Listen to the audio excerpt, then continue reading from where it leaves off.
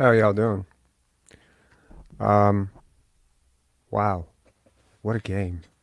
What an interesting spike of emotions. What a range of what the hell was that? The lowest scoring output by the Toronto Raptors in a first quarter in 25 years. The highest scoring last minute of a fourth quarter in Raptors history. I don't even have to check on that one. You can check you can fact check me on that one, but there's no way in hell I've ever seen a team in Raptor history score 16 points in 1 minute. I'm not going to spend a lot of time talking today. I'm going to actually let you guys talk because I think you're going to have more interesting things to say than I do, and I've probably spent too much time talking the last few days. But I do want to say something. Um, couple of quick notes. Number one, if you haven't checked out that interview, that random call-in last night with Blake Murphy, definitely go check it out. I think it will segue very well into what happened today. Right?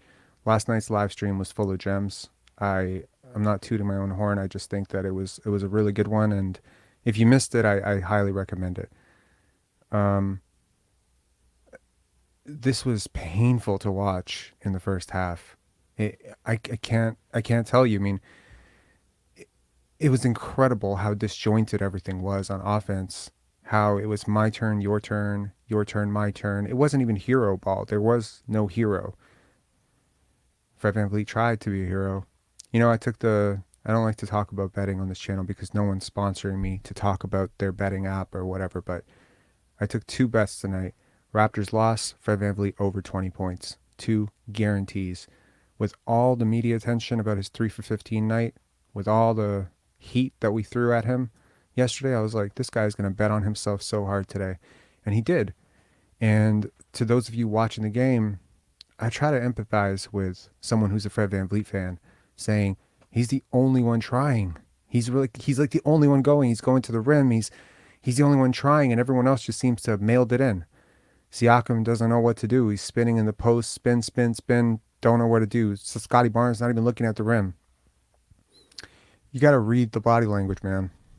This is a guy who's on an island by himself, sitting with the coaches, putting his arm around Nate Bjorkgren.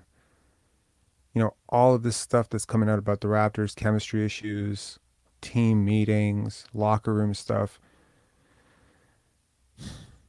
The culprit, the obvious choice, the obvious person. Like, look, let me put it this way. I haven't been in the Raptors locker room in years, but I will tell you this. I get so irritated listening to this guy talk about himself. I get so irritated watching his play sometimes. And I'm just like, man, if you have even three or four functionally minded basketball players on a team, they would tune this guy out so fast. It seems like there's a divide on this team. And there's some guys who seem to be vibing. The body language from Scottie Barnes tonight was, I want to say, a little bit alarming. Always at the end of the bench, kind of just zoned out of it. Just a little bit zoned out. I mean, I got to be honest, I haven't seen Scottie Barnes paid less attention to a game in a first half from the bench.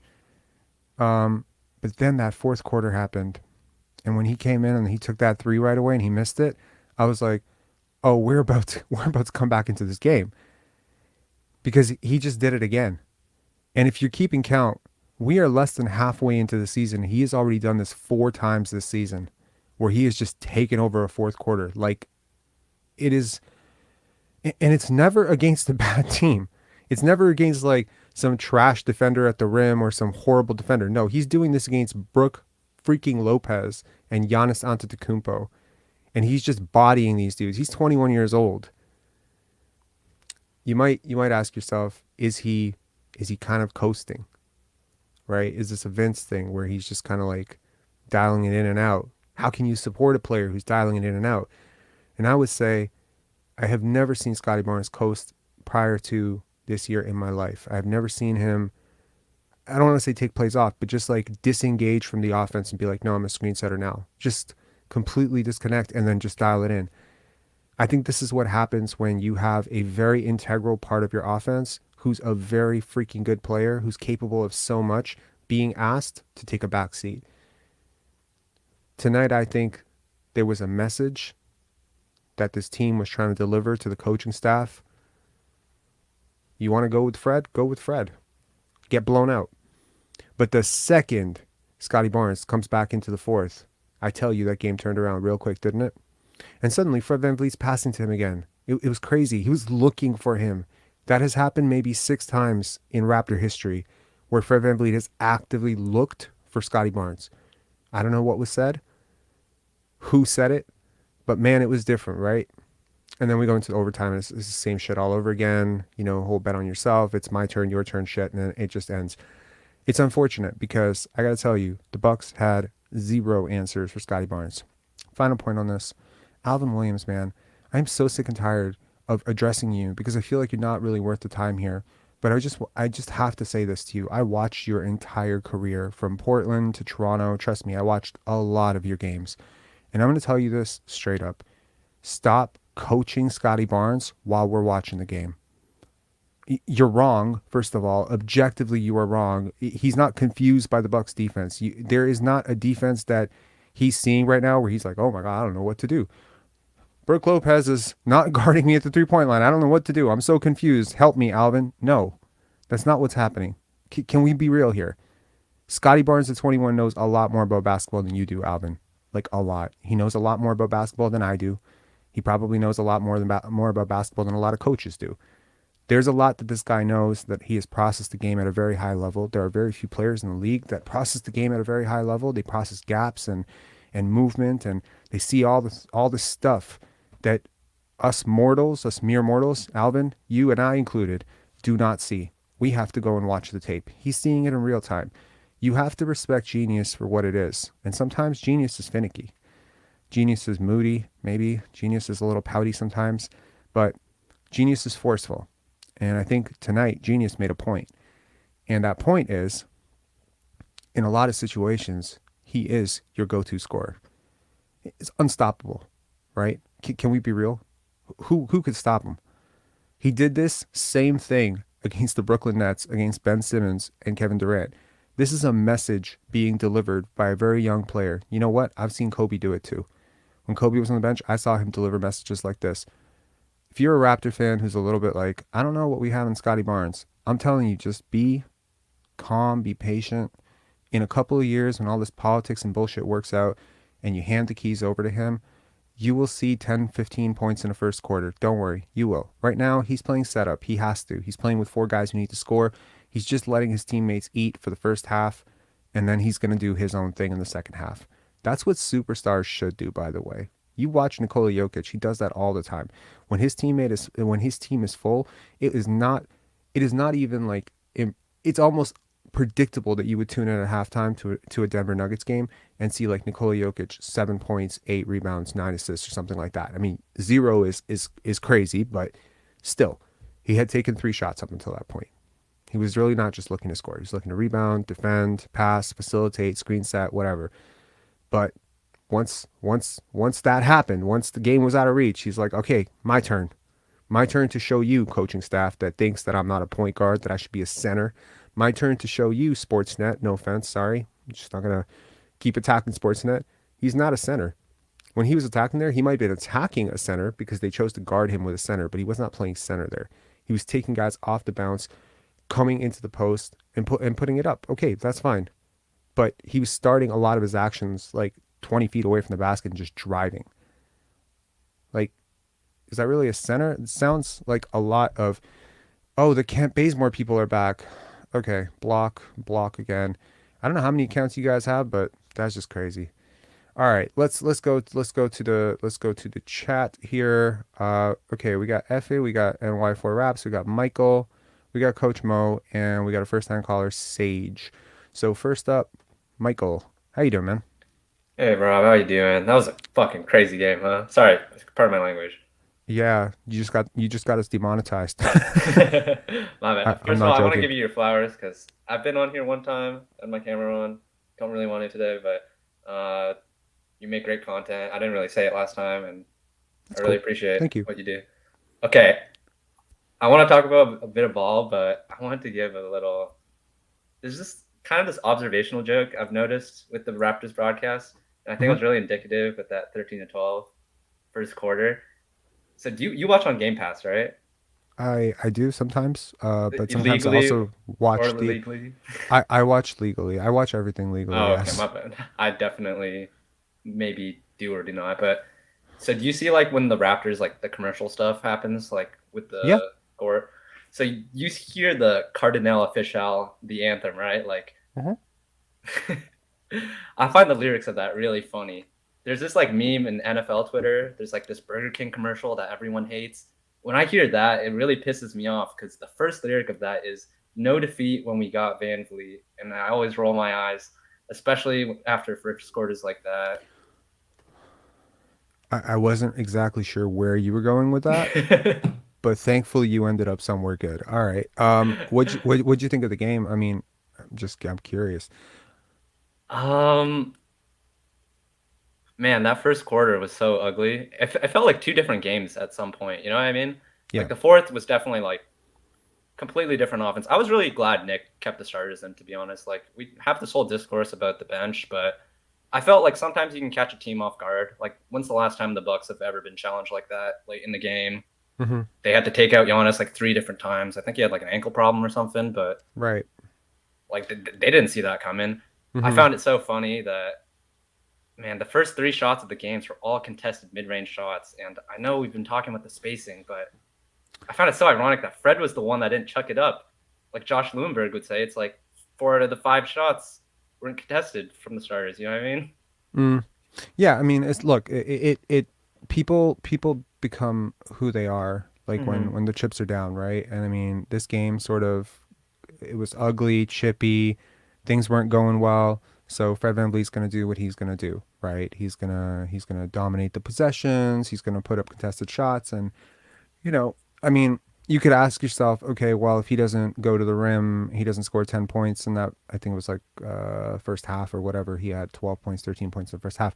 It's like if he doesn't have that, are you losing by even more? And I just don't think that that's just the way basketball works. You know, every piece is impacting the other pieces, and I just don't think that it's fair to just pluck a guy's points and shot totals out and just say, well, this is how the team would play without him. You know, I'm looking at more of like, how are you creating for your teammates? I saw a lot of, I don't know. I didn't like this game for Fred VanVleet. Obviously, maybe I'm biased, but I didn't like it. I thought um, the offense probably, the ball stuck a little bit too much. There were a lot of rushed shots in the beginning. A Mm-hmm. lot of shots that just didn't go in. But yeah, I mean, the Raptors shot horribly. And, you know, despite Alvin's repeated protests that Oh this was god. such a good team, this is not a good team. Um, I'm sorry, it is not. Without Drew Holiday and without Chris Middleton, this is not a good team. Yeah. An aging core. This is a rookie, Marjan Beauchamp, who's amazing. I loved Mm-hmm. what I saw from him tonight. A bunch of role players who are probably worse than guys who didn't play for you tonight, like Thad Young and Jeff Doughton. And to be perfectly frank, it's just Giannis, and Giannis was tired. He scored 55 points. He doesn't usually play a lot of back to backs, if any back to backs. I think that they mentioned something like that. So it's just to take a team that when you have had that day off and they haven't, they're coming off a tough game. He's like they're missing Drew Holiday, they're missing Chris Middleton. You're at home. I mean, the Raptors were extremely favored to win this game, which is Mm. when you call absolute cap on that. They shouldn't have been, Shouldn't. because there's other factors. But when the broadcasting team, or if the Twitter peeps, I've been trying to stay off Twitter a little bit today, but I did make a post about it. If they want to go and say like, oh, this was a really tough team, because they're just going to look at the record, and maybe people don't even know. Do they think we're all stupid? Like, do they think that we don't know how good Drew Holiday and Chris Middleton are? Like, these are two of the better players in the NBA, and they just didn't play. And this is not a team that has a ton of depth to compensate for that. So, okay, fine. Convince me that Grayson Allen is, a Mamu Kelishvili. superstar. Yeah, exactly. Dude, these guys would not even make your team. I mean, they might. Serge Ibaka, honestly, sitting at the edge of the bench. Yeah, it's I didn't think either team played well. I just think the Raptors played like so poorly, and I think there was a bit of shooting luck involved. But yeah, anyways, Michael, thanks a lot for calling in, man. I really appreciate it, and thanks for sharing the lyrics of that song. I I didn't wanted to know. go through every one because I find them really funny, honestly. Yeah. Scottie Barnes with the 3-point bombs. Like he definitely passed up on one early in the quarter. I was glad he started shooting them again. Hmm. Winners like Chris Boucher. That's such a funny line because of the hustle. Did you see the? Sorry, one last thing. Did you see the commentary on the ESPN when Fred took like a contested three or like a transition like 10 feet behind the line? And it's like, No, how what'd they does say? Toronto get out of this drought? And then he shoots it, and then one of the commentators is like, "Not that." I can post it in the chat if you want. It's really funny. Yeah, sure. By all means, man. Anyways, thanks a lot, man. I No appreciate it. problem. Cheers. Have a good Cheers. one, Michael. Okay, NY4 Raps. Can I just pull you and your brothers together? Oh, sure, sure. You know what? Hey, You read my mind. I was going to ask you to pull us together. that's so cool. Yeah. So what do you Yeah, guys think? very. I think the whole thing was two things. It boils down to two things: the disconnect versus dysfunction, psychological versus physiological. The first quarter versus the last quarter. The split team that's Gary Trent, Scottie Barnes versus Pascal from Vliet. Then OG on its own with his defense Hmm. on Giannis. So I think there's something internal that we don't know going on in the team. Because if you look at Scotty Barnes and Hmm. what's it called, Instagram, he just recently took Fred VanVleet off. Fred VanVleet has never accepted it. He accepted him before, but now it's no longer full. Both of them, and there's disconnect between both of them if you look at. But towards the end of the game, I kind of see some chemistry. I know you said it too, because Van Vliet was looking for Scotty. Well, But my girlfriend pointed it out like right at the end. I disagree with that. I don't think Van Vliet was. I think Van Vliet is a politician. He knows how to. Like you can see when somebody was making free throw, went to talk to Scottie Barnes. Right? He knows the press is. He knows everybody's watching him. Right? He knows how to do the talk. He knows how to like he's a gamer, right? For of Right. everybody. I don't think he was trying to like. Things were not really cool between the two of them. And it's funny, right? Looking at the North Post conference, press conference after the end of the game, it was like, oh, Scottie Barnes wasn't aggressive. He wants Scottie Barnes to be aggressive throughout the game. Then, and I said in hindsight that they should have gone to Scottie Barnes in front of the ring. It was like, so how can you be saying two conflicting things? So it just tells you that if Nick Nurse wants Scottie Barnes to be great, he can run those same plays that Scottie Barnes decided to take up on himself all Yeah. game, like literally all game. But it lays Right. on Pascal, and it was obvious today that Pascal can't play it was against exactly tall, athletic it was defenders. obvious that Pascal could not take on Lopez. Scotty Barnes took on Lopez every time he went on Lopez. Every time. So Yeah, it's he took Lopez, he took Giannis. I'm Yeah, scared that this is going to give all those Scotty Barnes as a center people a lot more talking points, unfortunately. But it's funny. My girlfriend pointed it out at the end of the game when Fred missed that three. when Fred missed that three, right? And he was so devastated because you can tell he really wanted to make it. And of course, I am aware of what you said that there was a certain Raptors second year player who unfollowed a certain player today. Mhm. I just don't want to say it out loud because I feel like people are going to be like, "Oh my God, Rob, what are you saying?" But yes, that did happen. I heard about it. And she said, "Look, Rob, Scotty Barnes just put his arm around Fred VanVleet after ignoring him for the whole game." And it was like in that moment, it's like it's kind of weird how endearing that is to know that It was obvious that she even noticed that he ignored him throughout the whole game. I went that's And you can tell during the game, right? When Scottie Barnes was put on the bench, he was talking to Malaka. Scottie Barnes doesn't hide his emotion, right? On live TV, you can read in sleep saying that, oh, they're not passing the ball, ball is not moving, and things like that. So yeah, right. yeah, the chemistry is not there for this team. Well, that's exactly it, right? Because look, I think we can all agree that there are certain players that rub other players the wrong way. I think, and they're usually politicians. They're usually guys who have cushy relationships with the coaching staff true, or the ownership or the true. media, right? Because there is a band of brothers element to NBA locker rooms. It's very real, and Scotty Barnes is very much a band of brothers guy. He's not, you know what I mean? Like he's not a politician. He's not going to go to the media and be like, oh, by the way, today, can you let me off the hook? Can you do this? He doesn't do that stuff. His brain doesn't. For a 21-year-old, the guy is just too mature. He's Mm-hmm. a very mature kid, and I just hope they don't treat him so bad where he will not start thinking of, you know what, am I in the right thing?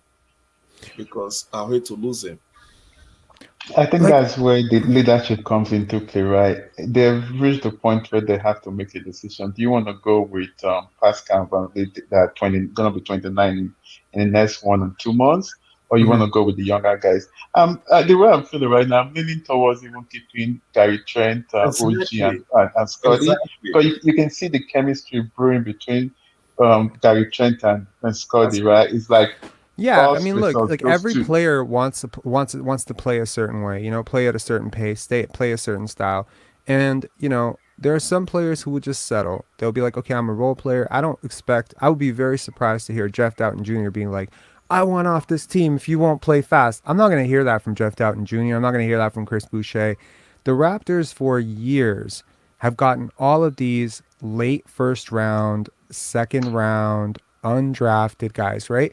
These guys don't have a big ego. The San Antonio Spurs used to do this shit too, right? They had this idea of like, we're just Danny Green, right? Danny Green, Bruce Bowen. Look at all the guys, right? Who is that we're right? gonna build. Exactly, true. And this So so players you never get so you reach. get all these guys who had to like grind through the second round or whatever. And what are they? They are subordinates, right? They are always subordinate to the ruling class. They are always Yeah. subordinate to the coaches and what they want, right? And personally, if you want a superstar, if you want a real superstar, they're not going to be that way. Kawhi wasn't that way. When he got here, Kawhi wasn't that way. When he left San Antonio, Kawhi wasn't that way. Kawhi's like, "You want me to do what? I'm gone." That Yes. there's a And certain and you know what level. you just said happened when Cleveland drafted LeBron, right? They had to trade Larry Hughes to give LeBron the Absolutely, key. they had to do everything for him because look, and look, I know that this is gonna sound like I'm saying that Scotty's a bit of an egomaniac. He's not at all. No, no, no, no, not at all. Far from But it. leverage is a real thing. Okay, leverage is a real thing, and you leverage your opportunities, right? Fred VanVleet was talking about a big game last year. You remember that? He's throwing all his younger teammates under the bus in post games or whatever. Why? Because he was scoring 23 points per game and they were struggling. Now he's struggling. I don't hear him throwing his younger teammates under the bus as much anymore, right? Because it's Lever- struggling. exactly. But man, the second this guy has a good half or a good game, just see the smile come back, and he's gonna be like, Scotty needs to be more aggressive and all that shit. So Exactly. so And it's a front runner thing, right? But exactly. So I guess what I'm saying is that like certain players know that their NBA career is not dependent on how the coaching staff feels about them on a day-to-day basis, right? Chris Boucher, yeah, he has options, but he doesn't have like Scottie Barnes options. There's not a team in the league that wouldn't trade for him right now. There's not a team in the league that wouldn't sign him to a max contract if they released him right now. He has all the options, right? So you haven't really had a player like this in a really long time on this team. Sorry, what am I hearing? I knew at some point there was So you want to meet your aim? Oh, and I didn't sorry. want to jump out the window. Okay, sorry. Yeah. So anyways, I think there's just it's the thing about being young. Tracy McGrady wasn't happy with coming off the bench. What happened? He left, right? He wasn't happy being second star. I think there's a sort of relationship between seeing yourself as one of the greatest players of all time and having a bit of an ego.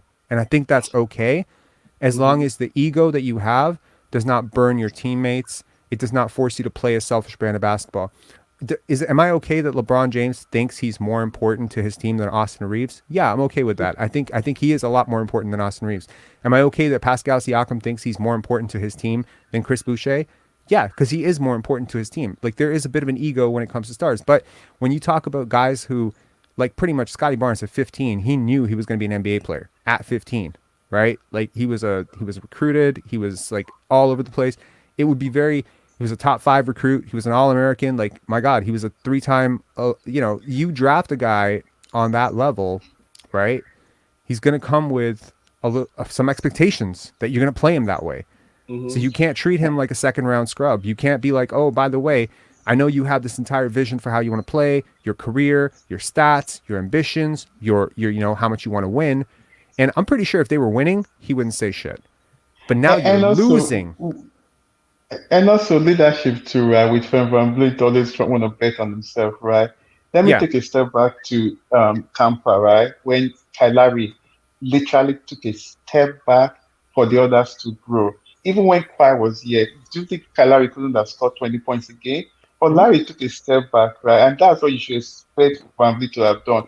absolutely. Even when Nowitzki towards the tail end of his career, when Luka came in, he like literally said, you know, I'm going to go to the bench for this guy to grow and become the star of this team. I, Right. I But wish, VanVleet doesn't want to do that. yeah, And when everybody wins, when the I wish team we wins, have you're going to get Larry. that your contract that you're looking for. Larry still got his 30 million, not even with the Raptors, but with Miami. I wish we have Larry right now. Scottie would have been a star by now. Even Koloko Koloko would have been a great player by now. yeah.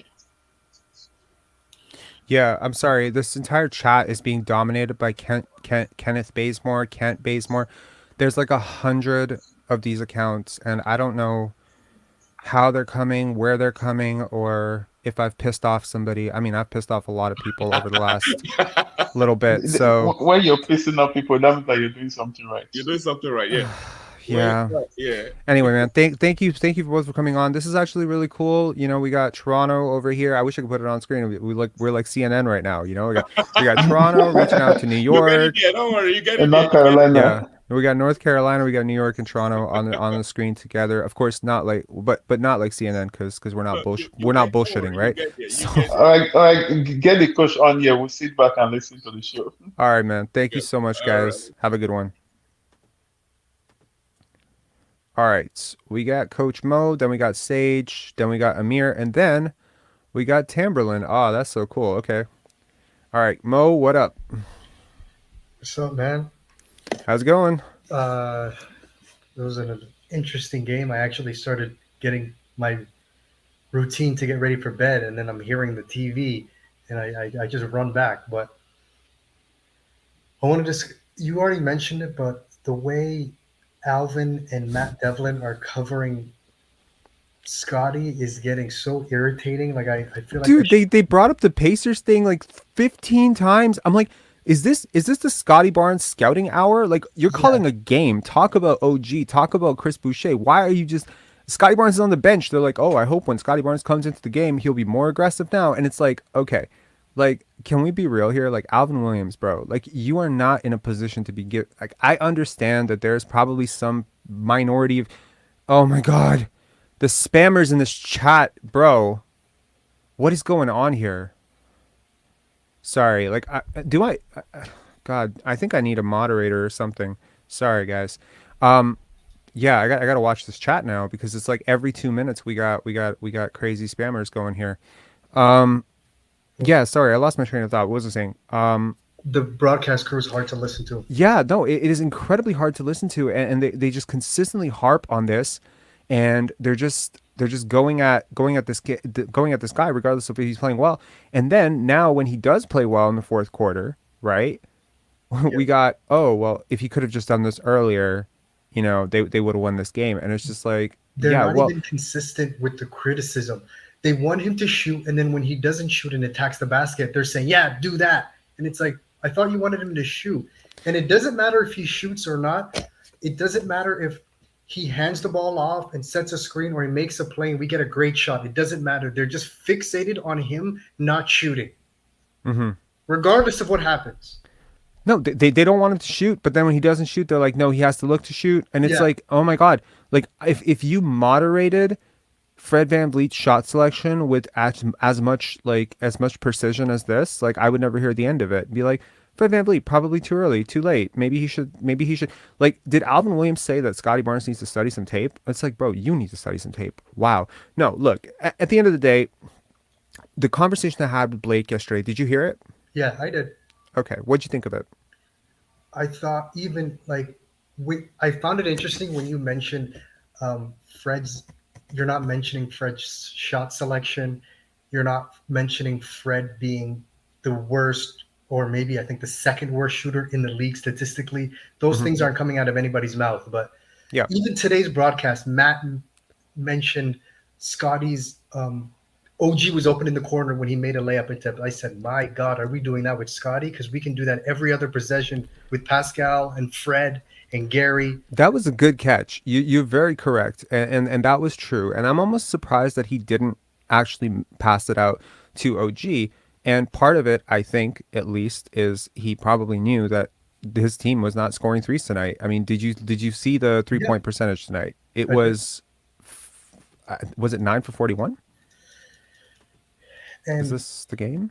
yeah, no, it was crazy. And and something you said earlier, and we all watched. Mhm. When the game was on the line, when the intensity picked up, and we were facing championship level defense, there was only one player on our roster that could score at will. Only one. Absolutely, and the Only same thing one happened player against could Indiana, score right? at will.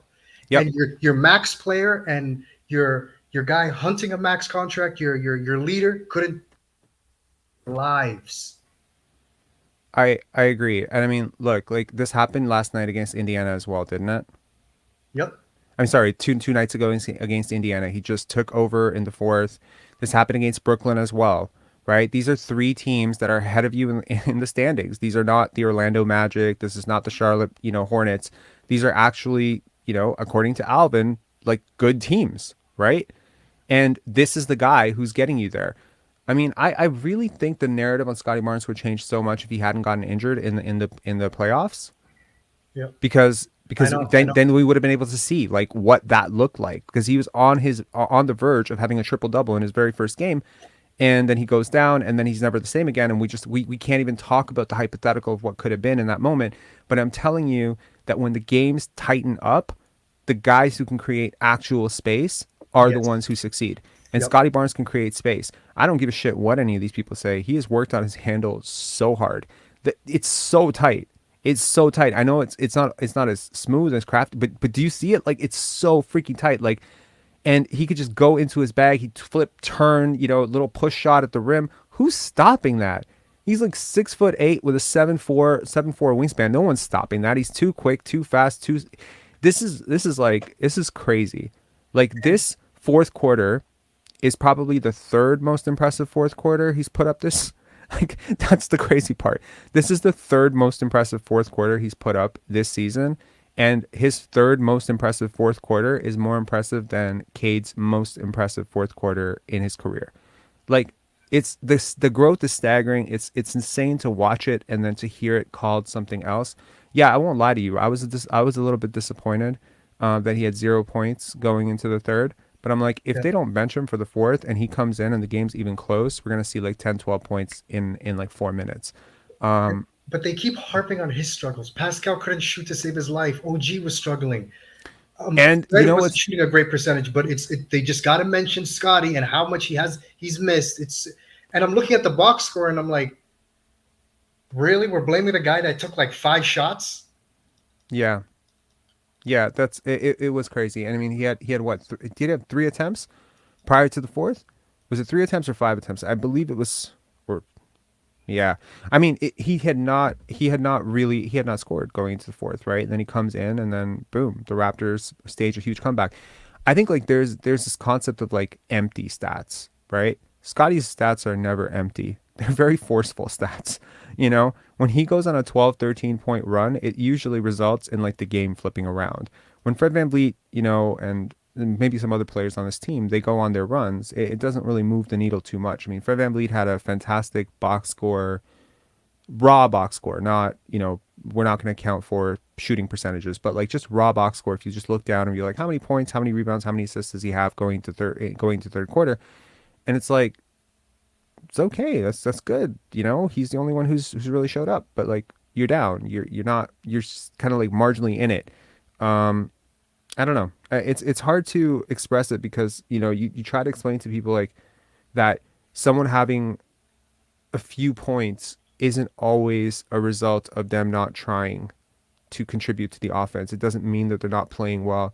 It just means that the way the offense is functioning is consistently resulting in them not having shots. So now I'm kind of curious myself to know, what do you think about the concept of, well, when Brook Lopez was just looking, dipping and dropping on that coverage in the beginning, do you want him to just shoot that mid-range shot? Yeah. I mean, Do you? Like, I mean, I'm curious because I mean, this is the second straight game we've seen him kind of come out in the first half and just refuse to score. And I think a part of it is that he believes that he has to be a connector and get people going in order to have a chance to win. That he's not the type of person who's going to think, oh, I'm going to do it, you guys can follow. Like, that's just not his mentality. His mentality is, we're going to do it. You know, so his job, he'll always want to connect guys. And I think Magic Johnson played the same way. Larry Bird had moments like that too, where they want to get their teammates going first, then they'll get themselves going later. So I'm kind of curious is like, do I want to see a Scottie Barnes 10-point first quarter the next game? Well, LeBron does the same thing. Jokic does the same thing. I know. Watch him. Even Giannis, he just lets the game come to them. They're not like gangbusters out the gate. None of them really are. They know they can score whenever they want. The other guys need help scoring. The other guys need to feel good, so they're engaged and they're there later in the game. And Barnes is actually the best one to do this because as we saw this game and the Nets game, and it's interesting that it's marquee games against top 5 guys like KD and Giannis were. Right. And this game also highlights his mental toughness because even the crowd, there were like silence and you could hear it when he was open for 3 and he wasn't shooting. And clearly he's struggling. And he brushed all that off and went up against a guy a lot of people are considering as the defensive player of the year candidate in Brook Lopez and obviously Giannis. And he's bullying them at 21. And he brushed the first 3 quarters off, right? Yeah. No, look, you're right. And I think part of this is like, I've also seen Vince do this, right? I've seen Vince do this a few times where he'll just slowly, the problem is that they don't quite go over. They don't go 0 for 3. Yes. They I remember certain Vince games where it would be like 3 for 7 in the first half and then 13 for 18 in the second half. Like things like that, you know? And to me, that's like a star quality, you know? The problem is we haven't seen a real star here in a while, right? It's been a while. Like a real star, like a guy who grew up understanding that he was going to be a star, a guy who thinks out the game like a star, has that sort of idea of I can get mine whenever I want and isn't thinking at all about the end result on his box score, right? So I don't think I've ever seen Scottie Barnes do anything to influence his box score. Like I don't think I've ever seen him hunt a final assist. I've never seen him frustrated in a post game because he didn't get that 2 final rebounds. He doesn't give a shit. This is not how he thinks about the game. Scottie Barnes just cares about winning. And to be honest, you know, he looks like a hero or a villain, depending on how you want to spin tonight. You know, he looks like an asshole for not coming up in the first half, or he looks like a demigod for doing what he did in the fourth quarter and overtime and just flipping this game and going up, as you said, against the defensive player of the year candidate in a freaking impressive. You know what was funny? He basically did to Brook Lopez what Giannis did to the entire league. Yep. It's the same thing. And you know what I was noticing earlier in the game? Now, despite the fact that Giannis has come a long way as a passer, he's no Scottie Barnes. Hell no. And a couple of those passes that Giannis threw and the way the Raptors were able to sort of gang up on him, right? Like they were able to throw a second defender. And I'm like, he's better at it than when we did this to him in the playoffs, but this is still a stoppable player. It's not easy to stop him. He's still going to get his 25 and 20. But if you really want to hold him down like under 30, you can. Like you can crowd him. His handle is tight, but it's not super tight. His passing is okay, but it's not great. And I look at a guy and his jump shot, of course, is always shaky. So he is just assertive bully ball, you know? And Scottie can do a lot of that too. I mean, he clearly just did it to 2 very good defenders. The difference here is that I really do think Scottie is like levels above as a passer. So I was imagining a couple of those plays where the Raptors ganged up on Giannis, and I was like, man, flash forward a couple of years, a team trying to stop Scottie that way, that pass is going right for an alley-oop. I'm like, this guy is really, he really has a chance to be a top 5 player in the NBA. I truly believe that. Giannis wasn't built like a grown man at 21 either. He wasn't, and he took a lot of lumps like a too. Grown man. Absolutely, he took a lot of lumps as well. Giannis came in looking more like KD in like year 3. That's how he came. physically. Yes, Yeah, physically. He was yeah, arms yeah, and yeah. He legs. did. He was all arms and legs. Yeah, and you know what? Like, look, I know the debate is never ending on this channel about what the benefits are of picking up basketball later, earlier. The truth is, it's just different, right? Like, if you pick it up earlier, there's always the consequence, and you would know this as a coach, that there's always the consequence. You pick up bad habits that are hard to shake later on, but there's also like basketball IQ and feel and rhythm that you just sort of pick up, like next, and like things. And if you're coached right at a young age, as Scottie has been, the potential gap, the potential upper potential of what you can be, I think gets higher. Of course, there are some perks to picking up the game later, which is that you avoid the potential of picking up the game the wrong way at an early age. Like, I think a lot of young kids, they learn how to shoot with a ball that's too big, and they screw up their shooting form forever, and they turn it into a dry heave, Yeah, and then they have to have their shooting form adjusted. And same thing with handling. If you get used to handling a ball that's the wrong size, or the wrong weight when you're a young kid, it's going to influence how your handle grows. So I think if you're coached right, as Scottie has been, and the sky is the limit for what this guy can do. But I think it's been nice to see these glimmers of hope in otherwise a pretty devastating season so far. Oh, last thing I want to say is the difference between Scottie and Fred. Scottie had the ball in regulation when we were down 3. He could have taken a shot, but he was smart enough to know Gary's better at this. Let me give him the ball, set a screen, and he can get a mismatch in space against Brook Lopez. There's not another player on this team who would have passed up that shot. Not one. Yeah. At least in the starting lineup, for sure. And Fred was like, Fred got it in OT. You know what he's doing. He's betting on himself. We know that. Well, the 3 dice tweet was, he's letting you know, right? He's putting his arm around Nate Bjorkgren. He's letting you know. He's letting you know who he is and what he's going to do. And you know what? Depending on how you learn basketball, that might actually look like the guy who's right to you. And I'm telling you, as somebody who maybe learned basketball a different way, that it's not right.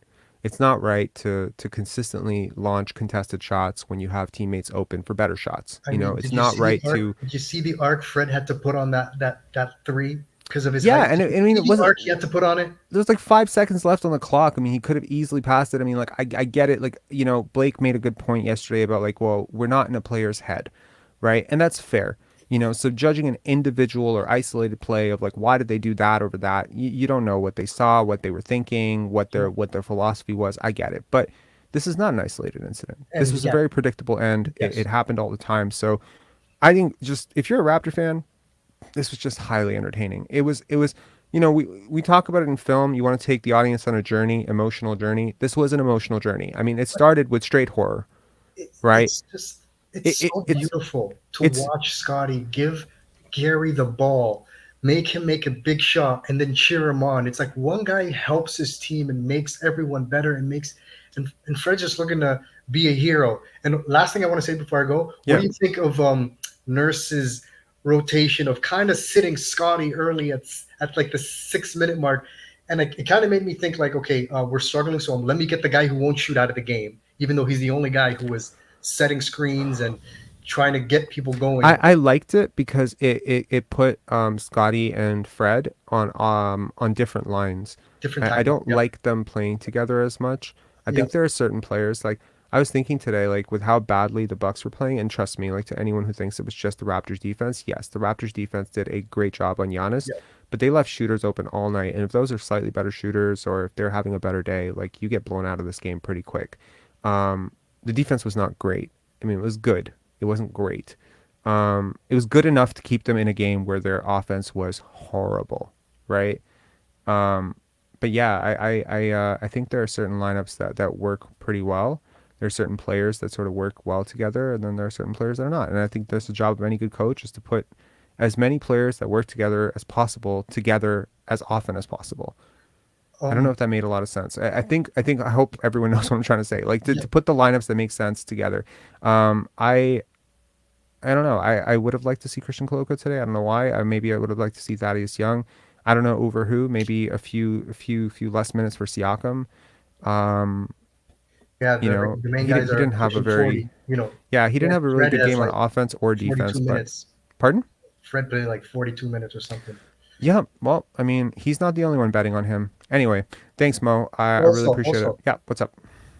So you know how you were talking about a couple weeks ago, since we started struggling, the math isn't adding up. We got to make a decision. 16 and 22. The math is deciding we gotta go the tank direction. I mean, it's my buddy sent me an ESPN lottery simulation, and he said, "Hey, guess who won the first pick the first time I did it?" Wow. It was the Raptors. Before this loss, we were tied. It was a 3-way tie for 7th worst record with us. We were in the 3-way tie. So, Mo, this is so depressing. I'm sorry. I can't believe a team this talented is talking about lottery picks. I can't believe it. This is the season from hell, man. This really is. I as much as believe me, I would much rather tank than be middle of the pack and miss the playoffs and or be in the play-in. I get it. But man, it is staggering to have this much talent on a team, to have it this misused, this mismanaged, this dysfunctional, that you are literally on the cusp of losing the season with one more loss. That's crazy to me. Anyway, Mo, I really appreciate it. I gotta get some more callers here. Thanks as always for calling in, man. Cheers. Next up we got Tamberlin, and then we got Sage. Hey Tamberlin? there. Hey, Can you hear me? I can hear you. I'm good. How are you? Did you watch Will today? I didn't. Oh, yes, I did actually. Yes, I did. Yeah. Did you hear him say that Fred? They can't get Fred right. That they'll have to consider moving on from him. I didn't hear that. So in fairness, I watched about 40 minutes of it. I entered the chats. Yeah. I was told by Sportsnet to be respectful. I was being respectful. I wanted to call out some of the talking points about Fred, and specifically that it's not just the shooting percentage. I don't have an issue with the shooting percentage. That's not really my issue at this point. My issue is the play style, how it impacts his teammates. That's it. And that's a pretty abstract concept to understand for some people, but it really shouldn't be, right? Oh, I know. I got killed tonight on Twitter at people sending me nasty emails or tweets back because I was so annoyed for the first part of the game. We had 69 points late in the fourth quarter. Mm-hmm. Scottie started scoring at 6:45 in the fourth quarter and scored 15 points and got everyone else involved. It was just insane to me. But I have a bit of a hot take. I almost wonder if this was a setup to trade him.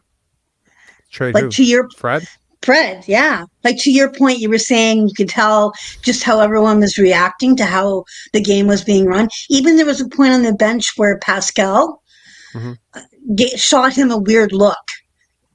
And I thought, even he seems to be frustrated with Fred tonight. And I'm thinking to myself, did Nurse do this on purpose? Because I couldn't understand. There was a point in the game where Scottie had only played 20 minutes. And I'm like, why is he on the bench? Why is Fred? I mean, I understand why Fred didn't pass him the ball. It's ESPN. He wants to be the guy, right? I find it difficult to believe any situation in which Fred and Pascal are not on the same side of an argument. I really do, to be honest. They're boys. Yeah, they're boys. It's not even that they're boys. It's really that they have like an extremely like man, I don't know how to say it. There's like a, like in high school there was a guy who like had all the ideas, and then there was a guy who thought the guy who had all the ideas was really cool. The follower. Yeah. So there's a lot of that. Don't you think if Fred was gone and they kept Pascal, that Scottie and Pascal would find a way to make it work? I don't have the strong feeling that Pascal has to be number one. I don't. I think that he would work with him, because even tonight on the last play, when Scottie tried to block the shot going to Giannis and Pascal was guarding him, he was the first one there. Pascal and Fred both sought out Scottie constantly in the fourth and in overtime. If you saw that, I mean, okay, not as much in overtime, but in the fourth they did, because they knew that he was the only one who really could get it going, and he and Gary, this for the second game in a row, kind of played two-man, and they left the other two out of it. So I was with you. I was ready to get rid of Gary, and I'm totally 100% reversed on that now. I think OG, Scottie, and Gary have to be the trifecta that they build around. And for me, all this talk about Scottie has infuriated me, but the one thing that the next time someone says to you that Scottie hasn't taken a step or hasn't grown, Scottie already has taken the step that most players don't hit until their third to fifth year, which is he already knows how to get everyone else involved and take over when he needs to.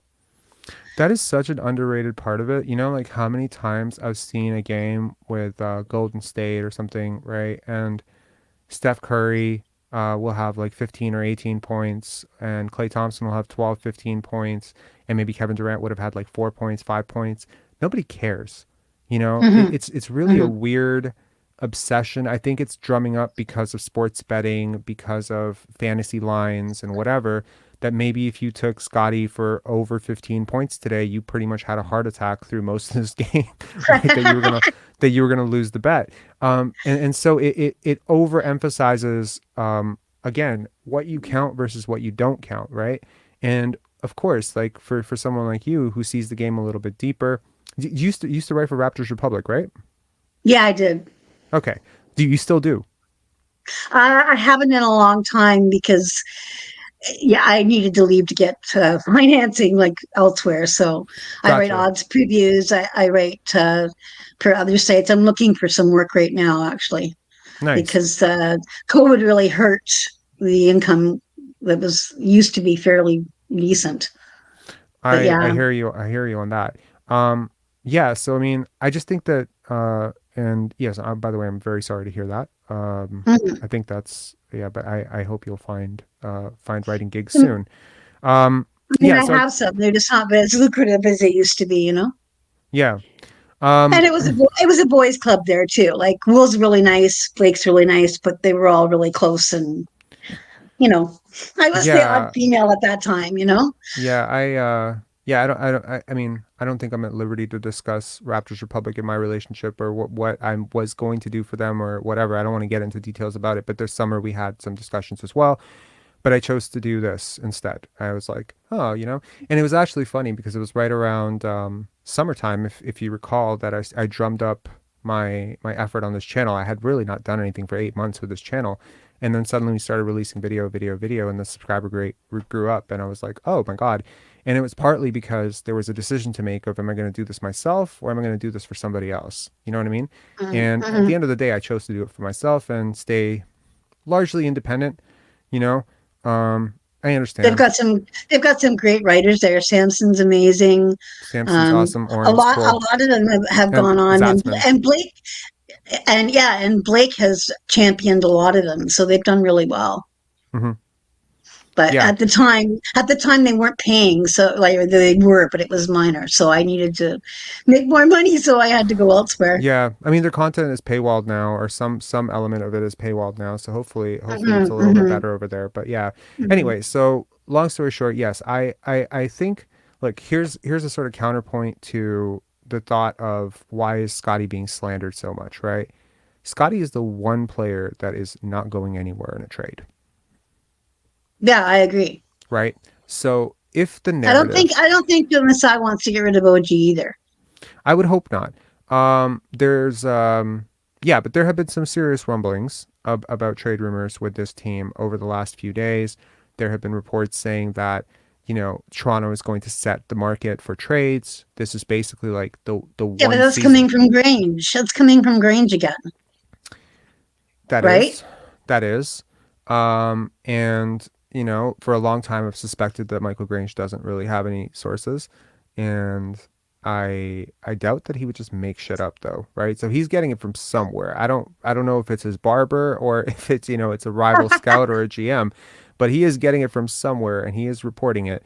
And it's vague, right? It's very I mean, it vague. doesn't really take a brain surgeon to figure that out. Everybody wants the pieces that the Raptors have, Well, but the Raptors are the Masai, oddest team in the league because they are the one team that is definitively underperforming. They and the Atlanta Hawks are the two teams, and naturally, they are the two teams that are going to have all those rumors circulating because, quite frankly, the other teams that are underperforming either have a single superstar that they're not going to get rid of that's early in his prime or very young, or they have a bunch of unmovable contracts that nobody really wants. I mean, and people have talked about the Wizards. I mean, they're not really underperforming, but they have some players, but they don't have the dearth of assets that the Raptors have, not to mention future picks. So I guess my question to you, Tamberlin, is, my first to create my point is, if Scottie is the scapegoat for what is going wrong with this season, then it actually helps to elevate the trade value of all the other assets that you're dangling. Number one, you could be like, hey, look at this guy. He's not scoring at all, and he hasn't taken a step. And that's why Fred is struggling, because that's the narrative that the media wants to push, right? Fred is struggling because he's off the ball, even though he's not really off the ball at all. And no, its usage rate is down like 1.2% or something like that. It's the same bullshit that's going on with Trey and Atlanta. They brought in DeJounte, and he was supposed to play off the ball more, and his usage rate is almost identical. So it is. Same with Fred. It is, and it's weird when you have too many players who kind of want to play the same place on the court in opposite styles. Trey Young, he used to be a movement shooter in college. He used to be able to do a lot of that stuff, off the ball stuff. He hasn't really done that in many years. He's been kind of an on-ball scorer, right? He's been an on-ball playmaker, and he's very good at it, right? So bringing in DeJounte Murray, pardon? He's so thirsty. He's so thirsty. I just can't.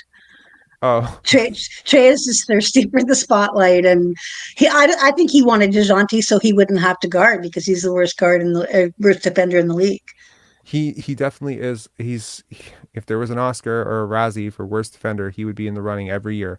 But I think it's weird to watch him just standing in the corner, and like even on that last play with Fred tonight, OG is just standing there in the corner, not doing shit.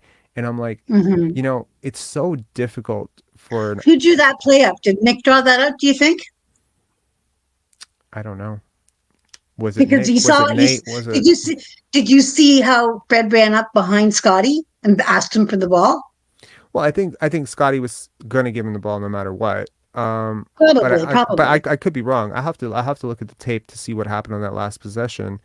But what was just glaring to me just watching it was seeing OG very stationary, and I'm just like, what kind of an offensive coordinator or coach would design a play where two players have an action and almost every single other person doesn't relocate at all in that? Like, what is the confusion there? You don't create any gaps. You're very predictable. You have a 6-foot guard who isn't particularly shooting well this game, and by the way, he's shooting better this game than he's been shooting for the rest of the season, but that hasn't been good either.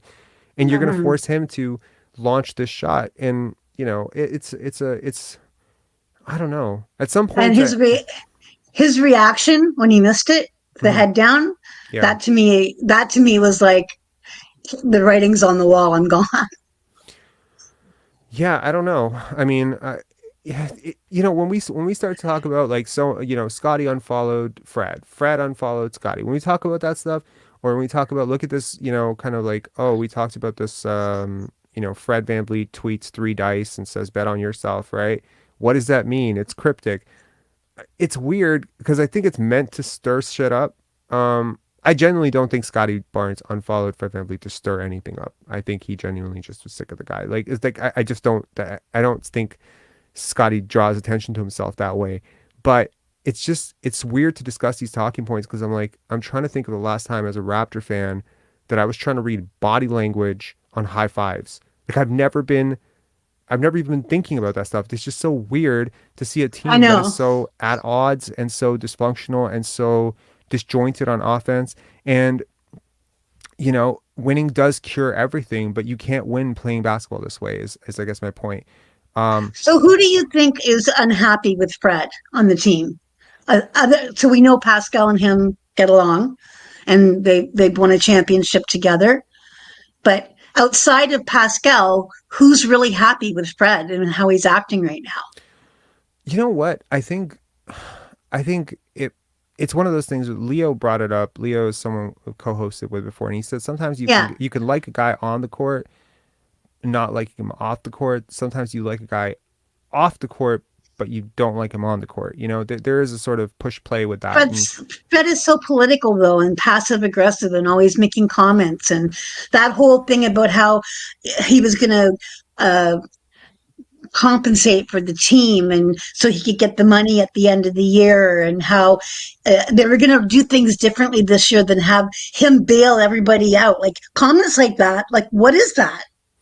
Yeah, even the whole. That's not a leader. Yeah, I mean, like even the quote, I've got to shoot well for us to win. It can't be. We're not just gonna play Freddie bails everyone out like that. Since when These is he bailing people out? right. It's a look. There's an old mantra of fake it till you make it, right? And he's Yeah, done it his whole life. He yeah. walked in. I remember watching his pre-draft or draft episode where he got, picked up by Toronto, and he had so much confidence. But he had Before, speed then too. well, no, And I when mean, we sorry. won the championship, he was able to stay with Steph, following him all over the court. That's gone. Yeah, no, it definitely is. I guess what I'm saying is like he had a lot of irrational confidence. Like when they Oh, told okay, him okay, I got you. I got you. when they told him, "Hey, the Toronto Raptors have 3 point guards already," his response verbatim was, "Well, they can waive one of those guys." Well, That good for him. and you know what? When you're the underdog, that's actually really admirable, like endearing confidence, right? I'm pretty I sure. liked him until he started making these comments in this year. I really did. Well, but I guess what I'm saying is like he's baking the same cake over and over again, right? I mean, you think about it. Mhm. If an average person with an average ego came into the league as an undrafted person and they were going up against three NBA level guards who had NBA contracts already, and someone said, "Well, they have 3 point guards," they would probably say, "Oh, wow, that's going to be tough. I hope I make Mm. it." Right? That's kind of a I don't want to say like rational fear or confidence, but that's sort of I think kind of like where most people sit. But he was just like, "Oh, they can waive one of them." And I was just like, "Ah, that's where bet on yourself starts." And he kept doing it, right? Like he kept doing it. He kept doing it, and he kept ascending and ascending and ascending. And then you hit an upper limit where you can't ascend anymore. He hits the Mhm. all-star, body breaks down, whatever. But now the same mentality is leading to this. It reminds me a little bit of watching. It's kind of weird to call a 28-year-old an aging star. It's actually weird enough to call Fred VanVleet a star, but he thinks of himself as a star, so let's just call him a star to appease his ego. It's a lot like watching Rudy Gay or Tracy McGrady well past his prime when the injuries had caught up with him. And they're taking these shots, and all the shots that used to go in don't go in anymore. And all those dribble drives that used to be really quick aren't quite working anymore. And you're like, man, did he lose a step? Yes, Mellow. he did. It's like watching, Steve Francis when he went from Houston to Orlando, right? Yeah. He had a couple of serviceable seasons in Orlando, but then when he went to New York, it wasn't the same player. It kind of looked the same, and so you're expecting some of it to happen, but it doesn't happen. Same thing with Stephon Marbury. Same thing with Allen Iverson. There's a lot of players in the league where when that step drops, or when that shot or that body breaks down, or the injuries catch up, they keep betting on themselves. Carmelo Anthony is a great example. The problem is that every single player I just described was an actual superstar at one point. That's the problem. Mhm. They actually had Mhm. that talent to begin with. The only thing that I bugs think me, Kemba Walker was the best example that you gave, and even that's a stretch for Fred because he yeah, didn't have Kemba's talent for as long as Kemba had it. He absolutely had not even close. he had a good series. Yeah. Yeah, he had a good series. He had, and yeah. So anyway, Tamberlin, I want to thank you for And calling he in. had a great mentor. He did, and I reject this notion that he's the next Kyle Lowry. I'll say it every single show for the rest of my life. Even if he gets traded, I'll keep Wow, saying it. He's not the there's next no Kyle Lowry. way. Yeah, Kyle Lowry would never trash his young guys and he just would never do that. yeah, he wasn't like Kyle Lowry was mistrusting. He was not insecure. That's the difference. Mm, yeah. Anyway, Tamberlin, thank you so much for calling in. I really appreciate it. Very One quick question. What's So up? what are the odds that this is Fred's swan song, that whole event tonight was a setup for him to show his wares? Nurse let him. Masai told him to let him do it, and that was to up his trade value. Um, I would say less than 2% that this is his last game. Um, No, I no, not that it's the last game, but that was the writing on the wall. How that offense ran for three I mean, look, quarters. there was a report that we had team meetings. Nurse had team meetings with the whole team, face to face with the coaches, etc. Again, allegedly, according to the people who were there. I was not there. I did not hear it firsthand, but this is what's been reported. So I'm unfortunately parroting it and repeating it. And apparently, it was not all kumbaya at the end, that things did not go as they had hoped, and people didn't see eye to eye at the end, and there's all this reporting of, oh, is Nurse losing the locker room, and so he plays Fred VanVleet 42 minutes, and maybe the team's like, all right, show us that what you're gonna do is gonna work, go do it, so maybe there's some of that. Look, I have actually seen a team sabotage a coach many times. I have seen a team tune out a coach so bad that they were actually happy when he got ejected. I've seen it happen, right? So people ascribe all ideas of what they know about high school and college basketball, and then they throw it onto the NBA. The NBA is a totally different game, totally different politics, money on the line and everything. People, like I mentioned in a few chats ago, that people think like these film sessions, like Nick Nurse is just being like, Fred, you're making a mistake there and there in front of the 15 other players. That's never happening, ever. There's too much ego. There's too much money on the line. So I just see it as one of those strange leak again. Strange leak again. Another one? No, like a leak, because about that, it's more and more of this, and I was trying to provoke this conversation with Blake last night about like this relationship that he's finessed with the media, and I didn't want to hit too much on it. I didn't want to talk too much about it because I don't want someone to shut down in that situation, right? You don't want them to become more defensive than they already are about that situation. But I think that it's really peculiar how often I see him chumming with the media. I'm usually pretty suspicious of players who do that. Like, I can't imagine liking these dudes. You know what I mean? They're trashing your teammate. They're writing bullshit articles. Like, they're very biased. Like, how are you so chummy with these guys? Like, how are you, joking with them all the time? It is a very... You see Gary Trent Jr. do his media... It feels like he's talking to total strangers, right? You see Pascal do it. He's a rock star, though. Right. I mean, but there's no, like... I'm not saying that players... They're not buddies. I hear what you're saying. You can tell they don't play golf together, right? But it's because like... Fred's political. Look at how Kyle treated the media. He complete opposite. But with Fred, sometimes it'll be like, oh, Dougie... Oh, Dougie, you got to be kidding me, and stuff like that. And it's like, Dougie. Yeah, well, DeMar Doug was fucking Doug's guy, Smith. right? Yeah. Yeah, it's just a really strange dynamic. Like, I can't say anything bad about Doug. He's always been really nice to me, but I know what you're saying. I don't like him, and I never have. I don't like that bullshit article that he wrote about Scottie. And if you happen to, I didn't like that article. Yeah, I didn't like Grange's article. I didn't like his article. I felt like, what's wrong with these people? You've got a kid that, I agree with you. Scottie's going to be a superstar. He's going to be top 5. What we're seeing him do in year 2, what we saw him do in 6 minutes and 45 seconds tonight, if that didn't erase any comments that any of the media have said before now. How many players in Raptor history have done that? I would like to know. I think Kyle maybe once when he brought them back with Dallas with the 4 guys off the bench. That's about the closest thing I can think of, and that was over an extended period of time, a whole 4th quarter. Right. So I'm thinking like the last 6 minutes. I would love to know if somebody has the stat on it. The last 6 minutes and 45 seconds in a Raptors. He scored 15 points. 15 freaking points. Yeah, I went and looked. Like, and then he was the only one to score in overtime, 4 points. It's ridiculous.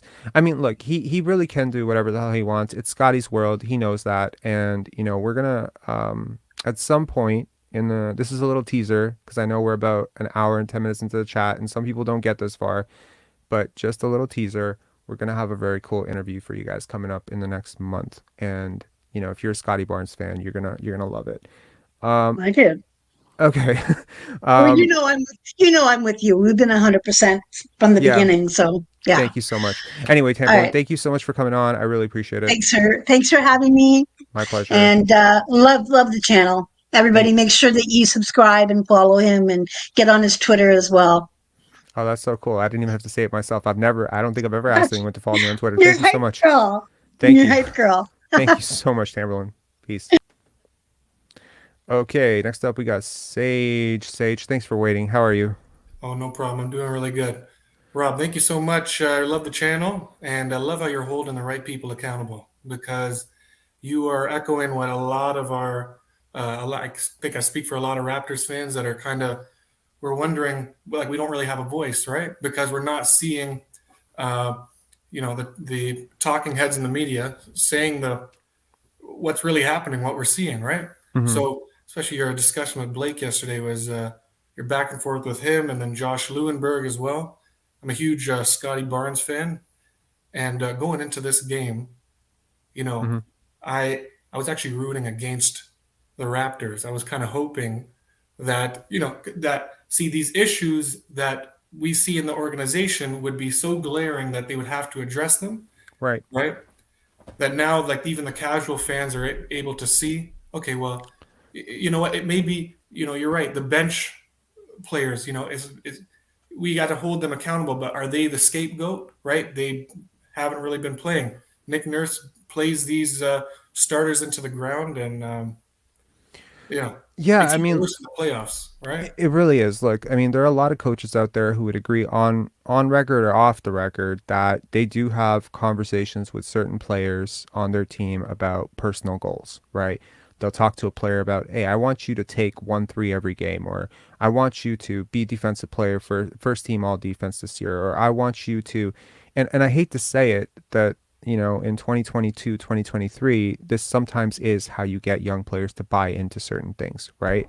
You dangle the carrot at the end of this. And so sometimes, a coach will say, I want to get you a max contract. I want to get you paid.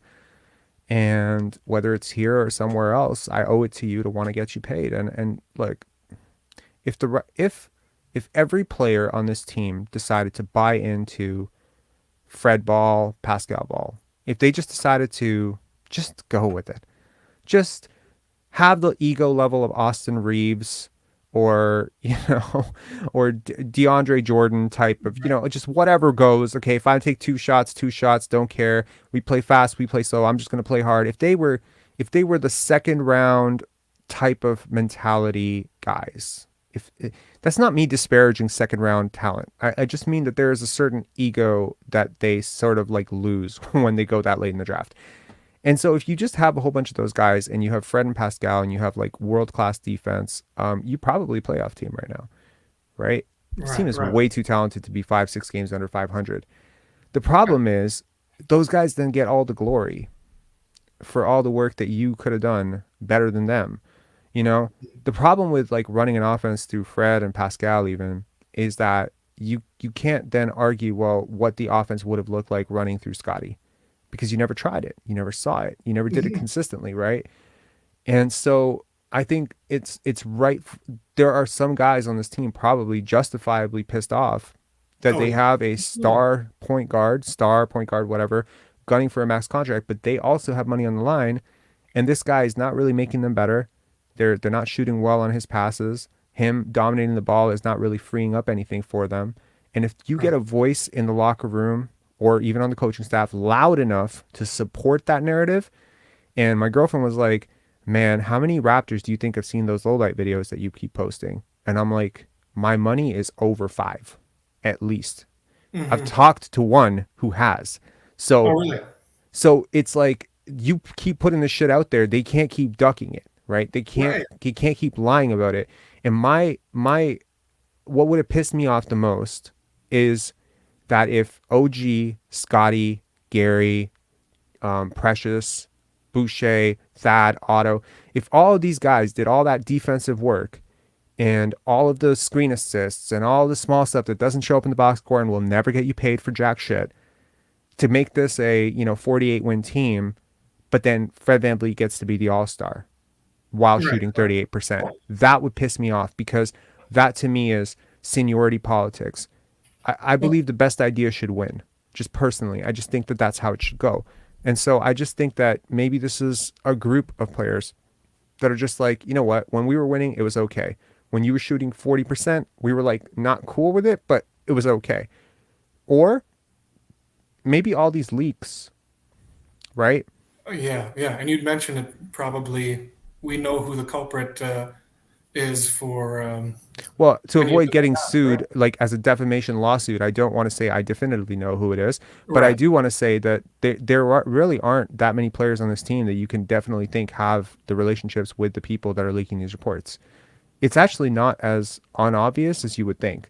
Like there really are 2 or 3 players on this team that have established relationships with every single reporter who's doing the leaks. So, Yeah, you know, here's it's the not thing: a witch hunt, but do the math.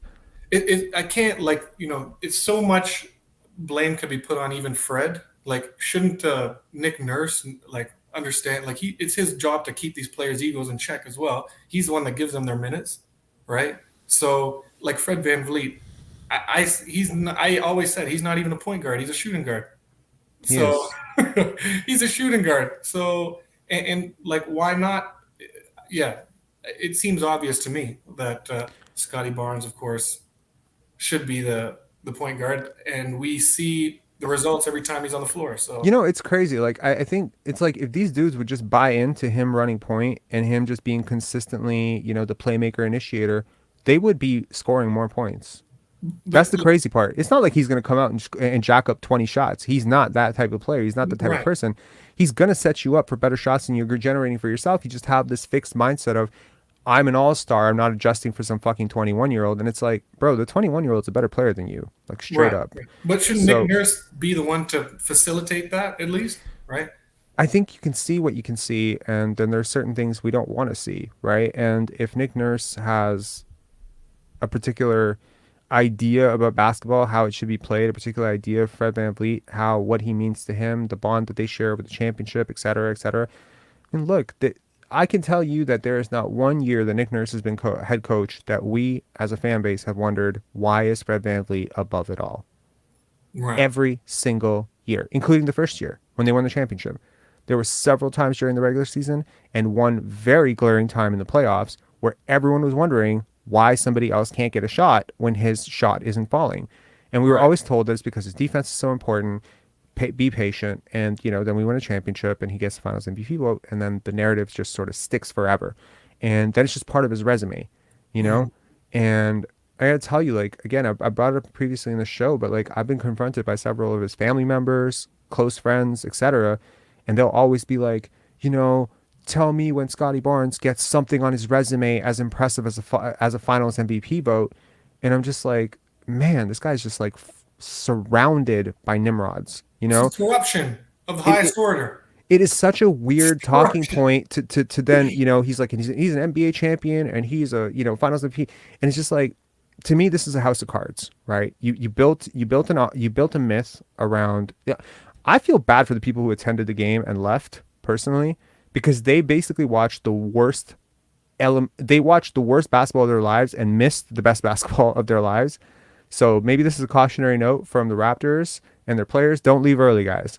Don't leave early. You never know what could happen. You never know when Scottie Barnes is going to wake up in the fourth quarter and bring you back in the game. But I feel bad for people who bought season tickets, because the product on the floor is damn near unwatchable. I'm finding it hard to watch it from a television screen. I cannot even imagine watching this in person and just and crying. I don't know, laughing. I don't know. It's like this is a cathartic level of emotions. I was trying to explain it to Tamberlin. This is like it started as a horror show, a horror movie. In the beginning, you're like, oh my God, are they going to score a point? Because I think they had 0 points at 6 minutes. Yeah, it was perfect. I was loving it, actually. I was saying, yeah, like it was like, crazy. It was crazy. It was 7-0 with 6 minutes to go. They kept joking that it was like a football game. And I was just like, oh my God, like they might not score the whole game. Like the team is just, it feels like the team just went through the motions. Yeah. And then at some point they woke up, and I'm very curious to know why they woke up, how they woke up, who woke them up. But this was about the weirdest game I've ever seen.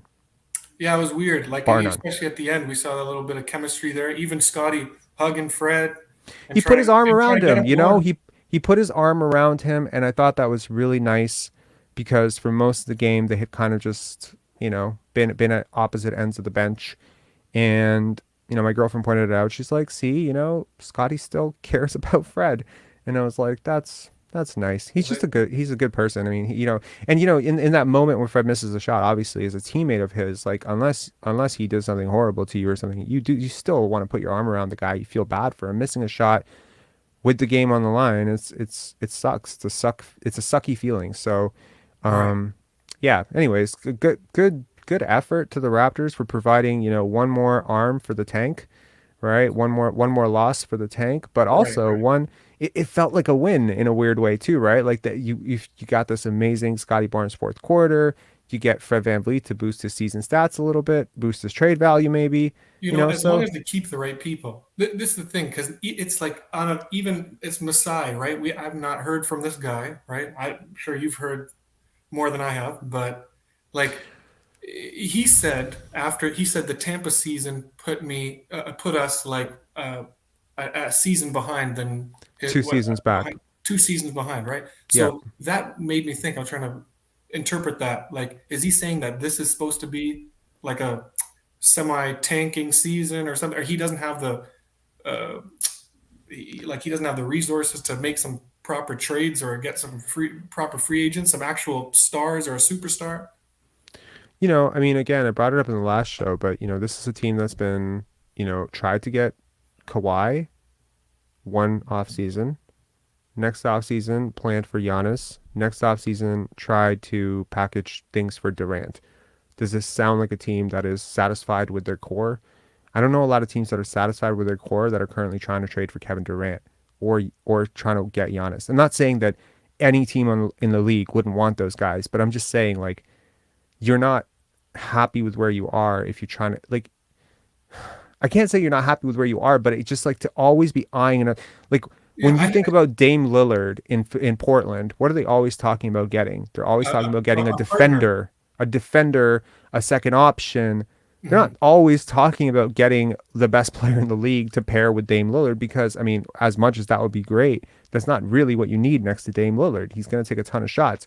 So it's like when I look at a team like that, I'm like, man, like they really are manufacturing, a myth.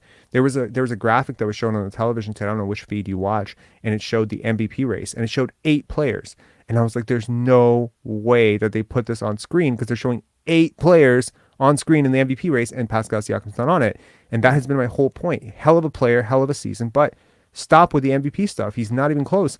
And so Matt Devlin, uses that opportunity to say, oh, well, obviously Pascal Siakam can't be on this list because of the record. Can't be on the team. Okay, straight up. If Pascal Siakam, if the Raptors were 500 right now, he still wouldn't be on that list. Mhm. He wouldn't be a top 5 MVP candidate right now. It's not reality, guys.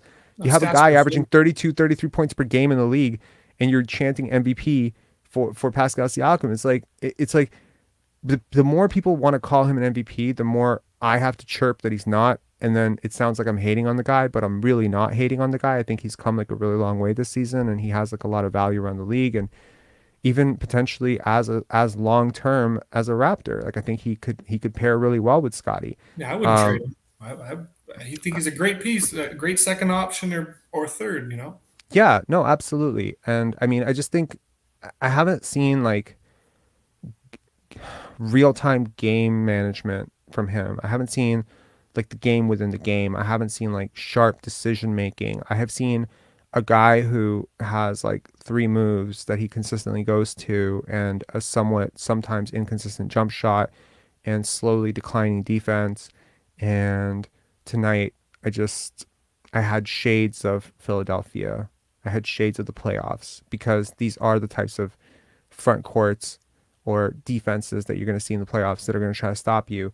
And yeah, I mean, I don't know. I have complicated feelings about this. I feel bad for anyone who's going to watch the stream later because be like, wow, this guy is just all over the place. He doesn't know what he's talking about. Truth is, it's really hard to put my thoughts into a coherent stream for this one because I have so many thoughts. Like on the one hand, I have all of these like what is going on with this team We're thoughts. troubleshooting. We're trying to figure. We're looking. Yeah, at I should just put a 401, 404 error on the entire thing and just say processing, right? It's just processing, bad gateway or whatever. We got a bunch of power forwards, like team building, right? Is off, and Yeah. there's no one with a set role. It's all a bunch of playmaking 6'9". Yeah, it's like it just keeps getting into conspiracy for me though, because people are like, well, how could you build a team like this if you're Messiah and Bobby if you're not trying to lose? But I'm like, well, I don't think this team is designed to lose at all. I think they're perfectly capable of winning. It's just, but they're not winning. And then you have Scottie Barnes not score a single point for for 3.5 quarters, and you're just like, okay, well, what is going on with this team? It is the weirdest. This is the weirdest time in Raptors basketball history I've ever seen. And I have seen some really dysfunctional times in Raptors history. Like I've seen the Vince, Rafer looking each other off, not passing to each other bullshit. I've seen, the awkward times with Mike James and his teammates. I've seen, Vince saga at the end, as I said, Andrea, that whole thing. Like I've seen, the worst of DeMar DeRozan, the best of DeMar DeRozan. It's a one of one. Like to watch this team right now, it's like there isn't a team in the league that is more frustrating to watch right now than this team. And I am telling you really honestly, as someone who watches at least 7 teams pretty regularly, that it's just, I haven't seen a team like this. You can sometimes tell certain guys, they don't have great chemistry on the court. They don't always screen hard for each other. They sometimes look each other off, and you're just like, maybe they had a disagreement earlier. Or they just don't like passing to each other. They don't play well next to each other. But to have like so much of the team doing that constantly, it's just weird to me. And I really do hope that we'll get a resolution soon. I know we are inching closer and closer to the trade deadline. It's I think it's over a month away, but it is approaching. And I don't think we've ever gone this long after December 15th and not had a trade. And yeah, I'm curious to know which way the Raptors are going to go. But I said it, when they were heading into the new year and they had that tough back-to-back on the road against Cleveland and New York.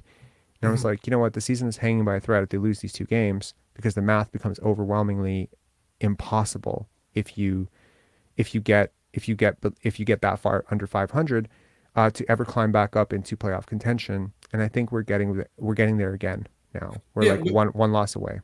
Because even if we were like, if it's a soft tank or he's trying, like they're ruining their trade values. You know what I mean? We're ruining our starters, some of our starters' trade values. It's going to be difficult to explain to other teams what's happening, right? It's going to be very difficult to explain what is happening with this team. And I understand that when things go bad, you absolutely need a scapegoat. You need to explain it, right? Like when things went, like think about any team that's going bad right now. If they don't have a major injury, they're absolutely looking at a scapegoat, right? Like the Lakers. The Lakers are underperforming this season, as they have every season, right? The Brooklyn Nets last year, who was the scapegoat? It was Kyrie Irving, and then it was James Harden, then it was Kevin Durant. Like we just ping pong between scapegoats, because ultimately when we see talent on paper as impressive as the Raptors have, and we see a win-loss record as depressing as this, we realize that something does not compute here. There's no way a team with this much talent. And so, whatever the narrative is, whatever it comes out to be later, I'm sure we'll figure it out. Like, I'm sure we'll find out someday what actually went down, who did what to who, who's beefing with who. But I hate it. I hate this, because I would rather just talk about basketball. And it feels like instead I'm talking about body language and who unfollowed who on thing, and who cryptically tweeted shit to who. And it's just like, oh no, I'm in Fred's world. Fred's world, this whole bullshit. This, like, I'm talking at the media because he's talking to the media. Like I'm talking about unfollowing shit because he's unfollowing people. Like it's like literally like this guy is living rent free in my head. Well, I love that you're reading between the lines and you're giving us the a voice, I guess, because we're not. But dude, like the more I talk about this stuff, right, the crazier I sound. You realize that, right? Like if you become a basketball analyst who's like, yeah, well, this guy, unfollowed this person or whatever, or this guy, passed 2 times to this person versus like 800 times to everybody else or whatever, you sound like a conspiracy theorist, and I don't want to. But the reality is, it's almost impossible to watch this team. Like, I asked a friend of mine who covers the Los Angeles Lakers, I was like, can you please tune into the Raptors broadcast and just send me one word to describe them after you watch them the first half. First word, chemistry. Right. right? He's just like this is a team that's just not playing well together, you know? So it's like I'm not and why does chemistry disrupt? You don't have any character issues, like at least to my knowledge. All these guys are good guys, right? Scottie Barnes is a good guy. Gary Trent Jr. is a good guy. OG Anunoby, Pascal Siakam, Fred VanVleet. These are all good dudes. Like they're not beating people up, and it's, you know what I mean? Like there's obviously a disagreement. Right. There's obviously a disagreement over play style and role, and yeah, I am just I see it in how they play certain lineups together. I've seen it in like how Scottie, initiated the offense in San Antonio game and Atlanta game when Fred sat. That to me was the most exciting moments of the season, because I was like, there's no way in hell Fred VanVleet's going to come back and disrupt what's happening here. Yeah, and then he but came why back didn't and he stick with it? It's like the ineptitude is like intentional or something. Like, yeah, it's like Nick Nurse is a smart guy. He won a championship in the NBA. He's a winning coach, right? Yeah. So he must know, like, you can't win running these guys into the ground with what he's doing. It's like, it's look, he's not the first coach in NBA history to overplay his starters and underplay his bench. I mean, he clearly doesn't have a lot of faith. But it's like, this is what I say. Sometimes you set people up to fail because you have blind spots. If you establish a core foursome or 5-player unit that always consistently plays off the bench somewhat together, and you establish that in training camp like almost every other team did, granted, you'll eventually have injuries and you'll have to substitute certain players, and you'll often see that third stringers often have a lot in common with second stringers in terms of replaceability, just because they can plug into play style, right? So that's team building 101. But that's also coaching 101, is you really do want to put players in a position where they have some sort of chemistry with the guys they're going to be sharing the court with. And so I asked myself, how does Jeff Doughton feel sharing the court with Fred VanVleet, who he's never shared 1 minute of court time with ever? Or how does he feel, playing with Juancho and this other guy? Or how do Malachi, you know what I mean? Like, there's all these weirdo lineups, and I'm sure the Raptors are among the top 5 teams in terms of lineup diversity and experimentation. And while that can definitely work in your advantage to some extent, because it becomes harder for the other team to stop what you're doing, because they don't have any scouting data for the lineups that you're running out there. They don't know what a Christian Coloco, Jeff Doughton Jr. pick and roll even looks like, because it's literally never happened. So it's right. like it's like a unicorn event or something. He didn't even play today. Poor guy. He didn't. Neither one of them did. So they were probably just throwing alley-oops to each other in practice. But my point is that, establishing that sort of, this is our foursome or five people lineup, or even letting people know before the game, hey, you're going to play today. A lot of the players on this team, if you talk to them, they would tell you, sometimes we don't know if we're going to play game to game. I might play, I might not. I don't think Christian Coloco was told prior to this game that he wasn't going to play today. And while I understand that, Nick Nurse has a sort of like spur of the moment impulsivity or whatever, like even today, like he had that challenge for Pascal Siakam's foul, right? Now, granted, he won the challenge, right? I admire that. But that to me is crazy. You're in the first quarter. Granted, you are down 7-0.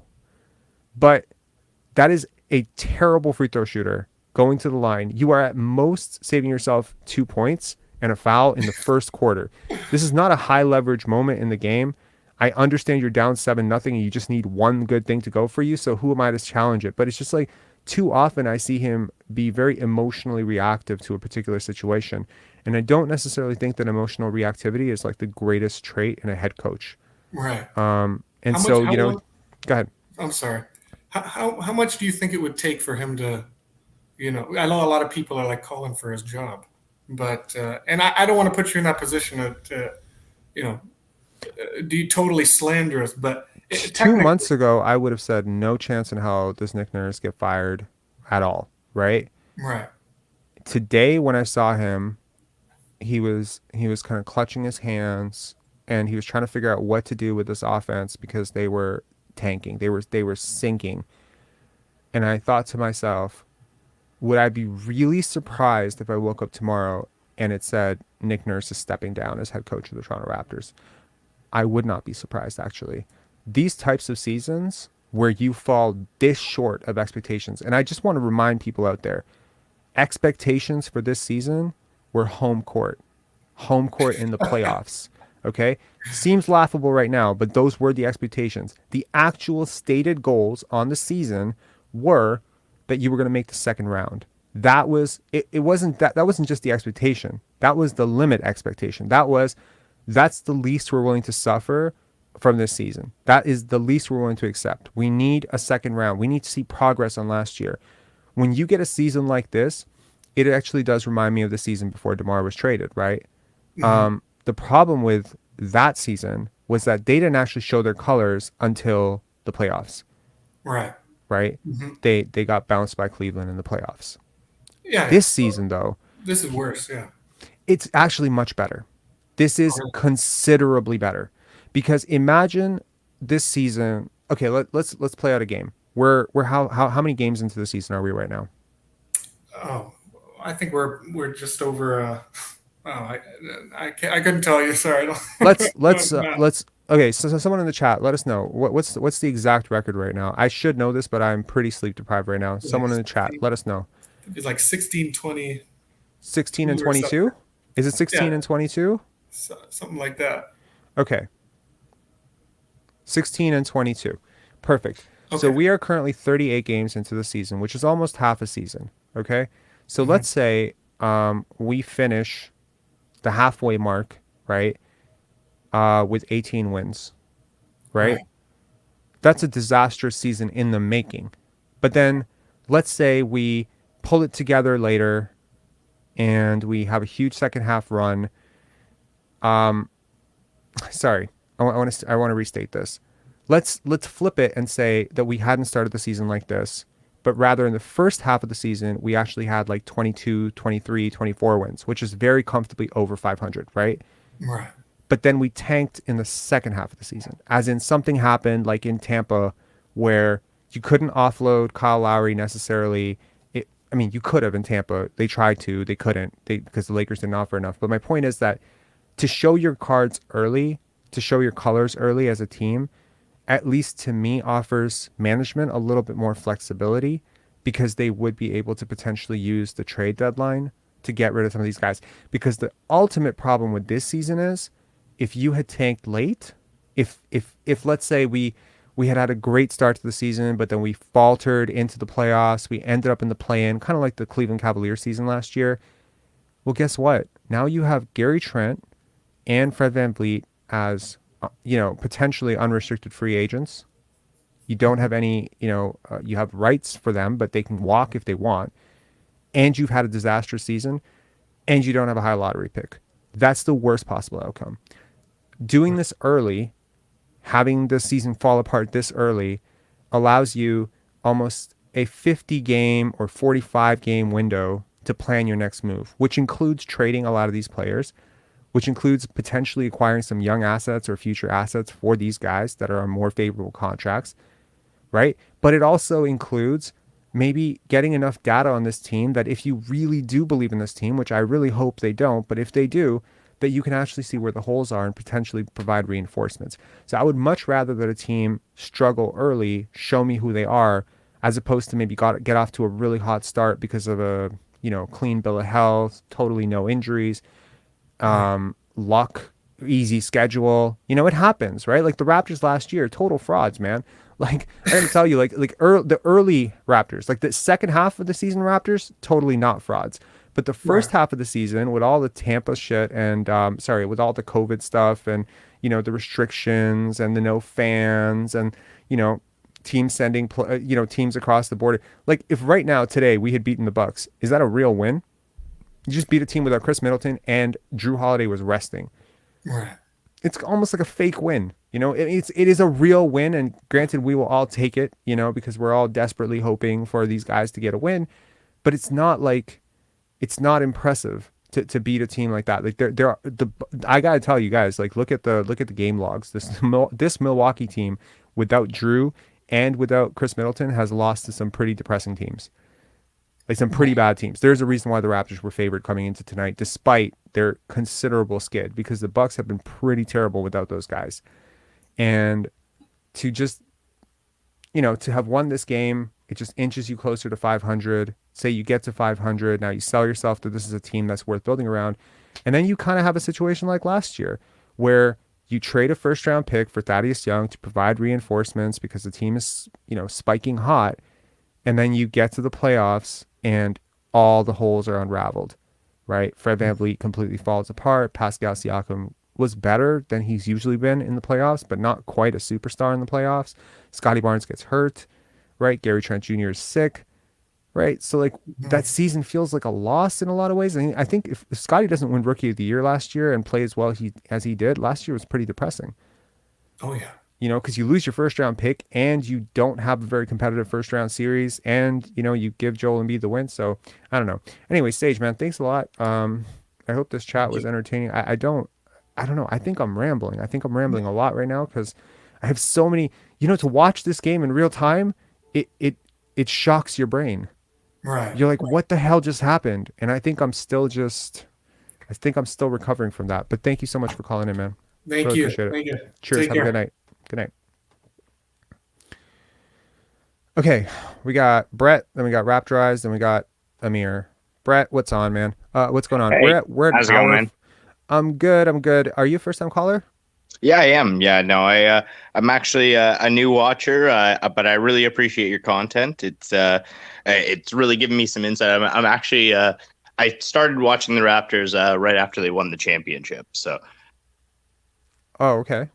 yeah, so I'm a newer basketball fan, but you've really given me some insight, like the way you do your videos. It's very insightful for just basketball in general, to be honest. Well, thank you. I appreciate it. That is why this channel exists.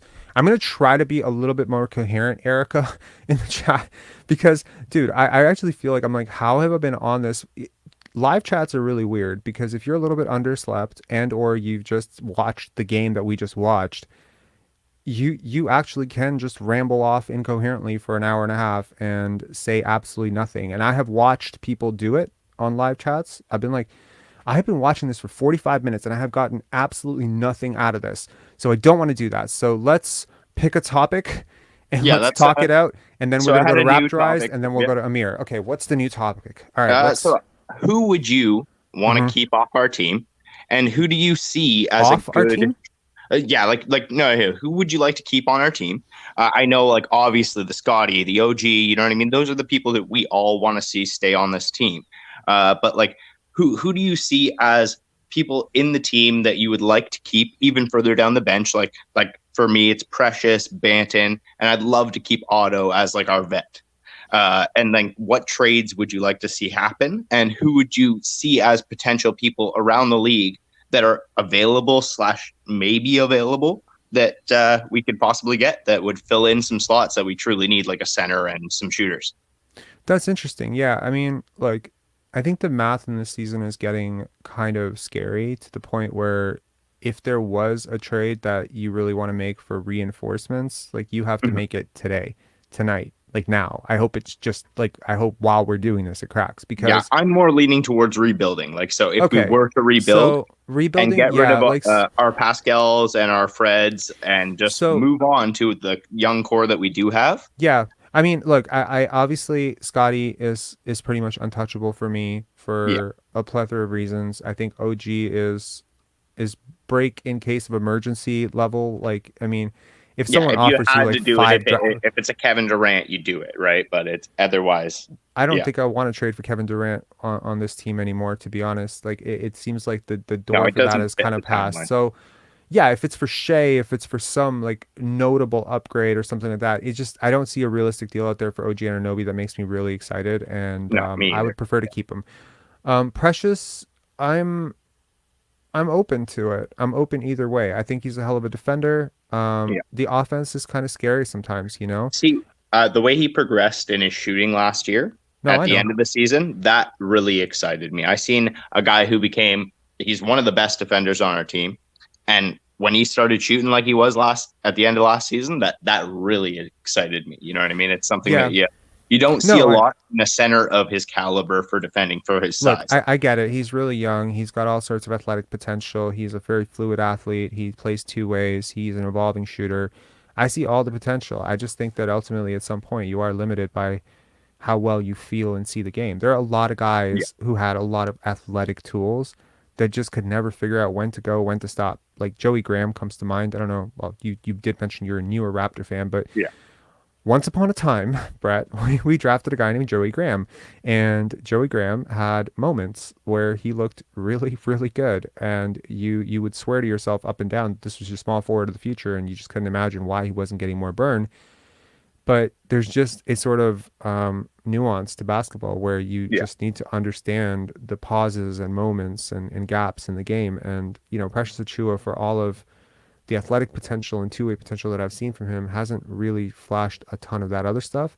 And it's not like he's super new to the game either. Like, he's new enough to the game where you give him some chance, but he didn't pick up the game at 16. He didn't pick the game at 18.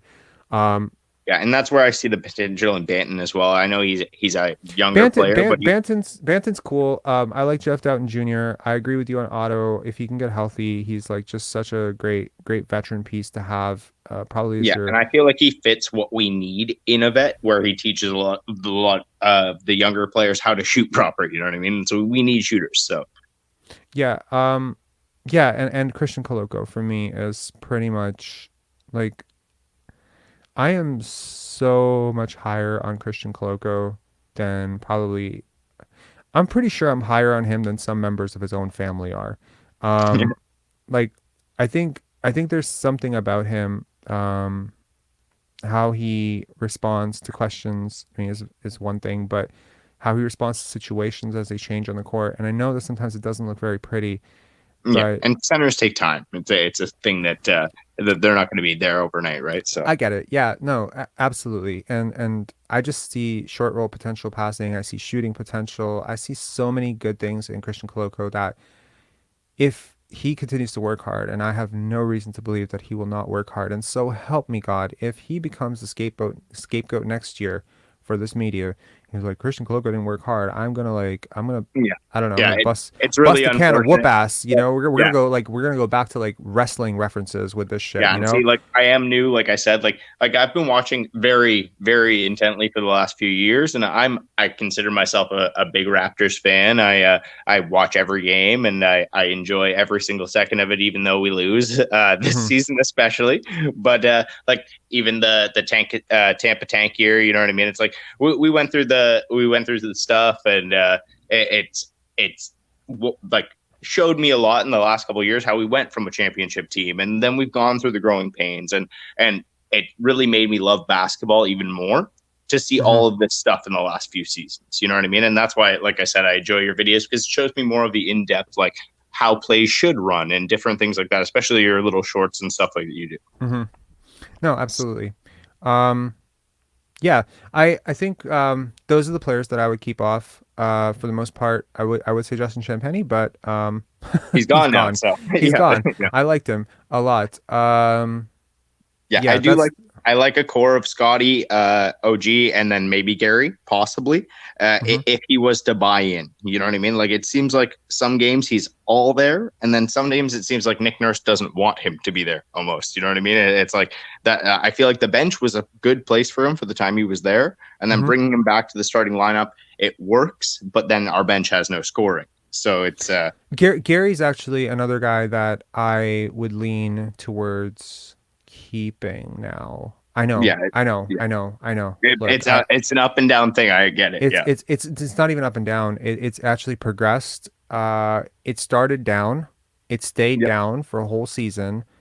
It stayed down to begin this season. It went really down, and then at some point it just came up, and it has never gone down again.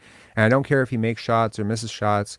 There's just, again, I just think I've seen something in his game that I think works for winning basketball. And I know it doesn't fit. He is a 6'9", good shooting guard and the creator. Like, he's a creator. You know what I mean? Like, he knows how to make his own shot when he needs to, and it seems to work. And he can get really hot when he does. So I think a lot of what excites me about Gary is watching the Utah Jazz like this year.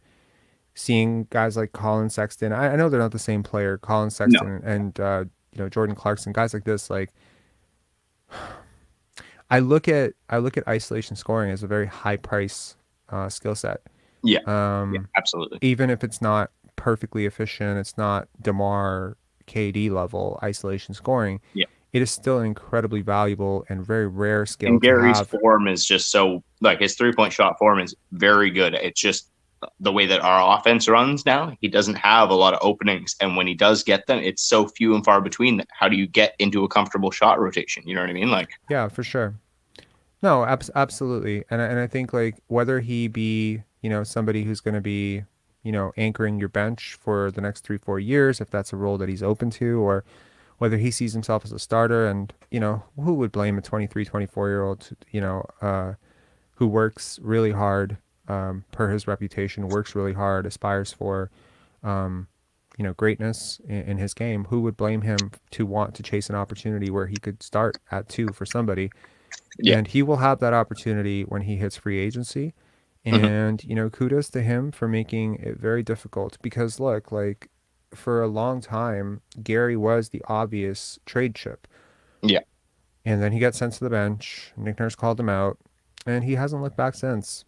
Go in the starting lineup, go out of the starting lineup. He's been rock Yeah, solid. no, he's been strong. Yeah, absolutely, and that's where I see honestly, man, he has bought in. It's like he's even got a Raptors tattoo. You know what I mean? It's like you can clearly see that he likes being on the team and he enjoys like Toronto, all that kind of stuff. So it's Yeah. good to see, and I think that he is a good young player that could definitely form into something that could be useful over a long time span, right? So. Mm-hmm. Yeah, no, absolutely. Anyway, man, thanks a lot for calling in. I hope I answered your question about Yeah. who I would keep and who I would let go of. I think, yeah, I don't necessarily have any strong emotional ties to Malachi. I can see where you're coming from with Banton though. So yeah. Yeah, I just think that, you know what, for how much he's progressed, and especially like you see his G League flashes, he for sure. definitely has potential. And I think as a bench point guard, he can definitely come off the bench and do something serious for us, I think. Absolutely. No, I think it's kind of amazing how quickly the fan base has teamed up for Gary. I don't know. This is very recent. Yeah. This is at least 2 weeks. Like Yeah, 3 I can weeks say ago. like a month and a half ago I was on 2K trading him, so That makes sense. Yeah, no, I don't know how he has done it. He has like, I'm not saying I don't change my mind about players often. I do. I do. I change my mind about at least 12 or 15 players in the NBA since the season started. So clearly, I'm open to accepting it, but I didn't think I was going to change my mind about him. Yeah. He's just been better. He's been better at playmaking. He's been better at passing. He's been better at moving. Yeah, He's and you've just. seen the defensive flashes last year. It's like the guy is a decent I've defender. never really bought into him as a defender. I never really went onto that. Like, I think he can be. He's not an instant blow by though. You know what I mean? He's Like not an instant blow by. He's a player who can function as your worst defender in a very good defense. And that is what I'll say. He's not an all league and defender. he's more of a perimeter defense, obviously. Like he's not going to do anything for you in the paint, but he is a decent perimeter defender where I can see like he does stop people and force the pass a lot of the time. Yeah. No, I agree. Yeah. Okay. Anyways, thanks, Brett. Yeah, no, I really appreciate it. You have a really nice night, and hopefully I'll call in again and we'll talk again. Absolutely. Thanks so much, man. Yep. Yeah. Have a good night. Okay, next up we got Raptorized, and then we got Amir. Raptorized, what up? Yes, Rob. What's going on, my brother? I'm good. How are you? Not too bad, man. Not too bad, man. Some good stuff yesterday, man. I just wanted to talk about a few things. I like what's going on in the community right now. I'm not sure what your last caller's name was, but his name is Brett. Brett, yeah. I can think of kind of what you're bringing to the community is good for guys like that. Like even for someone like me, I've been watching the Raps for just as long as you have. We're probably around the same demographic. And certain things that you brought up in the discussion yesterday were interesting. And even me watching the game today, I'm watching it a little bit differently now. The points about Toronto media parroting, it's the bench, it's Scottie not working hard, it's Koloko, but not questioning the leaders. Mm-hmm. Not questioning Fred directly, not questioning Siakam directly, giving those guys a pass. That was an interesting thing. We need to actually look at the root of what's happening here with the team. What's really happening? And they're not covering that in the Toronto media. So I would consider kind of what you're doing, like, what Draymond kind of talked about. You're kind of like becoming the real or the new media, the new Toronto media.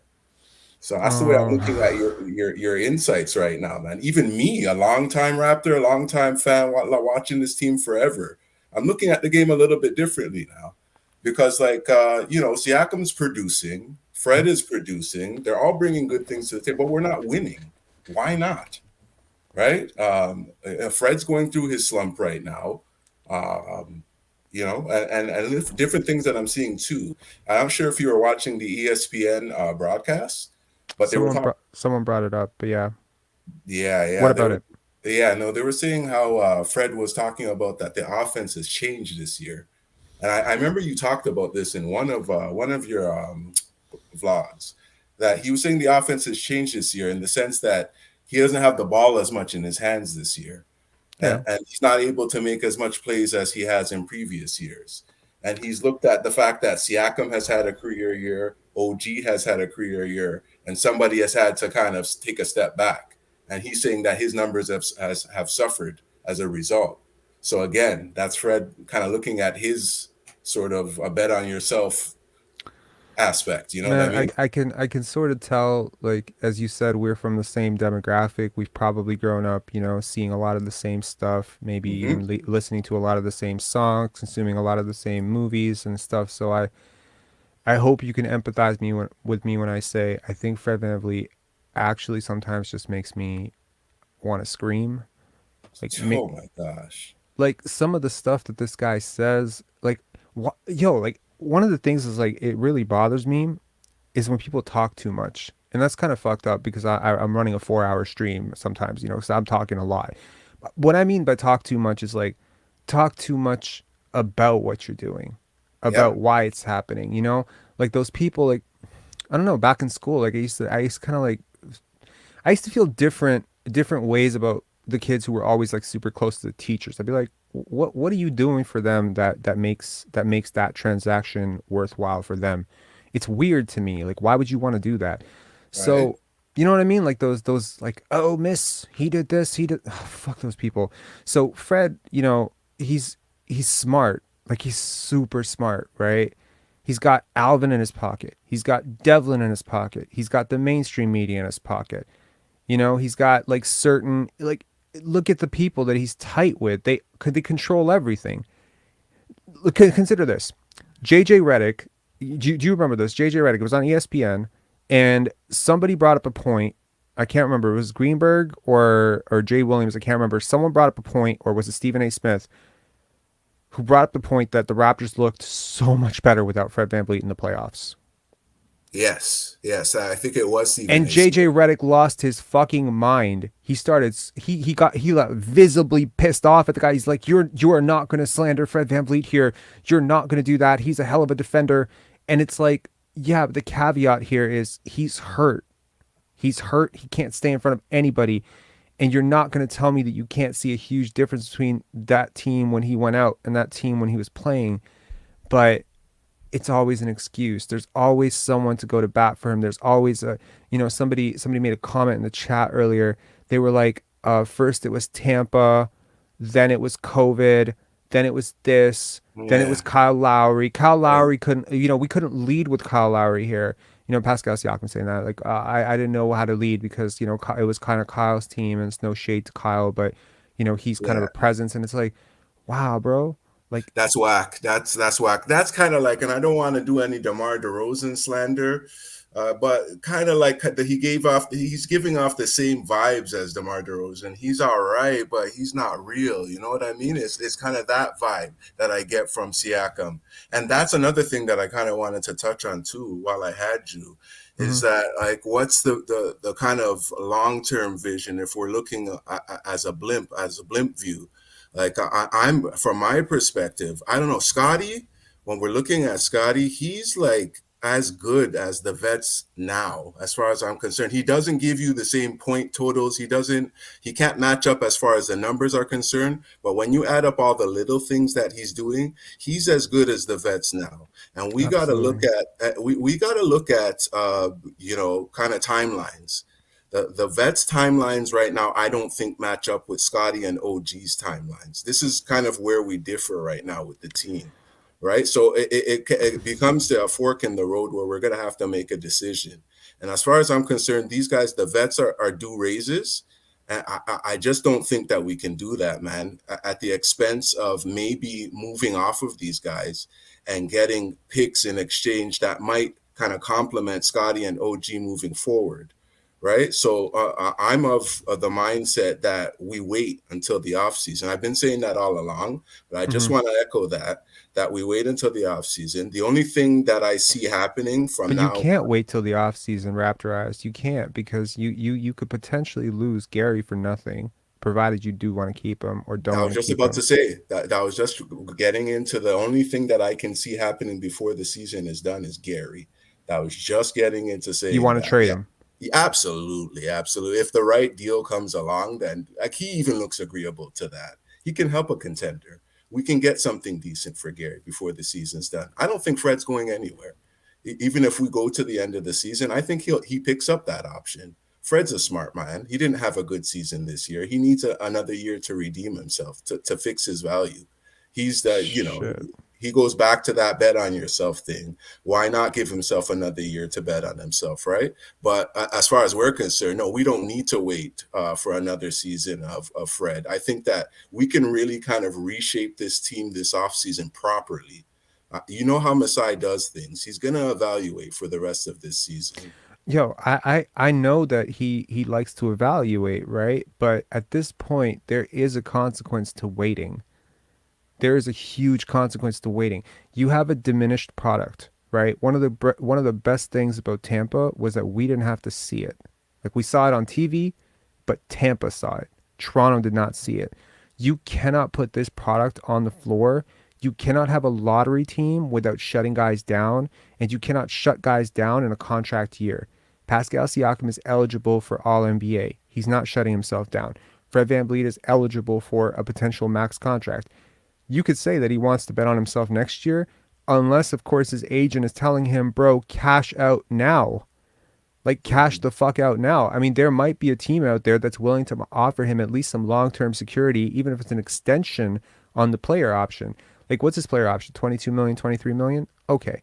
So you don't think there's a team out there that would be willing to at least give him 3 for 70? I mean, Yeah, no, that is a risk. It is a he's risk an you take. all-star, right? He's an all-star. Yeah. He's 29. And, trust me, when Fred VanVleet hits the free agency market, there will be a story to explain this entire season.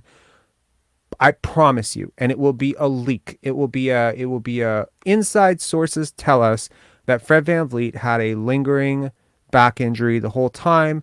He's seeing a specialist this summer. They've assured him that it's going to be fixed and he's going to be as good as new. Okay. I have watched so many players dance around talking points with the media for so many years. It's almost sickening. I remember sitting there as Mike James talked about how he's going to be a terror in the league the next year, how he's a real point guard. I've watched this guy lose his mind on national television. And I'm just saying, like, I guarantee you that this guy is not willing to accommodate team tanking. Oh no, well the thing is that I think that just answers kind of some of the things you were questioning earlier on in this live. What are we watching right now?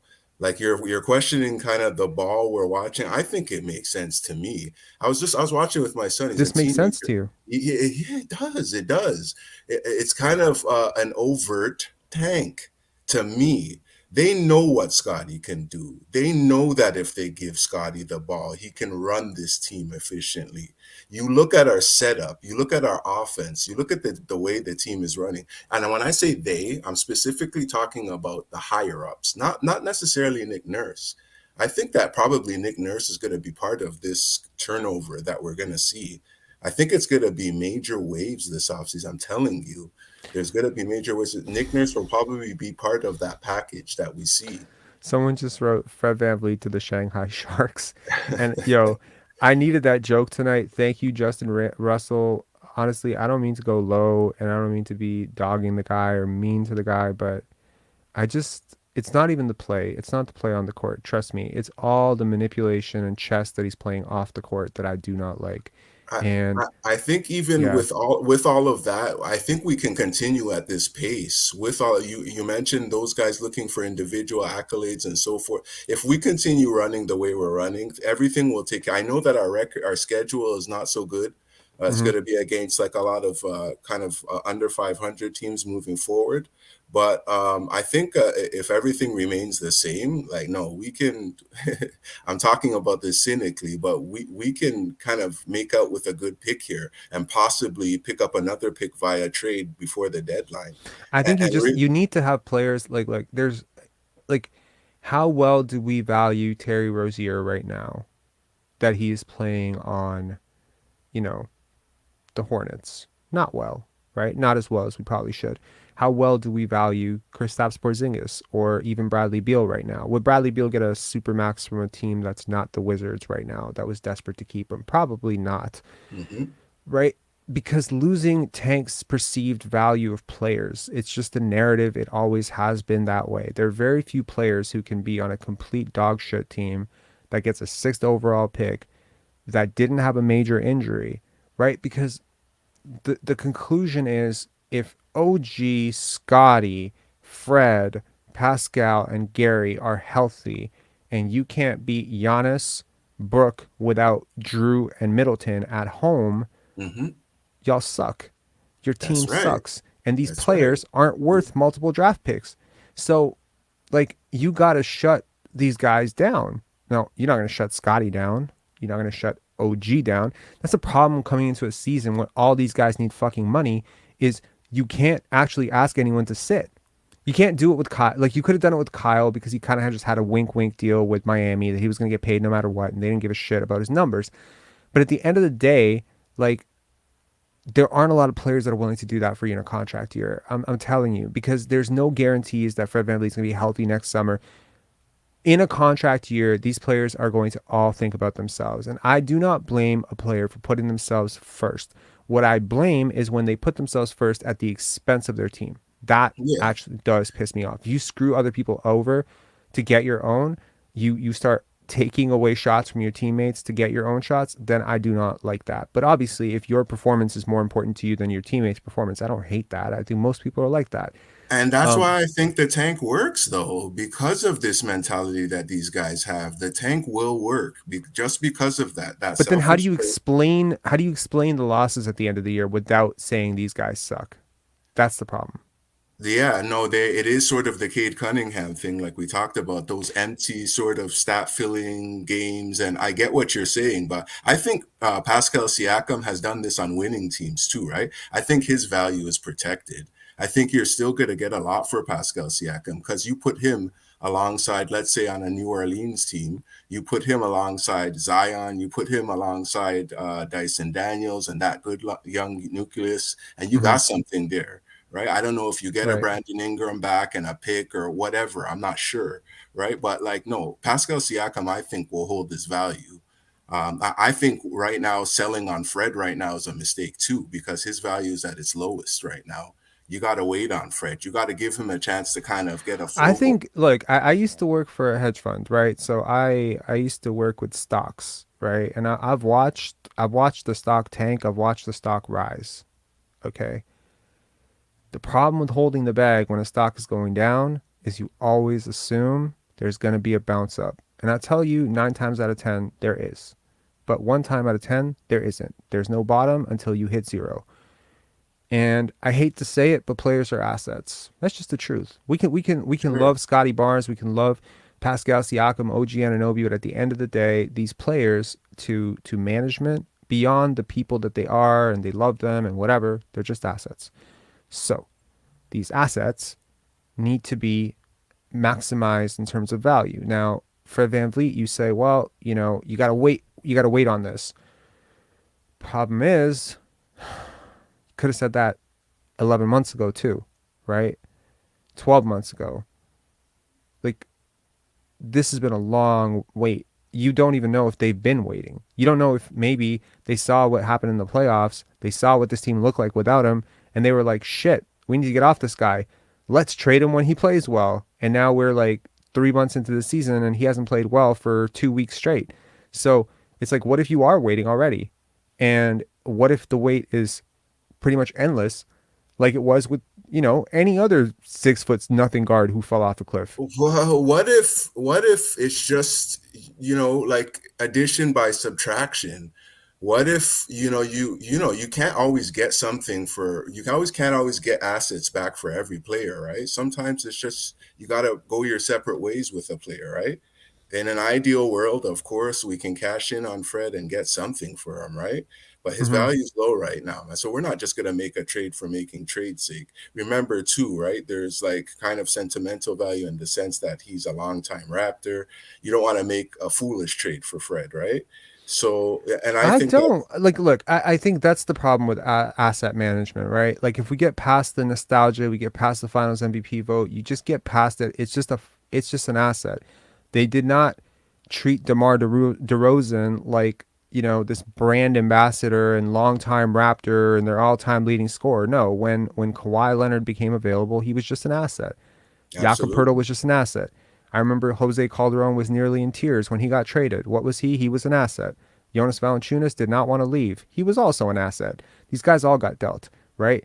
And yes, there are some rumblings and rumors that Fred VanVleet is super, super loved by the Toronto Raptors front office. You know who reported that, and who's been pushing that, and who's been talking about that, and who spreads that? The Toronto media. Oh, So at the end of the day, you have never heard, other than Nick Nurse himself, really through his actions, you've never heard Bobby and Masai say Fred VanVleet's our most important player. You've heard him say he's a leader. You've heard Masai say he has a 6'9" heart. But I've also seen Masai blush talking about Scottie Barnes. for Like sure. For like sure. real smiles are in the eyes, and the way he talks about Scottie and the way he talks about Precious, like the way he talks about OG, it feels like these are his sons. Like he has more pride in them than I think some real fathers have to their biological sons. There's so much affection, love, admiration, or whatever for those guys. So I don't hear anyone talking about like, oh my God, he's so attached to OG, he's so attached to Scottie, when he literally said we won the year that we lost all those games because we came back with Scottie Barnes. I mean, that's a big, bold claim, you know? Yeah, absolutely. No, I totally agree with that sentiment. He loves those guys, and that's why I think there's a lot going on behind the scenes right now that we can't see. There's building going on behind the team, like in the sense of long-term team building. These guys are planning out for the Yeah, future, like they always are, of course. But right. right now is a critical time, and it's apparent that it's broken right now. These pieces don't fit together, and there's not enough ball for all four of these guys, five of these guys. I can see moving forward, these guys forming a dynamic duo, kind of like Tatum and Brown. That will work better. I see it a lot of times during the game when they get a chance to kind of vibe together. There's a good spark there. And I'm sure if I see it, a lot of other people see it. Masai sees it. So I do think that the future is bright. I'm not Mm. as weary as everybody else right now. I'm okay with whichever way the team goes. Like I think it's going to be I would bright. be wary if they started winning games and they meant to lose games. But Absolutely. I have a crazy thought to part our conversation, because I do want to get to Amir and then I want to get to bed. But I want to part with a final note. You remember back in 2013 when the Raptors traded Rudy Gay, and then they traded him for Patrick Patterson and Yep. Graves Vasquez and Yep. that entire package, and it was meant Yep. to initiate exactly what we're talking about right now, which is a hmm tank, right? hmm Because this hmm whole Rudy Gay shit wasn't working the same way this Fred shit isn't working. And what ended up happening? Dude, that was the start of the whole era. That was the We the North. So Yeah, here's what I'm saying. What if we go what if history repeats itself? What wow. if this era's Rudy Gay is actually the real Rudy Fred VanVleet? Trade him. Pascal Siakam's really upset, demands a trade, rescinds his offer once he has a little chat with Masai and Scottie. He starts to buy in. The little scraps and pieces that you get for Fred are just good dudes who vibe with the culture. Maybe there's a couple of rotation players in there. You turn it around, and suddenly you're this really exciting 6-9 everything team. And at the end of the season, what we're saying is, wow, that sixth seed Toronto Raptors looks like a really scary first round opponent with all that length and all that size. This looks like We the North Part 2. What if that happens? Yeah, it could, but I think best, that type of thinking. Best would be to move forward with OG Scottie running this team, and letting that dynamic duo kind of do that Jaylen Brown and Tatum dance. I could honestly see them kind of running the city for a long time. That's I just would my love to see it, man. Like, honestly, I just like to support good people, and I can't say like I know Scottie Barnes personally, but I can read that he's a really good person, and I would just love to support him. I would love for the city to be able to support a real one, like that I would always know that every rookie who comes into the system is going to be supported by the team leader, that every fan who bumps into the star player is always going to have, a smiling guy who's going to give him a big hug. It's just he's such a good vibes dude that to see him struggle, it's like you think about like the best person, right? Like whoever that is for you, like for me, it's a friend of mine. Like he's one of the best dudes ever. And if this guy is in a situation where he's sad or he's upset, or like he looks down, I usually look around in that situation. I'm like, this place is poison. Something's wrong here. If this guy isn't vibing, something is wrong, because some people just become really good barometers for what's going on in this in the situation. And to me, Scottie feels very different than he did last year for sure. And a lot of that has to be, what he's going through in this environment, whatever it is. It doesn't matter if it's Fred or if it's Pascal or if it's the coaches or if it's management or if it's his own performance or if it's something off the court. What I'm saying is it doesn't necessarily feel like he's okay with what's happening. And I've seen it in spurts when he's had the ball in his hands and maybe Fred or Pascal were out and he's just boom, taken over, like kind of like what he did tonight. And you find yourself asking yourself, like, man, is this a vision of what Raptor Eyes is talking about? Is this Scottie runs the North for the next 7 years or 8 years? And that would be pretty cool. And of course, we have seen OG have dominant stretches in this season, not only defensively, like tonight. Oh my God, everywhere, all the time. He was like 4 people, but dude, bring back the days of Kyle Lowry, because I heard you talking again. Made that point, that hella funny point, that it's like a kind of a mother and father, kind of a yin and a yang when we had DeMar and Kyle, and they sorted out the locker room that way, kind of good cop, bad cop. I think that we need that sort of two-headed monster again. It's more simplistic for a team to have it run that way. Is it Scottie and OG, or Scottie and OG are mom and dad for the next group going forward? It's funny, right? Exactly. That's basically. So no, I don't know, man, guys. I'm looking forward to that future, man. So we'll see what happens, man. But nice talking to you again. Nice talking to you. Have a good night, Raptorized. All right, take care, bro. See ya. And our final caller of the night, Amir. Amir, how are you? Thank you for waiting. Hey, bro. No, I'm good. So I'm not gonna keep you long. I know it's late. Just had a couple points. So they started actually 2 for 30. That's what they started. I saw that online. 2 for 30. I don't know what percentage that is, but I don't know. That's probably less than. Do you want to calculate it? It's less than 7%. Let me actually calculate it right now. Hold on.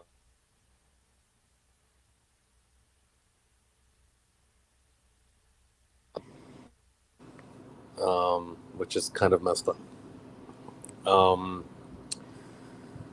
What I wanted to say was, I don't think, if we do make trades, I don't think they're going to get any worse.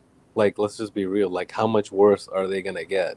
If anything, like you were saying earlier, it could be a Rudy Gay, 2.0, and they could actually get better, which is scary, because it's like, okay, if they want to tank, they actually have a better chance of just tanking with this team, just straight up, without trading anybody.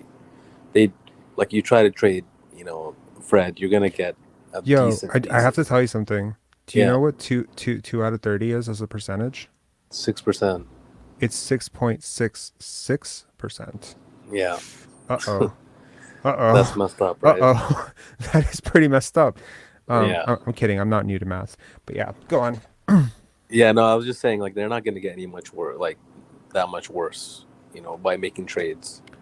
So I don't know what they're probably scratching their heads. The front office, they don't know what they want to do, to be honest. Here's the thing, like the reason that I went after the media as hard as I did, it's not because I'm an asshole. It's not because, well, maybe I am an asshole and I got to work through some stuff. Maybe I got to work on my delivery and my tone sometimes. But one of the reasons I did it was because I know that they're gonna need somebody to peg this on, and I just don't want to peg it on Scottie. That's all. That was really my end goal of all of that. Is I don't think it's fair to peg it on the young players, and I'm kind of sick and tired of them doing that. But at the end of the day, this is the setup, right? This is the setup. At the end of the day, if you continue to lose, there has to be somebody held accountable. You can't just, that's just the reality of life, right? Like if tomorrow, we woke up and Canada suddenly plunged into, a depression or something, people would want answers. How did this happen? How did this thing happen? Like how who is accountable? Who screwed up? That people need people to be accountable for what happened, right? So you need scapegoats. If you're going to fire Nick Nurse and that was the problem all along, well, then I understand it. Okay, new coach, right? Like Steve Nash in Brooklyn, right? Jacques Vaughn comes in. It's a very different situation now. They had lost 13 straight last year. Now they've won 12 or 13 straight going into 2023. It's a crazy turnaround for that team. That sometimes a voice becomes stale. It's not because the coach is bad. The voice becomes stale. So maybe Nick Nurse is the scapegoat. As much as he feels untouchable as a somewhat mythical fixture in Toronto media and, just a guy, but he's just a guy. He's not Greg Popovich. He's not Lenny Wilkins. He's not, he's not Larry Brown. And by the way, two of those guys have been fired. So multiple But who times. are you going to replace him with? That's the thing. Like, who's on the bench? Like, that you would have confidence that they would turn this stuff around. Earl Watson? I like Earl Watson. I've never met Earl Watson in person, that I recall at least, or talked to him at any length. So I can't. Maybe it's just a vibe thing. I don't know. I mean, it's difficult to replace a coach mid-year and find someone permanent for it. Adrian Griffin, I don't know. Nate Bjorkgren, probably not. Kind of seems like a Nick Nurse guy. Yeah. You really want to tank this season, you could just hand the reins over to Jamal McGlure, and just have that. I'm just kidding, Jamal. If you see this, I'm sorry. I love your barbecues, man. I'm so sorry. I'm just kidding around. But yeah, like what I'm saying is, it's really at some point you're gonna need someone to be accountable for the shit that's happened.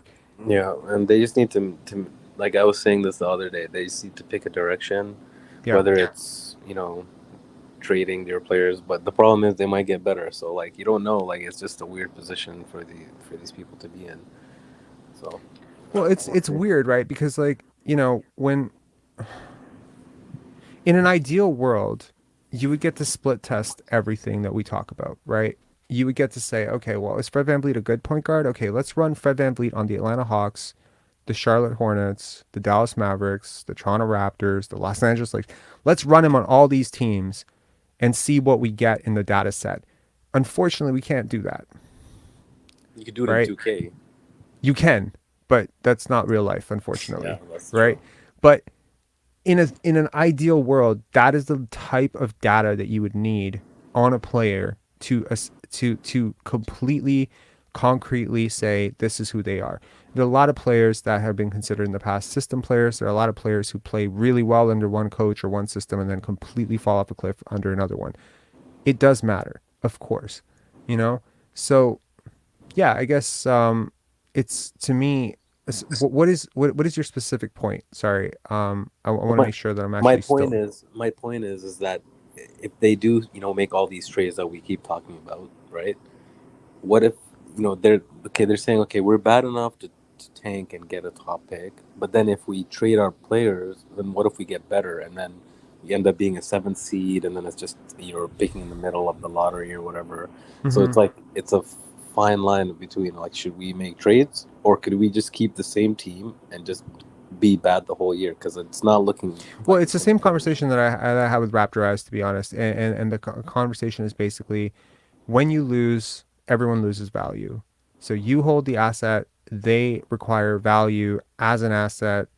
So on a very logical level, it doesn't actually make sense for them to participate in you losing. And they will become frustrated the more they lose, because now Gary Trent Jr. is approaching the market as a guy who occasionally came off the bench for a lottery team. That's a very different contract. That's very difficult. I'm pretty sure a lot of these guys who came into this, look, the reality situation is you have a lot of young players, a lot of, let's call it ambitious young players. They all had all-star vision this year. OG Anunoby, I remember prior to Pascal Siakam coming back, you remember that Jason Tatum quote about, oh, see you in Utah? Well, that is gone. That's not happening, right? Raptors are way too bad now. Pascal Siakam is back. OG Anunoby's numbers are down, unfortunately, on the offensive end. So we're not talking about OG Anunoby all-star anymore. That's not going to happen, right? So all of these guys can't be all-stars, though. You can't have 4 guys who want to be all-stars and then have one guy who actually, could ascend to be a superstar have to be Reggie Evans on offense. It doesn't make sense. It never made sense to me in the beginning. So to me, this is like a massive oversight, in too much of a good thing is a bad thing. They always, and a part of this is on Nurse, for a lack of buy-in from the core. But then the problem is also on the management, which is Nurse is not dictating contracts. He's just dictating lineups and strategies and trying to put players in positions to succeed and orchestrating a defense that's supposed to work. But at the end of the day, like, 4 guys can't be all-stars on a team that's less than on pace for 70 wins. So somebody's going to have to take a back seat. It requires a great deal of leadership and probably a ton of winning for that to work out. And certain teams, they work until the losses start coming. And I think this is just one of those teams where, as the losses build up, you're going to see this dysfunction grow more and more, especially from the guys who have money on the line this offseason. Yeah, I agree with you. And I have one last point. What's up? I feel like, for Scottie's development, he's. I know people say we want to keep Scottie, OG and Siakam, but let's just be real. They all play the same position. This is part of why Scottie can't do Scottie, what OG, he and does. Siakam. Look, I think they fit. I really do. I think they fit together. I think they can play together. I have seen them play well together. Let's be real. We all saw that Atlanta game where Scottie was pushing the pace, Siakam's running the break, they're playing fast, they're playing in transition, Scottie's hitting threes. Like, that was great. It was great to watch. Defensive versatility is really important. These are 3 of the most versatile defenders in the NBA. I think offensive, creation and playmaking are really important. Siakam and Scottie have a ton of creation potential. Putting these 3 guys together is a dream come true for any forward-thinking roster builder / GM. The problem is everything else around them has to basically compensate for them. But and the problem that is, means it has to be shooters. The problem is, okay, you keep those 3, and then you let's say you move Scottie to point guard, and then you get rid of Fred. So it's kind of like the same kind of team. So it's like, who's that, 4th and 5th guy? Like, is it Gary Trent and then a center? Would that work? Well, see, that's the problem. Gary Trent Jr. is an isolation scorer. Scottie Barnes, is an aspiring predator wing. Siakam is an isolation scorer. OG Anunoby is attempting to be an isolation scorer. Like, who do you know on this team that works on motion? Otto is a really good example of a guy who can provide something different for your offense, but unfortunately, he's out. He's not playing. Thaddeus Young is different. There is a divergence from the same shit. Look, at the end of the day, I made a video. I want to say a couple of months back about. I want to say it's 3 months back now, and it caught me a lot of slack for why Pascal Siakam can't be a first option on a good team, and I kind of wish I had approached that video a little bit differently, because I think it really tainted a lot of people towards me and said that I just hated Pascal. And the truth is, I don't hate Pascal at all. I just think that it's a flawed premise to assume that someone who plays this way can be a top 5 or top 6 player. I just don't see it. It's the physical limits, the mental limits. It's no, extreme. I agree with you. But then the other thing that I mentioned in that video was that what I hate the most is that it sets a tone of playing that sort of brand of basketball where now when he's out of the game, when he's off the ball, everyone's trying to be a little bit more like him. And I don't know where that shit comes from. We've all, speculated, is it the Rico Hines runs, is it the Rico runs where all this, bet on yourself mentality No, of like playing, I, I go, you go basketball started. And I don't know where I it think comes from, but it it comes from is the coach because he's not have. You remember when Dwayne? I don't know if you remember this, but Dwayne Case used to have like roll cards.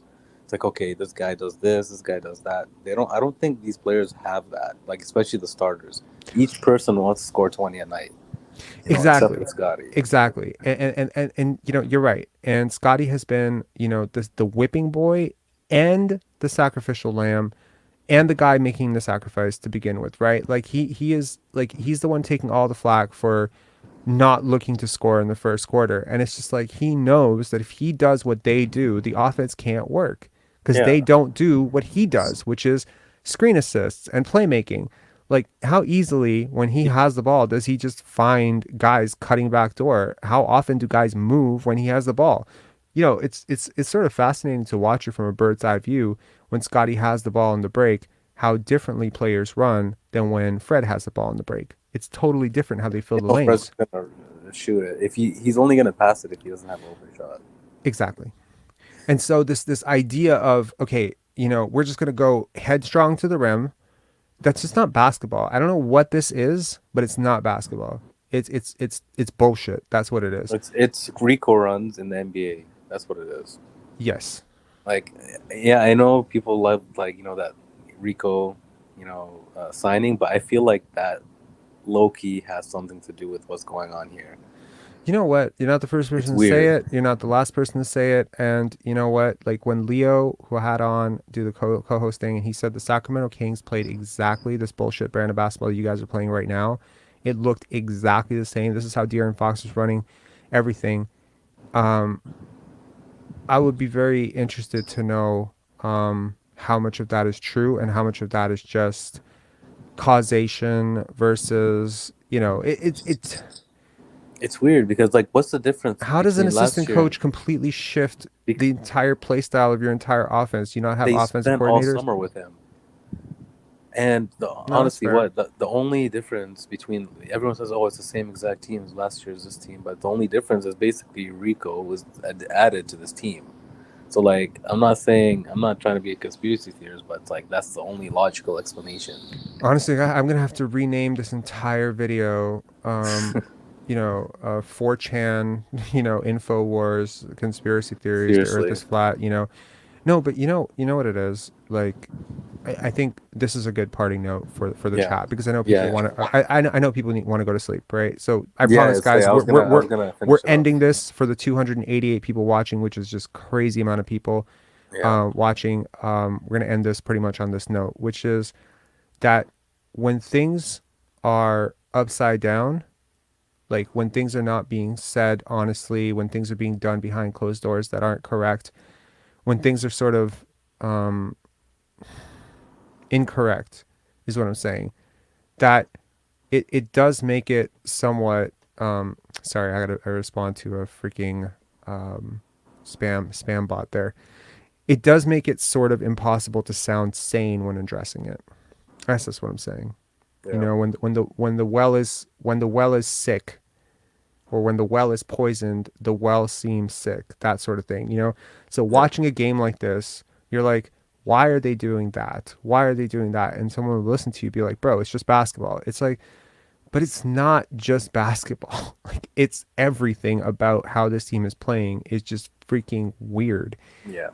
It's not just shots not going in. That happens every night. There's some team that comes out, you see the over underlines on the scoring average and whatever. The two teams combined are supposed to score 244. They end up at 212. Bad shooting night. It happens, right? These are not bad shooting nights. What's happening here is beyond shooting. It is like guys just. It's just bizarro. I guess we'll see. We'll see what happens in the next couple weeks. Trade deadline's coming up, but anyways, bro. Oh my nice god, yeah. to you. Anyways, man, have a good night, Amir. All right, Thanks. bro. Cheers. Yeah.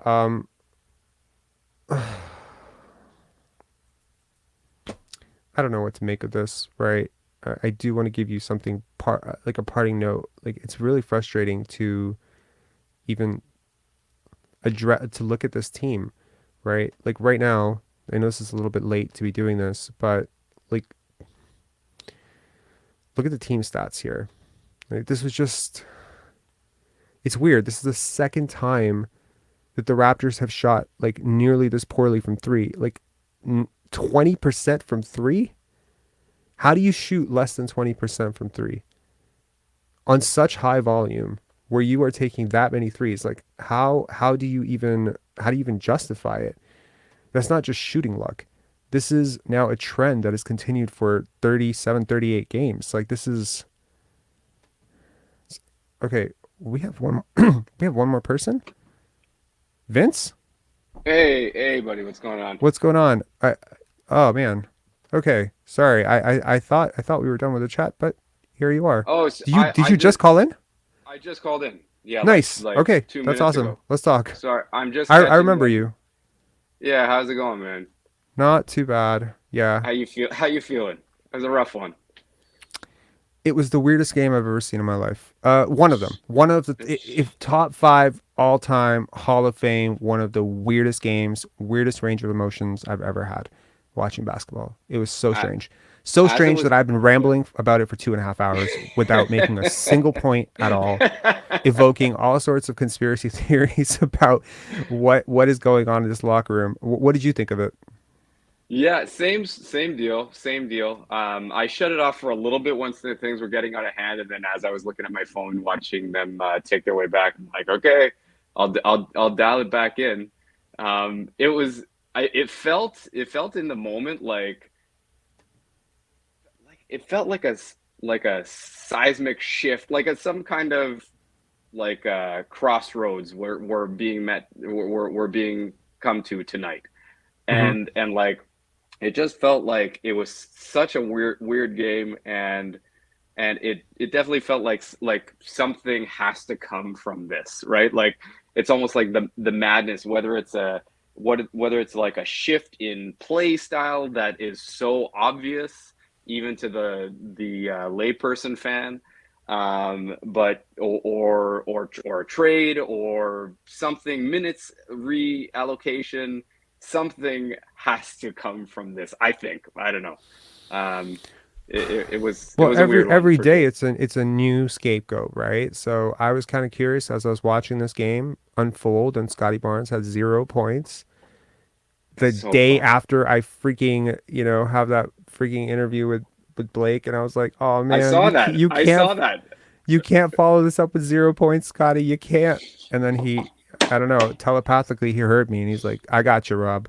And then he goes on this crazy ass run pretty much by himself, he brings his team with him, he and Gary, and it was just insane to watch. And then at the end of the game, now I'm like, okay, well, who's the scapegoat now? Is it finally time to maybe ask some questions about Pascal Siakam? Are we going to start harping on OG Anunoby now? Is he going to be the new whipping boy for having 2 poor shooting nights in a row? Well, no way, right? No. So it's going to be the bench. It's got to be the bench, right? Oh no, it doesn't even. Whatever, man. These games don't even matter, really. You're funny. I mean, dude, did you listen to the Raptors feed tonight? Yes.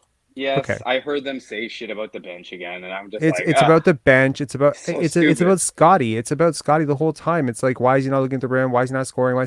Look, fair point. But I don't hear you saying that about any other player, and that's all I want is like balance. It's like if you're gonna like when Scottie went up for that layup, and I think Coach Mo brought it up. Scottie goes up for that layup. It was kind of like that weird reverse thing that missed, right? Yeah. I think it was a good shot. Over to the other side of the rim. Yeah, I mean he tried. It didn't go in, and I heard them say, "Oh, look, OG was open," right? And I'm like, bro. That is like every possession that Fred VanVleet or Pascal Siakam drive. There's often like half the times there's somebody open in the corner. So if we're going to call that, why don't we call that? I just think that like I have a bit of a bias against certain players on this team and I think I see their mistakes more. That's why I have to watch tape so that I can spot the other mistakes as well that maybe I'm not seeing in real time. Sure. but I think that the people calling these games on a national, like, they can't have a bias. Right. And that sounds Sure. kind of Yeah. unfair. Like, so, someone saying like, why is it okay for you to have a bias, Rob, but it's not okay for them? And it's like, because my bias is very clearly stated. Scottie Barnes' Right. picture, like, go look at the channel and tell me how many videos I have about Scottie versus how many videos I have about somebody else. Like, it's not difficult to say, there's a reason why some people have said like Pensar Basketball is like a Scottie fan club. I get it. I understand that. He is my favorite player, and I'm going to talk a lot more about him than I'm going to talk about some other players, and that's no shade to anybody else. I just think he's a very special player. Because you recognize that this team is about him essentially. It's just like who are we kidding here? That this team is about him. We have enough of a sample size that everybody should be kind of getting aboard that train, I think. But anyway, Yeah. so of course they're not just going to discard Pascal and override everything that he's done to build on this season. But yes, I understand why people would call you a Scottie Barnes fanboy or whatever. Yeah, exactly. Yeah. But yeah, like I don't know who they scapegoat tonight. I'm curious. I'm curious to see if it'll be Scottie again, because it ultimately it could be, right. Why did he have 0 points in the first half? If only he turned it around sooner. It's kind of ironic that he was called. They said he only worked half days. Well, today he only worked a quarter of a day for somebody. So there you go. Like keep it up. He's gonna save all his effort for the final minute of the game. It's true. It's true. He didn't do much in the. Well, no, he did actually. No, in the overtime, he get two. I believe buckets back to back? Yeah, somebody said he was the only player to score in overtime for the Raptors. I can't remember if that's true, but he did have 4 points. He did have 4 points because he had 15 points from 6:45 in the fourth to the end. Right. And then he had 4 more points in overtime. So that means that this is, again, like it's almost exactly like the Dallas game. You remember the Dallas game where Siakam goes down exactly like 2 minutes left in the third. He slips, he falls, whatever. And Scottie's having the game from hell. I think he had like 2 points or 0 points, and then just boom, triple double, right? This guy has this insane gear that he can dial to. And I can understand, like, some people are like, why doesn't he just dial to it all the time? And it's just like, why don't you just be happy that he has one? It does. Yeah, it doesn't happen like that. He's in his second year. Okay, so when Scottie makes like a pretty obvious bonehead play, I will yell at my TV at him, and then in the next breath. But it's not like, oh, you made a stupid play and that's what you're going to keep doing forever. Like, you can tell the guy has obvious gifts beyond that of Pascal. Pascal's amazing. He's honed his craft. He works. You can tell he works. He's the man on the team. But I just feel like the whole man thing permeates itself a little too much from those guys when they should be seeing what's going on around them, and then like actively try to involve Scottie in the offense, and like. I don't know what I'm not an in-depth enough analyst to be able to point out every single play what don't they're worry, doing neither wrong. is Alvin. Yeah. Look, I think one thing I will say though is Scottie can do what he wants. He really can. I don't mean to talk about him like he's already a superstar or anything like that. He's clearly not. But he can gain separation advantage, whatever. When he really wants to go, like, there isn't anything that's going to stop him. Unfortunately, this fan base is so used to guys who just go all the time, hustle guys, that they don't understand how stars operate mentally. Nobody goes all the time. Giannis has gears. Embiid has gears. Like, you very easily turn on a game where Embiid has like 2-3 points or 8 points at the half, and you're like, what's he doing, sleeping? And then he's just turning it on. There is a game within the game, and Scottie plays it very well, right? Totally. He did it last time too. I mean, like, how much of his scoring success in the fourth quarter, when his team really needed it, had to do with how unprepared the Bucks were for him to do that. Right. Yeah, and that's really how totally stars have to operate in the NBA, because really, like, this is a league where you can scheme a lot of things out defensively. Right. And for guys like Luka, for guys like Joel Embiid, Nikola Jokic, LeBron in his prime, etc., guys like this, Kawhi, there has to be some sort of pace and rhythm. Like, you talk to I don't know I don't know any superstars, but I've talked to players about, how stars think about the game, and they'll actually map out the whole game how they want to do it. They'll be Right. like, okay, I want to be a facilitator in the first. In the second, I want a couple of dives to the basket. I'm going to go to the basket for some offensive rebounds. In the third one, I'm going to go try to hit some open threes and get some shots in transition. And then the fourth, I'm going to like push it home. Right. So they map out the entire game for Right. themselves. And that what we call the game within the game. They don't just, oh, I'm open, go. Oh, I'm Yeah. open, go. That's chaos. Nobody Yeah. plays that way. Except Nobody. except The Toronto 2022, Raptors and 2023 except Toronto Raptors. every AAU team on the planet. Yeah. So the Said game today within was like a middle school game. It seemed like a middle school game. How fucked up and frenetic the offense was. It was so stupid. it really was. Yeah, it's really sad to watch this because again, like it's so unentertaining, but this game had sort of ebbs and flows and peaks and valleys, so it was extremely, extremely dramatic, and so I guess I can credit them for making it very interesting because, imagine having front row tickets to this, watching Oh this my team, God. watching this horseshit product. Let's say around the third, let's say around the middle, early fourth, you're like, oh my God, look at the lead. I'm gonna leave early. I want to beat traffic. Yeah. Imagine getting into your car, driving out of When it's Scotiabank. what was it, 90 to 69, I think. Yeah. Yeah. And imagine getting into your car, maybe getting a hot dog or something on your way out. You get into the car, you're like, oh, great. I'm so glad we got out of there early. What a bullshit game. What a blowout. And you turn on the radio as Scottie Barnes is on the verge of scoring the 15th point straight. Yep.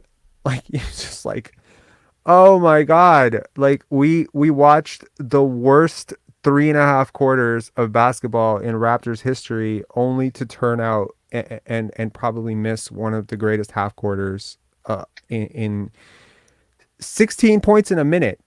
Like, that's crazy. Yeah. That is insane.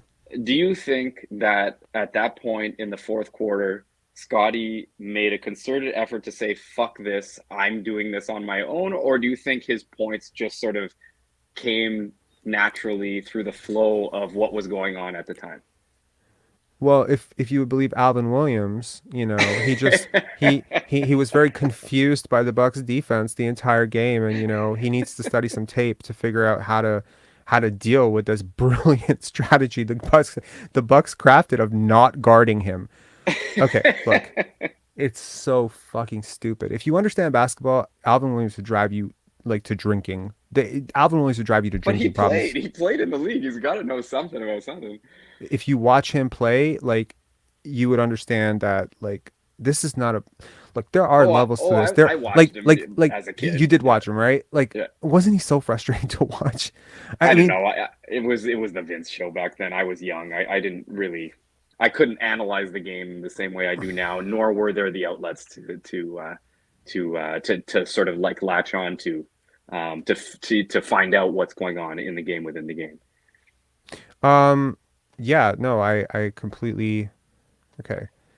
I completely agree with you. Sorry, we're getting a lot of spammers in the chat. Like, I've had to boot 13, I've had to boot 17 people in the chat Oh, today. shitty. That's Okay, crazy.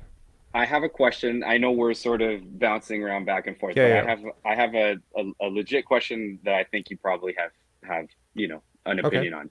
Okay, so okay, how do I formulate this properly? So Nick Nurse has his like rotation. Mhm. Obviously, he always leans on 3 to 4 guys extremely heavily, right? Okay. Mhm. In this year, that is obviously like we're not winning a chip. We're not looking to, like, at this point enough of a sample size has been played that we know this is not like okay, we're gonna really go for the playoffs and whatever happens in the playoffs is what happens. We're beyond that.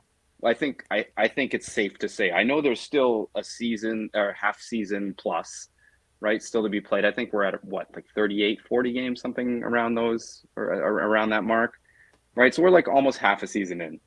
Mhm. This team isn't competing for anything. So why, at what point would they embrace that and just start opening up the minutes, not driving OG into the ground, not driving Fred into the ground. Pascal, same deal. Let's distribute the minutes so that the younger guys, even if you know the younger guys are going to shit the bed and will still lose, right?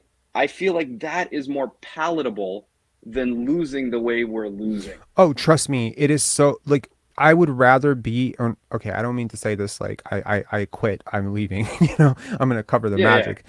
But I think I have envy for Magic fans right now. I mean, I don't, because obviously I believe in Scottie more than I believe in Paolo and I believe in Franz personally. But I have an envy towards a team like that. Because see, uncertainty is weird. Like, uncertainty makes us uncomfortable. I feel like that goes without saying. But like, for a Raptor fan right now, it is very weird to see. It's like if Pascal Siakam was hurt right now, this would be okay. Because you could at least buy into the myth that if he were not hurt, this will get better, right? If Fred VanVleet was out of the lineup, you could at least buy into the narrative myth, right? The children's fairy tale that if only he came back, it would be okay. If we were terrible, and we were young, then you could sell yourself on, well, Franz will get better and Paolo will get better and a draft pick will make us better. You sleep at night a little bit better. This is like, and honestly, I would even rather be a Laker fan in a lot of ways, because at least I'm watching like the second greatest player of all time every single night. Sure. There's something to that. There's some sort of cachet to that. Maybe it's frustrating as hell, but I am watching two league MVPs who are extremely talented and do still deliver moments of extreme entertainment, right? LeBron has moments of beautiful passes. Russ has moments of beautiful passes. Anthony Davis has moments of being an MVP candidate. I can't think. Can I interject for 1 second? I've watched a bunch of Laker games this year, and their offense is better, way better than the it's almost obvious to say, but like even with Russ controlling the floor, it's been way more fluid. Way better in so many ways, and the Lakers are considered a crap team by most. So what does that say about the Raptors? It says that we are putting non-superstar talents into superstar roles. Right. And it's not fun to watch. And it's even less fun to watch when you start to lose. And it's even less fun to watch when you have a clear, in my opinion, superstar talent waiting in the wings who has to fucking wait his turn because of politics and because of bullshit. I would like to, like, I'm not to anyone who kind of came on to this, 3 months ago and like, oh my God, he's still hating on Pascal. No, I'd be very happy to see a Scottie, Pascal, OG centered future, because then only one guy is over 26 in Pascal. And at least if you're going to sign one of those guys long term, I could at least buy it. You know what I mean? But I cannot watch the Fred and Pascal show. That I cannot watch. I cannot watch this shit anymore, because it's not only it's losing, it sucks to watch. You're losing, and you're winning just enough that the losing actually isn't even fun either. Right. So that is the epitome of no man's land. Man, I'm so glad it took me 3 hours into this chat to finally get my point across. This is something I've been trying to say the entire night, but I keep going off into tangents about body language and why, so-and-so unfollowed so-and-so and why somebody hugs some. No, I'm just glad I said it. We are in no man's land right now. I wish I'd started the show with that and just ended it in 12 seconds, but that's exactly where we are right now. We are in no man's land. And put it tomorrow. Yeah. Yeah, no, absolutely. I should do that. Yeah, man, it's maddening. I like the rotations for Nick Nurse. I feel like if they were a little bit more normal, like, do you remember the game against Indiana? And I feel bad saying this because Indiana is an obvious young rebuilding team. They have a couple of older players in Buddy and Turner that are good for the team. But when they played, they're so exciting to watch, though. Yeah, they're They're phenomenal. so to watch. fun to watch. They shoot threes. They run in transition. They have a generational, vision point guard. Andrew Nembhard and Benedict Mathurin are drastically overperforming expectations. I feel like if you are a Raptor fan and you really want to let MLSE know, I know this is probably not going to benefit my channel, but just get League Pass and stop watching the Raptors and go watch the Indiana Pacers. They have a lot of Canadian players. You can totally justify it to yourself. Indiana isn't even that far away from Toronto. If they make the playoffs, you can actually go. I promise you, you will have a far more fun experience watching that team play. I know this sounds very doom and gloom and very sad to say, but it's true. It's true. I've watched so many Indiana Pacers games this year, and I love watching that team play. That game that they had it. Pardon? Yeah, no, for sure. You continue, please. Yeah, and I mean, like that game that they had against the Golden State Warriors, where Andrew Nembhard went off. I'm just like, oh man, like seeing how together this team is. Like, I can't. If Nembhard was on our team, he would be like, I would want him to be starting over Fred if Nembhard was on our team. Like, and he wouldn't be playing. That's my issue. He would not play a fucking minute on this team. He would be in the G League right now. That guy's got talent. That guy's got. He's got insane. Hold on, talent. he's got insane talent. But you know who else has insane talent? Jeff Doughton Jr. He's not playing. I'm telling you that Jeff Doughton Jr. can do a lot of the same stuff that Andrew Nembhard can do. You think so? Really? I absolutely do. I am so high on Jeff Doughton Jr. I don't know enough about Jeff Doughton. Like you, yeah. Andrew Nembhard is not like. I mean, look, he's had some very good moments, like extremely high enough moments. Was insanity. Insanity. But let's not pretend that he is an above average shooting guard in the NBA. He's not. You don't think he will? He will be, but he's not right now. Not at all. But if he had the reins, like that was he was doing that in the 3 games. He's still a rookie, man. He's still a rookie. Rookies always rookies who contribute to winning. I'll give you the odds on it. I'm fairly sure that I'm correct on this. It's about a 1 in 20 shot. It's about a 1 in 18 shot that you would have a rookie that also positively impacts winning.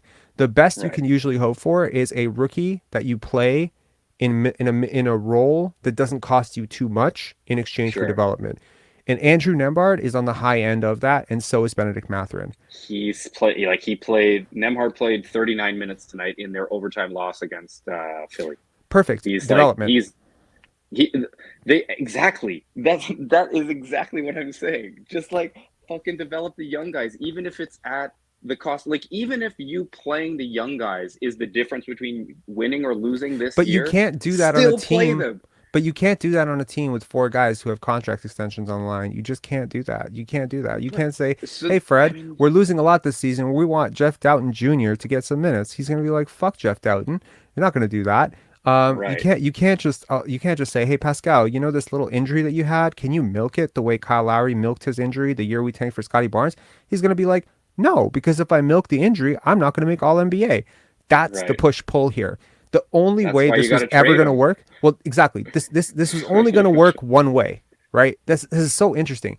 Look, I don't know how far ahead Bobby and Masai thought this through, but if they did think this through, then hopefully they knew that having 4 starters who all wanted to average over 20 points per game this year, right, joining a young guy that you would not trade for Kevin Durant as the 5th starter in that group, right. And none of them would be, at least in my opinion, open to sitting out games in the event that all of this went horribly bad and you needed to lose games on purpose. There's no option out of this other than trades. There's none. You cannot do anything at this point other than trade these guys because you cannot sit them, because the Raptors have been very cognizant of the impression that they bring across the league. That's why the whole DeMar, crap, it really bothered them that was out there. That's why they've always taken care of guys, right? They've always paid them well. They don't leak stuff typically. They've leaked a lot of shit this year, but they usually don't leak stuff. They usually don't go after players. They usually try to be fair to players. They take all that seriously because the reputation carries, right? Agents talk to other agents. And if you develop a reputation as a shitty organization like the Suns, what they did with Ayton, what they're doing with Jay Crowder, well, then that exacerbated by the fact that you are in another country and you're a sport where it's largely American athletes. Now you're going to be in big trouble going Right. forward. So they've been very cognizant of that. So they would never, ever ask players who have this much money on the line to sacrifice for the team, right? They can't. So they That's are why you in an trade them. absolute, exactly. They are in an absolute no-win situation. And if you lose too much, right? If you, let's say you continue this, and let's say this doesn't turn around in the next 2-3 games. If you keep losing, your position of negotiation continues to become less, it becomes more desperate. Right. Every single game you go forward, the fact that you need to make trades becomes more inevitable. So I think there's still some teams. I think that I have no doubt. You call Phoenix tomorrow, offering them Pascal for like a Mikal Bridges surrounded package, or even I would do Cam Johnson and Young. But where does and that picks. bring you? Like, where does that bring you? You are now trading a top 16 player who's 28 years old for a top 45, 55 player, Mikal Bridges, really good defender, but not anywhere near the level of offensive player Siakam is. Right. Who is 26 years old? Yeah, but yes, and he shoots the three well. Okay. He plays D well. Like he's kind of what they need. It's sort of another OG type. Like I'm just saying that if they were to make that trade, they would lose more, but they're losing now. So what's the big deal? At least you can embrace That feels like a lateral loss to me. I like Mikal Bridges a lot. Okay. The only player who had more distance traveled on defense last year than Scottie Barnes was actually Mikal Bridges, which is a really funny stat. So you have both of them together. You just got them plus you got OG who's climbing up there as well, and you just got like one of the most active three defenders ever.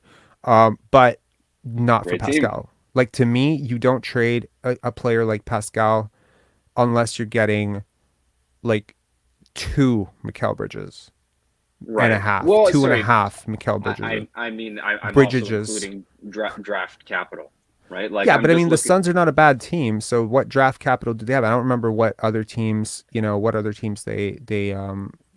picks they have. I don't think that they've burned through their draft capital. Like we all know the ones who have, like Minnesota, they're done, right? Mhm. The Lakers are pretty much done except for their last two. Right. I keep thinking Portland and Phoenix. Those are like the two teams that and Golden State, if they ever want to get in on it. Like those Pelicans.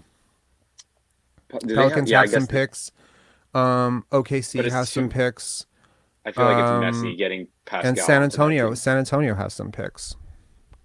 Yeah, but they're not gonna. Oh, maybe shoot. Yeah, if San Antonio would be willing to part with some draft picks. How many times have we already traded with San Antonio in the last 3 years? It's true. Right.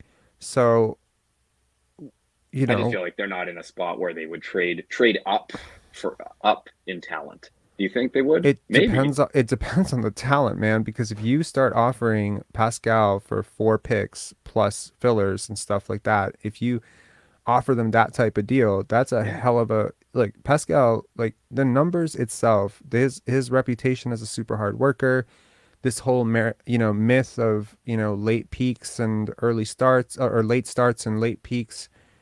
There is a perceived value. Like I read an article today where they were like, people are going to be really shocked when Toronto does trade one of these players to see how much the league values their players.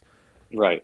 So I'm curious, to know if this theory holds true, that as the losses build up, the value of the players goes down. But I mean, in reality, anchoring bias is real, right? You haven't been a losing team forever. You've just started losing now, really. Yeah. And Siakam and OG have been associated with winning forever. They have always been considered winning players, the type of players who can be contributors on 50-plus win teams. In fact, both Siakam and OG were starters the year after Kawhi left, right? At a much younger stage when they were far, far further. They were further behind offensively than they are today, and defensively. And that team was technically better, or at least on pace to be better than the year before, regular season wise. It was the best. I think it was the best team in Raptor history, on pace. or the second best team. I think there was a near 60 win team with the DeMar and Kyle, but it was one of the best teams in Raptor history. Those two were a huge part of it. Point being, I think that OG fetches you like 3+, maybe Pascal fetches you 4+, 4+ draft picks. Yeah. Right. I mean, if Rudy Gobert fetched you like that many, That's what I'm draft saying. That's what I'm saying. They're like, you have the exact same, you can get the exact same package for that Rudy Gobert, and you have now like more than stocked your coffers. You can compete. You can compete with the upstart young teams like OKC and Utah, and like these awesome, like fun to watch teams that probably will I mean, actually, OKC I think has a better record than the Raptors do right now, if I'm not mistaken. I wouldn't be surprised at all.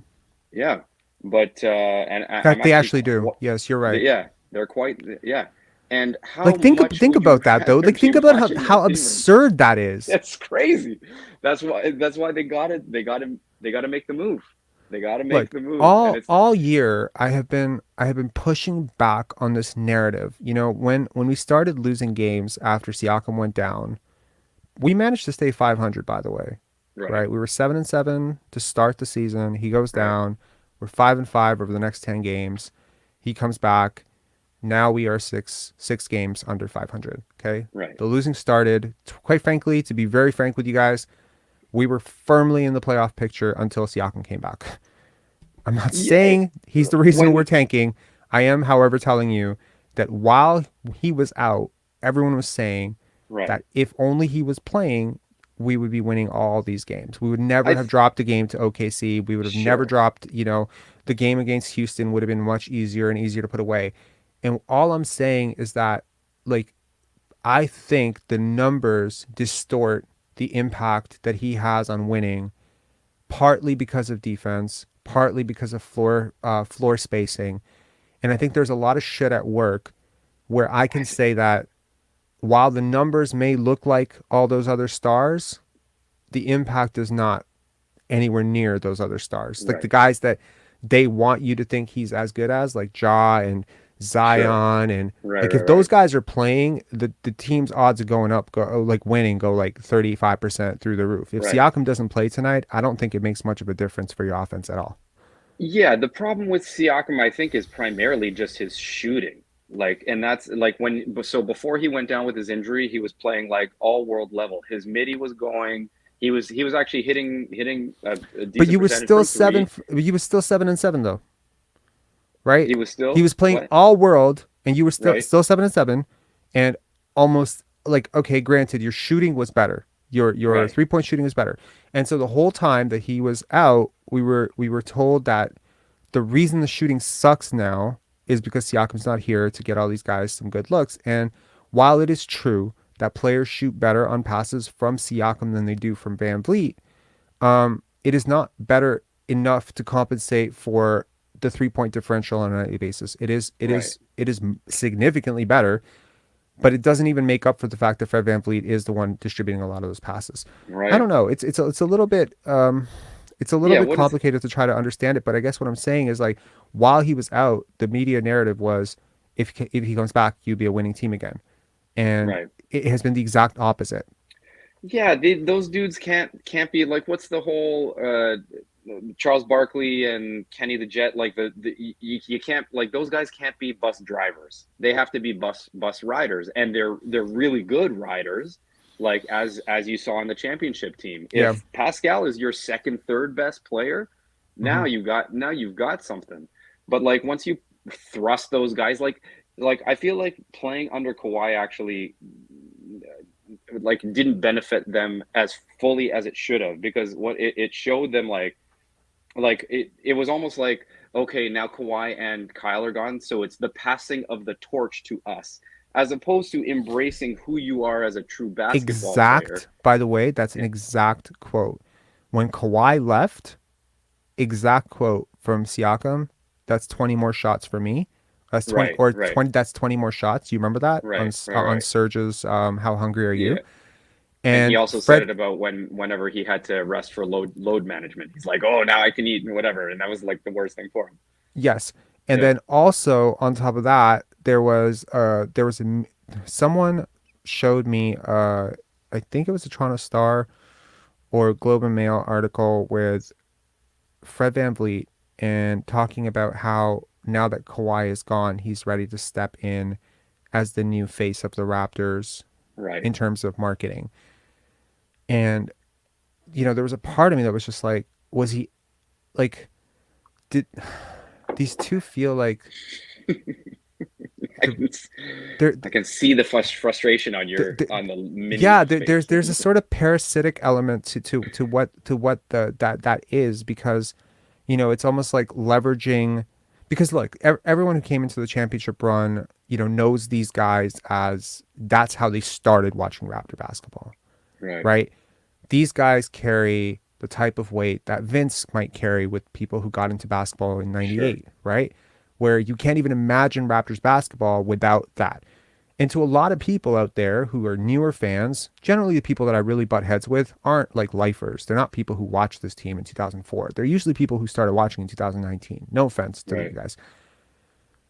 And to a lot of these people, these two kids on that championship team who grew into men, who grew into all-stars, this is a story as fascinating to them as the story that I'm interested in, which is, 14-year-old point guard from West Palm Beach becomes superstar NBA player in Canada. Like that progression, that, storyline, that whatever attachment they have to it is almost as strong as my attachment. So I understand that, they want to keep these guys. They want to build around these guys. They want to see what they want to see with these guys. Sure. And to those people, I always say there are levels to this. Like when people consistently compare Siakam and Scottie, I'm like, there are levels to this. Like I feel like I need a shirt that just says there are levels to this, because there really are. Like, it almost feels like if Masai and Bobby and Nick ran the Cleveland Cavaliers, that LeBron James would have to grapple for touches with Ricky Davis in his rookie year or something, because Ricky Davis had a triple-double once. And to me, the gap between like Scottie's top end potential and, whatever the hell Fred VanVleet is, like to me, that gap is seismic. It's huge, right? It's not like, oh, let's turn the keys from Pascal over to, Delano Banton. Like I'm not being stupid. Like I'm not being crazy. No, I am saying though, however, that people around the league have recognized for years, for over a year now, that everything that the Raptors do going forward has to be with Scottie in mind. I think he realizes that too. I think that eventually, like Masai's not stupid. He's usually made good moves every step of the way. I think he knows that a move needs to be made. I'm still like, I'm still of the mindset that this team could go either way. That if, I don't know, a Miles Turner Buddy Hield package was to present itself, then all of a sudden things could loosen up and that could be a winning team. But given that probably wouldn't be a championship team, you probably want to go the other way. And one thing I will say about what some of the Toronto, I don't live on Twitter, but I do hear things sometimes that rub me the wrong way when it comes to the topic of trading your quote unquote stars, so Fred and Pascal. It's not always that like Fred and Pascal are I want them to be traded, and so I think it is because I think they're bums. That's not why I want them to be traded, right? I respect the hell out of Fred and Pascal, everything that they did for us on the championship team, for sure. I almost want to see them traded for them as well.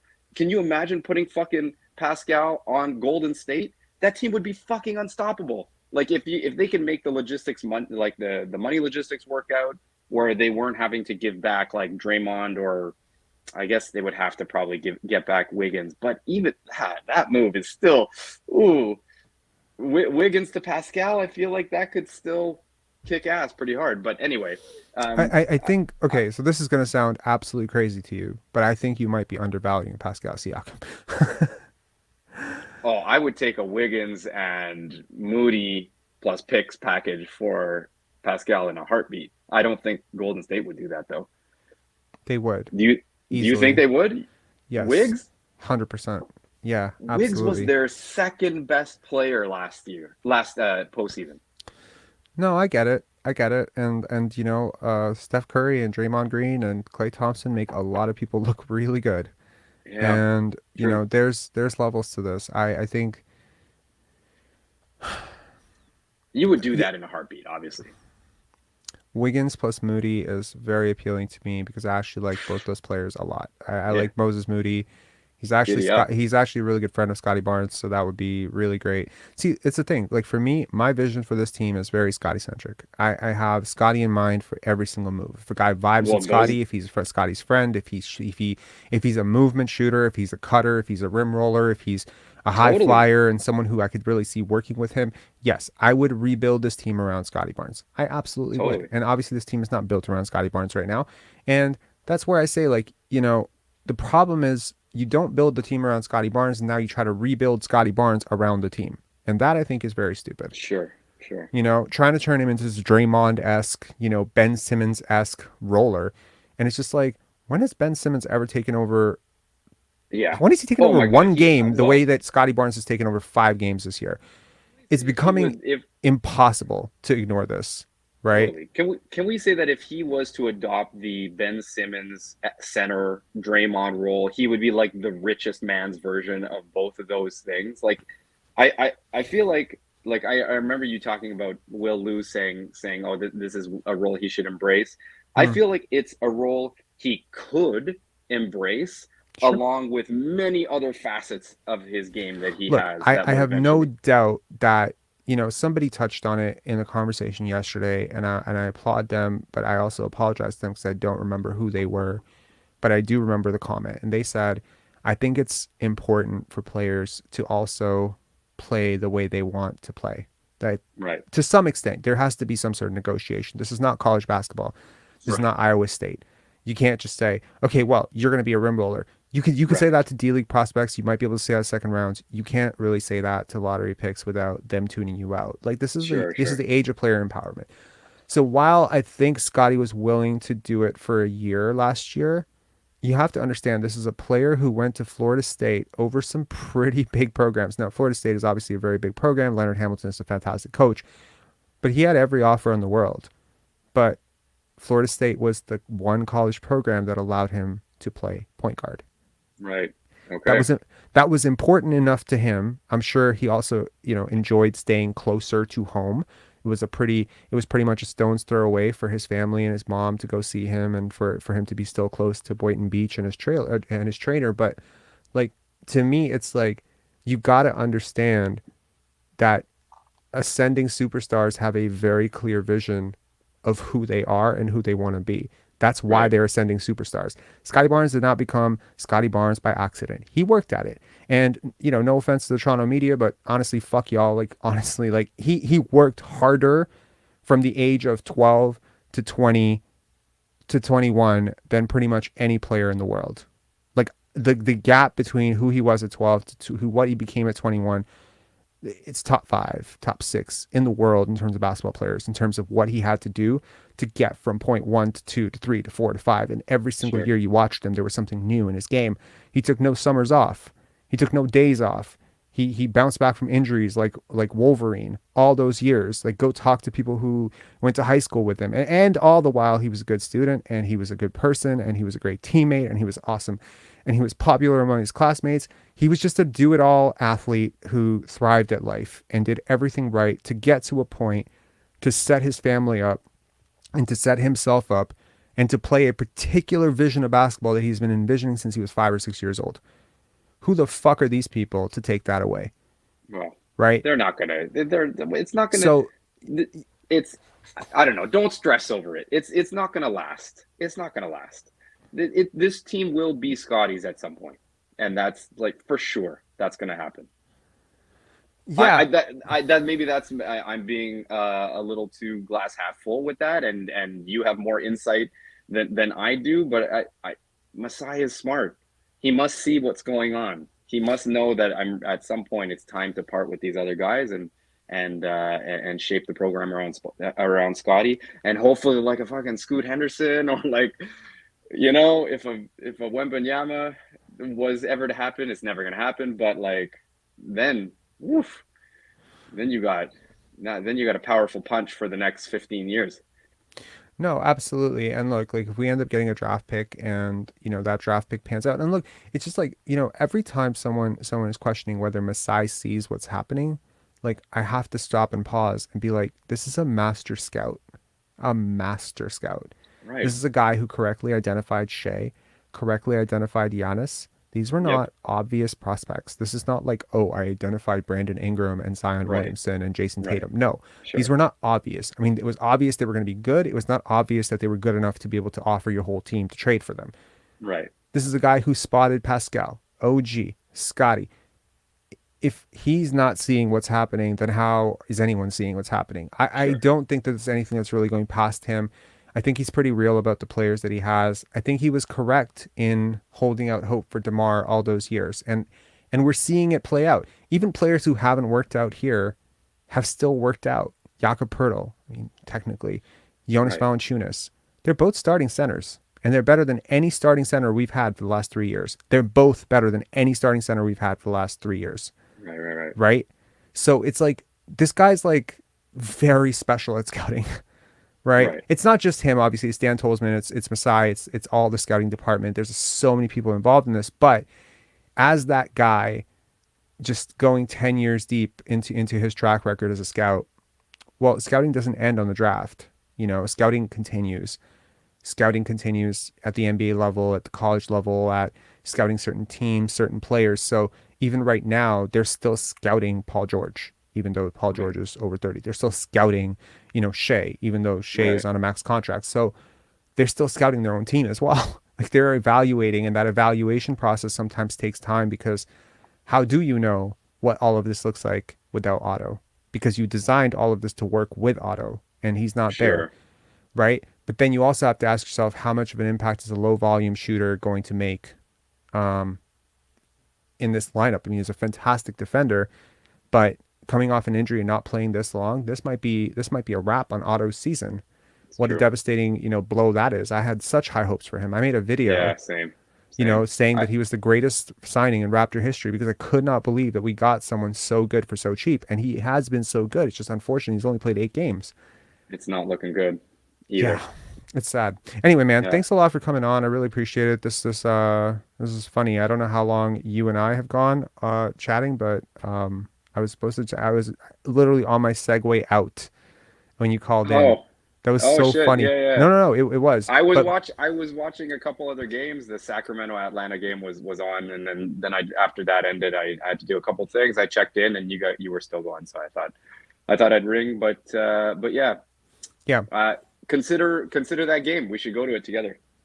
I don't know. Absolutely. I'm messaging you on Instagram every. Was that you? Yeah, that's me. Oh, okay, yeah, like absolutely. Let's we'll talk about it for sure. But I mean, if the product on the floor is this bad, no offense, but like, that's why we go to see the other team. That's why I want to see New Orleans. Okay. But Raptors. All right, man. Thanks a lot. I really bro. appreciate you coming on. Have a good night, morning. It's 2:14 in the morning. I can't believe we're going on a stream at 2:14 in the morning. It's all good. Crazy. I'm good to go. Crazy. I'm a late night guy. Okay, awesome. After we get off with you, I'm actually going to bring Scottie Barnes onto the screen. Don't worry, it's not the live Scottie Barnes. It's going to be his post game. Sorry. All right, take care, Vince. See ya. Yeah, take care, bud. All right. Wow. Okay, let's listen to what Scottie Barnes had to say. Just because the first 3 quarters was so intense, and then fourth quarter it slipped a little bit, and then you were a huge reason why it turned back around. How did you process the fourth quarter and coming out so aggressively? Just had to find different ways to try to impact the game. I feel like most of the game I was just really trying to impact the game on the defensive end and being able to try to hold screens and set screens, but just really took a different approach on being aggressive, trying to get downhill, get to the basket. Not trying to be able to settle, but just trying to attack downhill, playing to my strengths. And in a sense, even though you guys weren't able to pull out with the win, you guys did something that was pretty incredible, which was have a career high in turnovers for Giannis tonight. How were you guys able to defend him as a team tonight? Just try to stay active, being gaps, trying to make it hard for him to just be able to get to the paint and have those easy layups and dunks. Just try to take those away. Just try to make it hard for him every time he drives. And then finally, Pascal said that this game is kind of a test for you guys. What's your biggest takeaway more so from this game and maybe what you saw from your teammates fighting back tonight? We played great defensively. I felt we played good defensively. It's kind of slow on offense, but we just kept sticking with it throughout the whole game. We came back, fought our way back, went to overtime, and it slipped away. They got us. They got a win, but it was a good fight. We played great.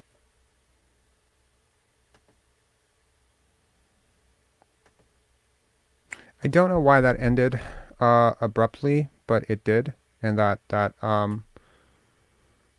what do I take away from that? Well, I see it as 2 games in a row that Scottie Barnes has come out and basically refused to score, and that Alvin Williams on both nights has been perturbed because Alvin Williams is another the rim is open type of player. He doesn't understand anyone who would try to impact the game in another way. Scottie, of course, being realist, he's saying, I want to impact the game on defense, which he is. He is playing solid defense. You cannot call him out on defense, can't call him out on effort on that. He is also setting awesome screens. If you actually watch how Fred VanVleet, Gary Trent Jr., Pascal Siakam, and OG Anunoby are getting so open, it's because he's facilitating, and he is actually sacrificing playing the Draymond role. So, I think that it seems so glaring that he's not looking to score because everyone else is looking to score and he kind of sticks out. It kind of feels like when you look at 5 black birds and a little white one walks in the middle. It really sticks out, right? The way he plays in a lot of ways sticks out on this team. The way Otto plays, the way Jeff Doughton plays, the way Thad plays. Like, you'll see Thad reject a contested layup and pass it out for a 3. And you're just like, is he being passive? No, he's actually just making the right play. So that's where I am on Scottie's game. I think he had a fantastic fourth quarter. Of course, there's a part of me that wishes he'll score more than 0 points in the first 3 quarters. I'm sure there were times where he could attack, but he's not a dummy. He does know that there are better shooters on this team than him. He knows that. He does know that Brook Lopez is, a really good a really good defender, and that Giannis is a really good defender. And he knows that somebody is going to have to sacrifice at some point in this offense to make it work. He's not a dummy. He knows that. Okay. There's a reason why Juancho coming into the lineup or Christian Coloco being in the lineup, right? This to me feels like a bit of a sacrifice to allow Gary Trent Jr. back into the lineup, right? Because early in the season, very early into the season when it was sort of working, and I want to say like the first 7 to 8, 9 games where it was sort of working and it looked like there was a real pathway to this working, the guy who was sacrificing, if you want my honest opinion, the guy who was sacrificing was Fred. Like, in those first 9 games, you didn't hear shit from me about him. He was off the ball. His usage was down. He started the season out, if I'm not mistaken, Tamberlin, if you're still watching, like, if I'm not mistaken, he was close to 16 to 17% to start the season. Can we put up what Fred said? I can download it. Is he the guy in the hat? Oh, shit. Okay, guys, I mean, we've gone so long, and there's a part of me that wants to sleep, but then there's also a part of me that doesn't want to let you down here. So I'm going to download this. I'm going to download this quickly, and then I'm going to put it on the thing, and we can just watch it together, and then hopefully we can go to sleep. Sorry, so bear with me for a second. I'm going to pull up the thing so then we can watch it. Wait, what? Okay. What did he say? Can someone tell me what he said? Oh. I think I can share my screen. Hold on. Present, share screen. Okay. I think I can share my screen. I don't have to download it at all.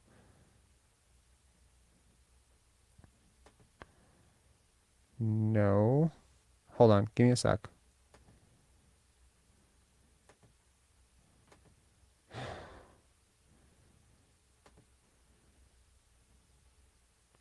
Okay, can everyone see my screen now? You can, right?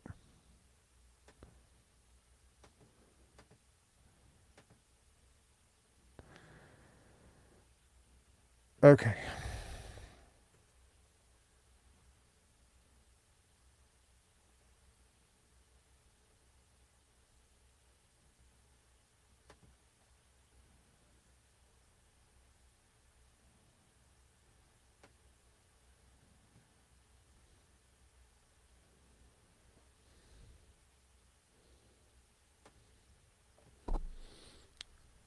Hold on, guys.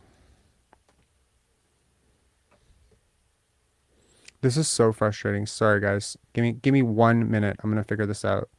I'm gonna have to clip this out afterwards.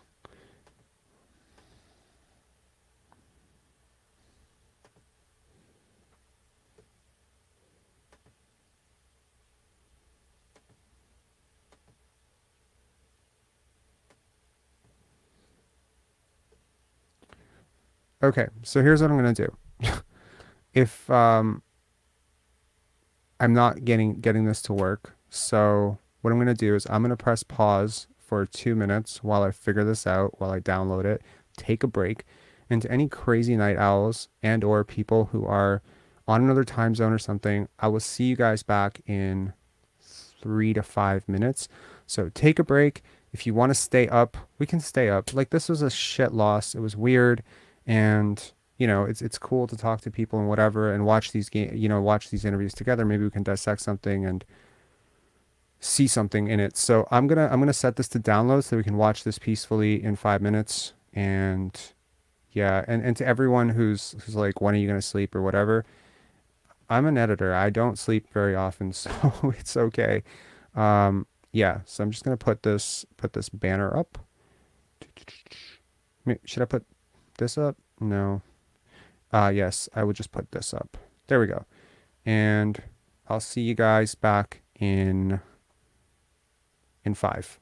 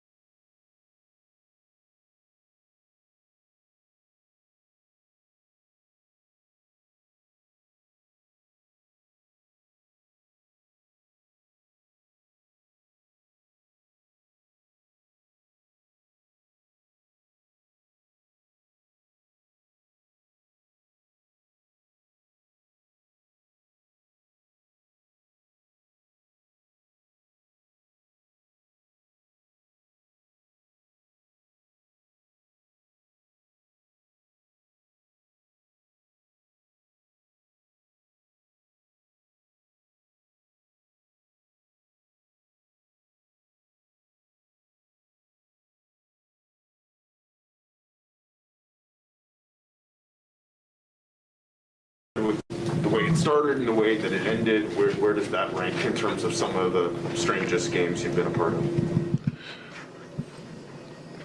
It's at the top for sure. That was an experience, but again, loss is a loss. Wish we could have came out with a W there that would have made up for a lot of how ugly it was. But take an ugly win. I'm not so sure there's such thing as an ugly loss. You guys, how have you not, you collective team, not lost your minds? You know what I mean? Like, no fair point, there's no nothing. No, it's fair. I think just with myself and Pascal having been through a lot in a short amount of time in 7 years, I think just understanding the situation that we're all in, and it's one of those things where it's like not really one person's fault. You know what I mean? It's just some guys, sometimes you're a casualty of war, and just it's very situational. And does anyone have any idea what he's talking about? A casualty of war? Sorry, bro. Are you kidding me? I'm sorry. This is triggering me on so many levels right now. I don't mean to sound like a woke person, but like there are actual wars going on in this world. I don't understand how you're going to parallel this to war. We certainly all got to play better as a unit, as a team, and you try to find ways to do that. But for the most part, there's not much finger pointing or blaming each other, because we're all out there together in the fight together, and just keep trying to find ways to do it and get it done. But yeah, that's probably the most I can say on that part. What's it like when you go 0-15 as a team, like 2-29 for the first 15? Yo, if there's anyone to ask about going 0 for 15, ask the guy who went 3 for 15 last game, 0 for 12, 0 for 11. Yeah, he's the person to ask about this for sure. Let's hear it. Minutes or something like that. Like, what are people saying? How are you trying to not lose your mind, I guess? Yeah, it's a lot of basketball left. It's a long game. It's never quit. You just got to keep pushing. And bet on yourself.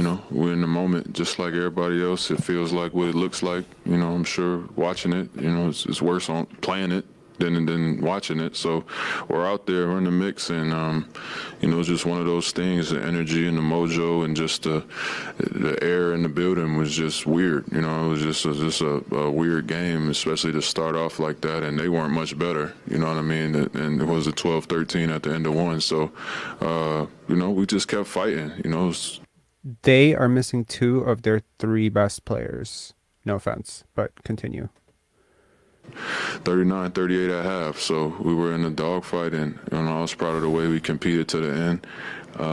We got to be able to hang our hats on that and never giving up, and just digging in and playing together. In this game specifically, but also a bit in the season in general, I mean, your shooting numbers this year. How do you walk the line between I've got to take the shots that work within our offense, and I need to get us a quote-unquote good look for that involves a bunch of ball movement, et cetera, et cetera? Yeah, I just play to win, bro, to be honest with you. And, I don't really care about the numbers, as you can tell. I just play to win. Can someone get this man a cap? First of all, can I just point out something? When you come at a reporter as bro, I can tell you're getting really agitated. You can literally see his face when that question was asked. Like, how dare you ask me that question right now? This is crazy. It's like your entire life slogan is bet on yourself. You talk about your numbers all the fucking time, how your numbers supposed to look this way, that way, how you're sacrificing your numbers for the betterment of the team, but you're going to be rewarded for it later, but it's all about the numbers. And now you're like, it's not about the numbers. You just play to win the right way. I can't, you know what? I'm really glad that I took the break and that we're doing this together, because now this is the doorway into my life. This is what I go through when I watch this guy talk. compete, and wherever that ends me up, it'll end me up. And at the end of the year, my numbers will look similar to what the rest of my career has looked like so far. There we go. I think I'm, at 30. He does not want me to actually pull up his career numbers, but here's a I don't know. Someone's gonna probably share this with him at some point, because this is pretty crazy that I'm just live reacting and trying to trash his interview, which is probably pretty petty of me, but I'm just so sick of this shit and I'm sick of the politics. So here's a challenge to anyone out there. Go to Basketball Reference, go to Fred VanVleet playoff series, go check every single playoff series and check his stats, check his shooting percentages in all of them, all playoff series, period. I believe winners show up in the playoffs. I've always believed that. So, yeah. 37 total, 32 from three. So I shot 37 from three last year and 40 from the field last year in an all-star year. So my numbers will balance out at the end of the year. I just got to keep playing with confidence. It's like watching a train wreck. I think trying to squeeze as much life out of this team as possible. And the thought was to come back and try to play more winning championship caliber basketball. Are you seeing what is happening here? Winning championship basketball.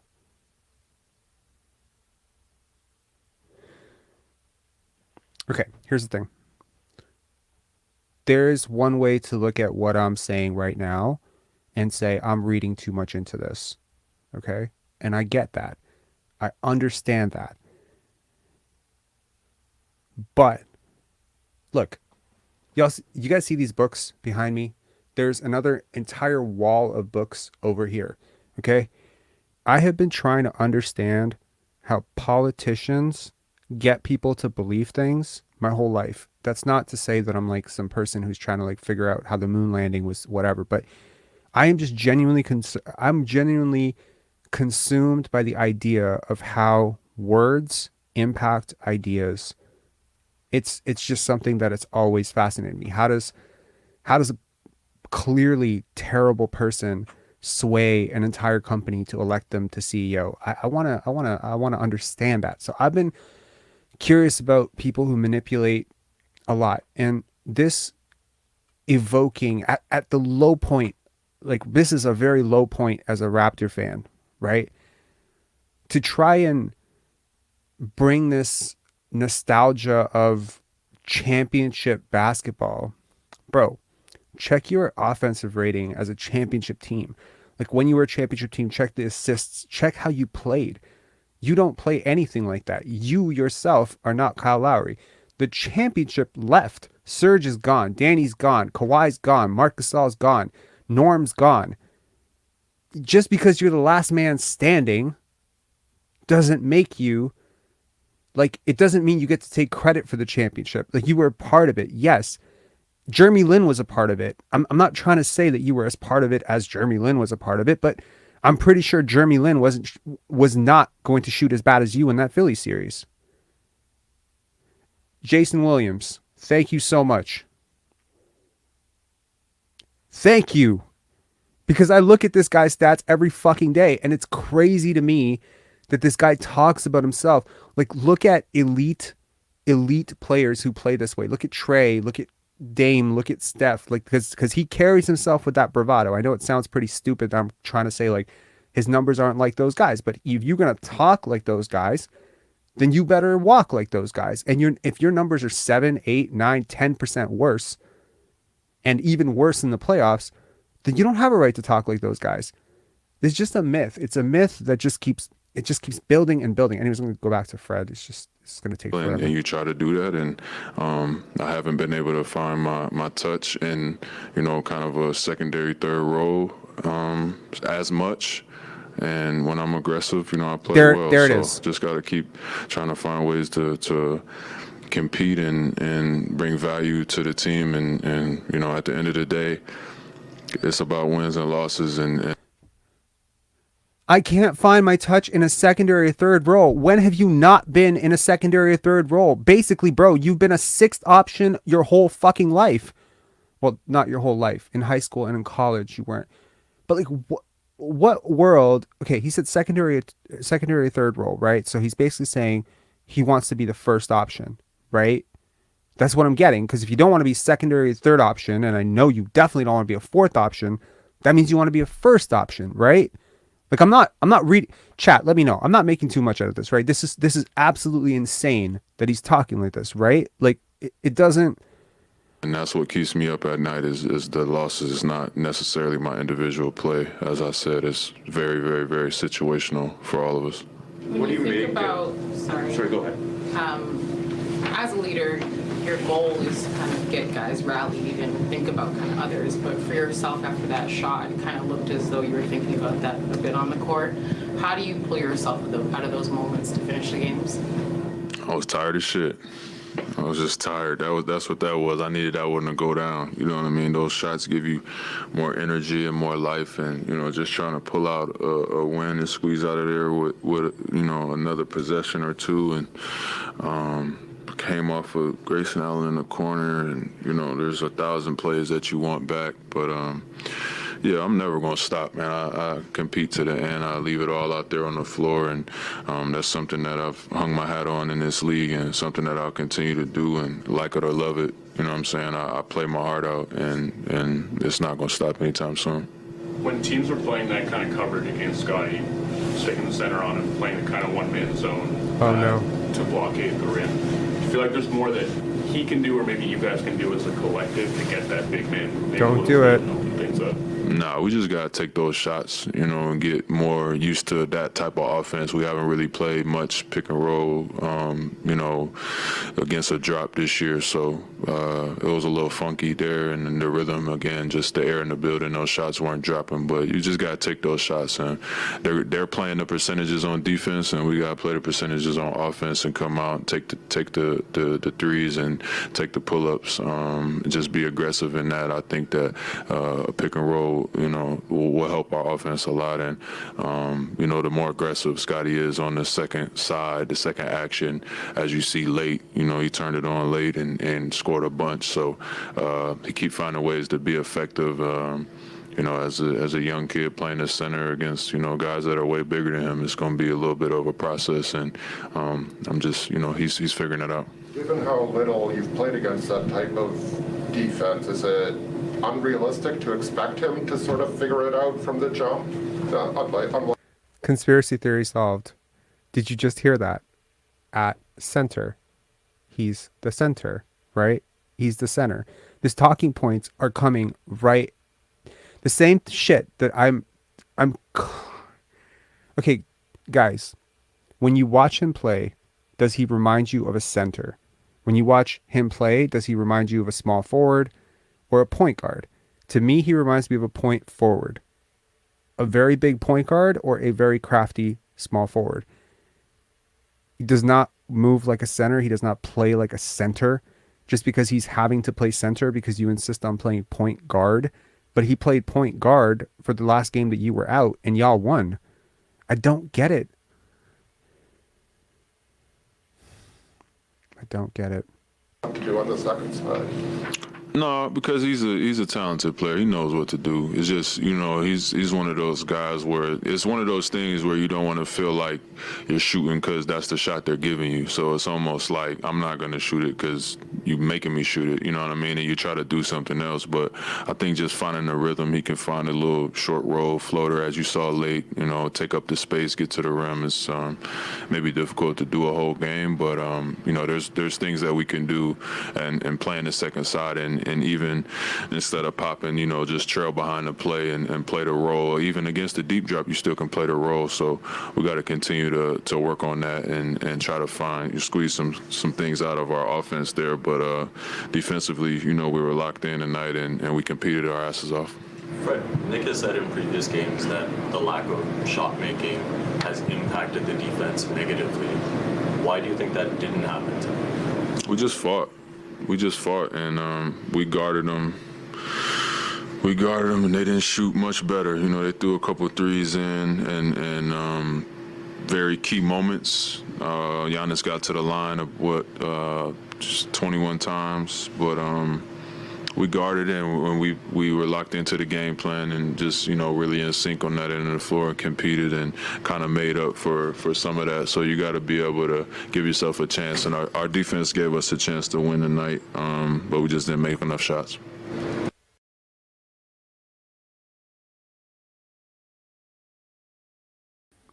Okay. And then we will hear from Nick Nurse about this, and I'm sure it's going to be echoing a lot of the same talking points. And then that will be hopefully Where would that our rank night. in all the kind of crazy games you would have seen over your time? Given the start and the finish. Yeah, I don't think I've seen one that weird. Really, I haven't. So right up there, right up there with the weirdness of the whole game. I don't really know what to say as far as the offense goes, and not being able to put the ball in and not look close a lot doing it on some shots. But I do know what to say about the defense. The defense kept on plugging and plugging and plugging, all the way. Like you guys probably thinking the same thing, that how were we anywhere within shouting distance for the first 3 quarters of that game with the shooting percentages. So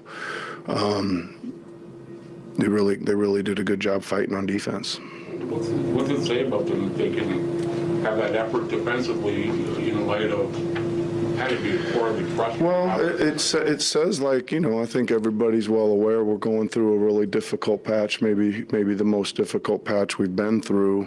And they're, like I say to you guys, they're fighting and trying, and they're trying to execute the game plan, and they're hanging in there, right? I think that the offensive woes probably would have caught up with us, maybe a few weeks ago or a month ago, and got to our defense, but it didn't seem to tonight.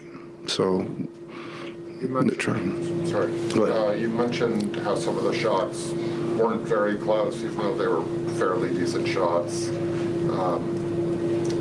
Is that a team that, when the shots start to pile up, when the missed shots start to pile up, you start to think about them? I think so. I think that, it's a lot like a lot of things. I think it gets a little contagious, right? Like, we had some, and it just kind of started spreading, and we're tried to, sneak a few other guys in there and maybe, see if they'd relax and vault up and knock one down, and that didn't seem to help much either. So it just one of those things that spread, and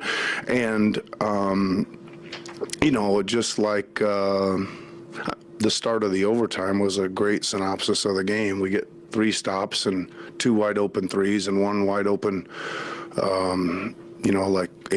12 footer, and we got nothing to show for it, and we're down, and we fall down 2, after about 3 minutes of play, right?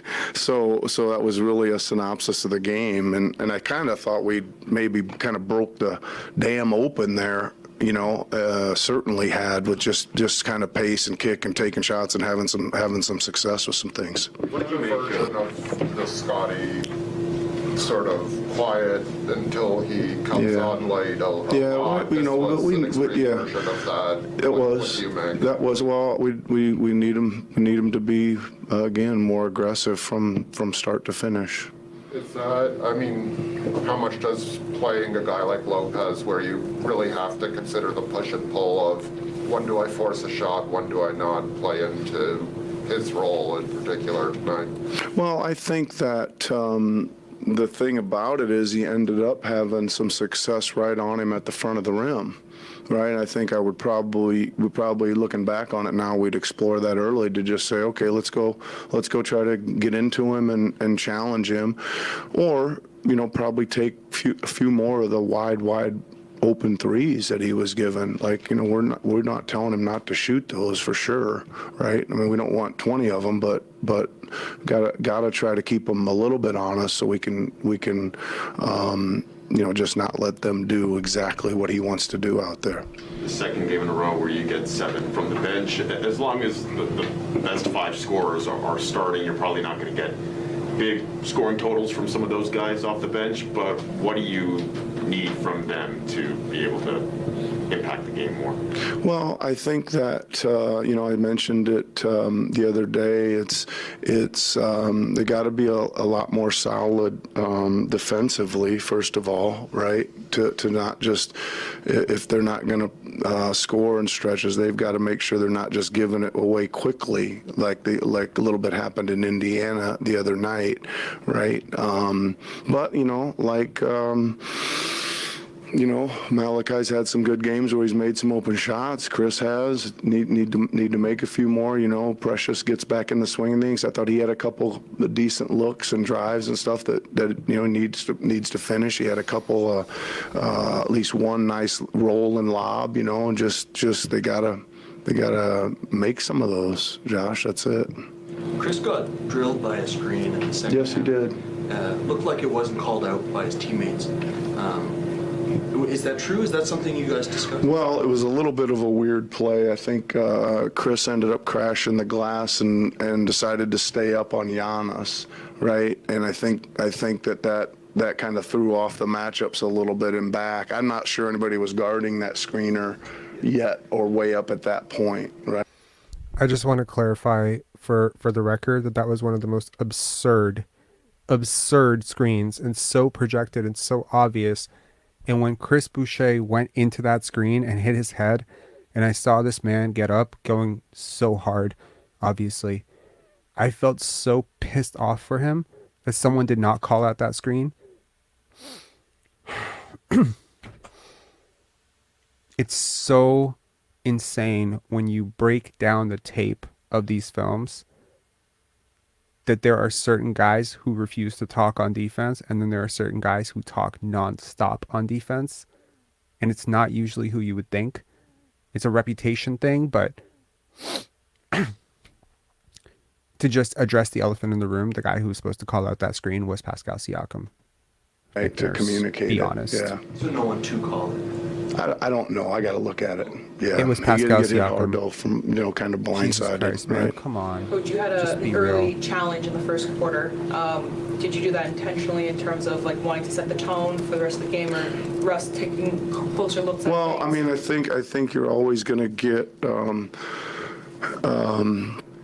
Giannis with his share of collisions down there, and you're never quite sure, what your guys are doing wrong other than taking a punishment, right? And that one, I didn't get a great look at it on the original one, but Pascal was, obviously saying it was all ball, and I got a quick look on it on the screen and thought I had about a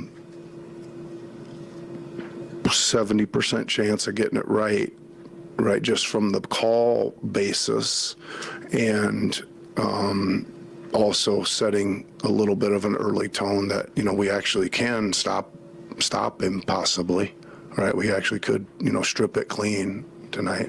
What did you think of your defense against him? A lot of points, but 12 turnovers is a career high for him. It was outstanding. Yep. You mentioned Malachi earlier. I mean, he had some good moments over the last few weeks, but probably not so many of them here over the last couple of games. How tough is it with young players like that to kind of live through the ups and the downs? Well, I think that what you said is exactly right, Josh. He had a nice stretch there, really impacted games. I think that it is still probably a pretty small sample size, but that's he's kind of nights when he's hot and when he's not, right? And he's certainly going to impact games the nights he is, and he's not going to impact them very much when he's not. And that's the simple data that I can go from right now. That's not data. With 16 wins, 38 games, it's the fewest since the 2012-13 season.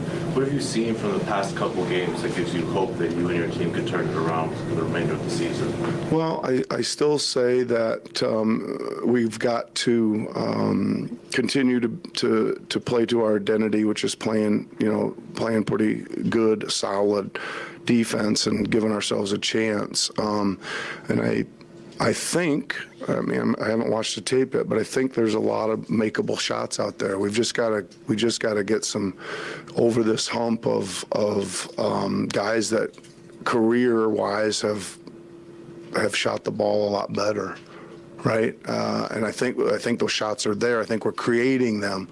There's not some like major thing. I think the major thing is we've got to get some confidence back at that end, and then I think that feeds that way. Again, I have to look at it a little bit more closely, which I will, but it's simple as that, man. We got to put the ball in the bucket a little bit more. Yeah. Did you ever get that close to pulling the starters and saying this one's over? No, not yet. It was still too early for me for that. I don't understand why these jump view interviews end so abruptly, but they do not allow the person to walk off. I feel like the walking off allows some closure as opposed to just cutting it at exactly when they stop speaking. It's very clunky and very awkward. That's an editor's note. Okay. I am ready to go to sleep. I hope some of you on different time zones, I don't know, 228 of you, that's crazy. I have no idea how we're getting 228 people into a 4-hour chat, but thank you so much for sticking out, sticking with this. Erica, I don't know if you're directly addressing me, but I would love for you to clarify what you're talking about, because I think you called me, you said I was hating at some point. I mean, I'm open to hearing why you think that. I'm curious, actually. I think you're really missing the nuance of team management. Maybe I am.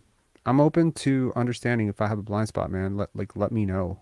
Like if there's something that I'm missing, let me know. That's cool. But actually, don't just if you're still watching, what I would suggest is a specific point. Like, hey Rob, this happened, this particular coverage. This is just these are blanket statements missing the nuance of team management. What does that even mean? I'm a pretty smart person, and me struggling to understand what you mean is kind of confusing me a little bit. Yeah, this is a weird night. You know what? To address the specific point of, what Nick Nurse said about does Scottie need to be more aggressive? I think he does. I really do. And if I did not believe that there was something going on behind the scenes of this team or some sort of weirdness in the team dynamic, yes, I would consider it pretty weird for him to take 3 shots in 3 quarters. Regardless of, I just think being on an NBA court, for 20 plus minutes as a decent player who's not really being guarded, you could take 6, 7 shots, 8 shots in the rhythm of the game. But I don't want the fact that he didn't shoot shots or take shots in the beginning, and that is a valid criticism. I don't want that to overshadow just the amazingness of what he did in the 4th and in overtime.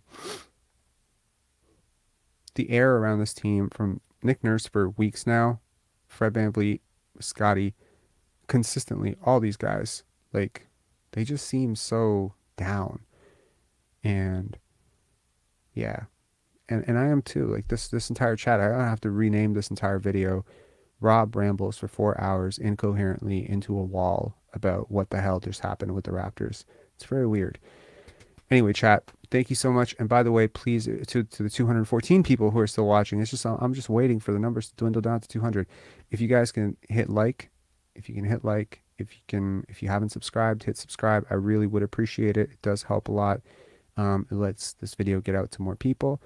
And, when this video goes live, just, if you're still up in 5 minutes or something, just leave a comment. Let me know. Yeah. Anyway, have a good night, guys. Cheers. Have a good one.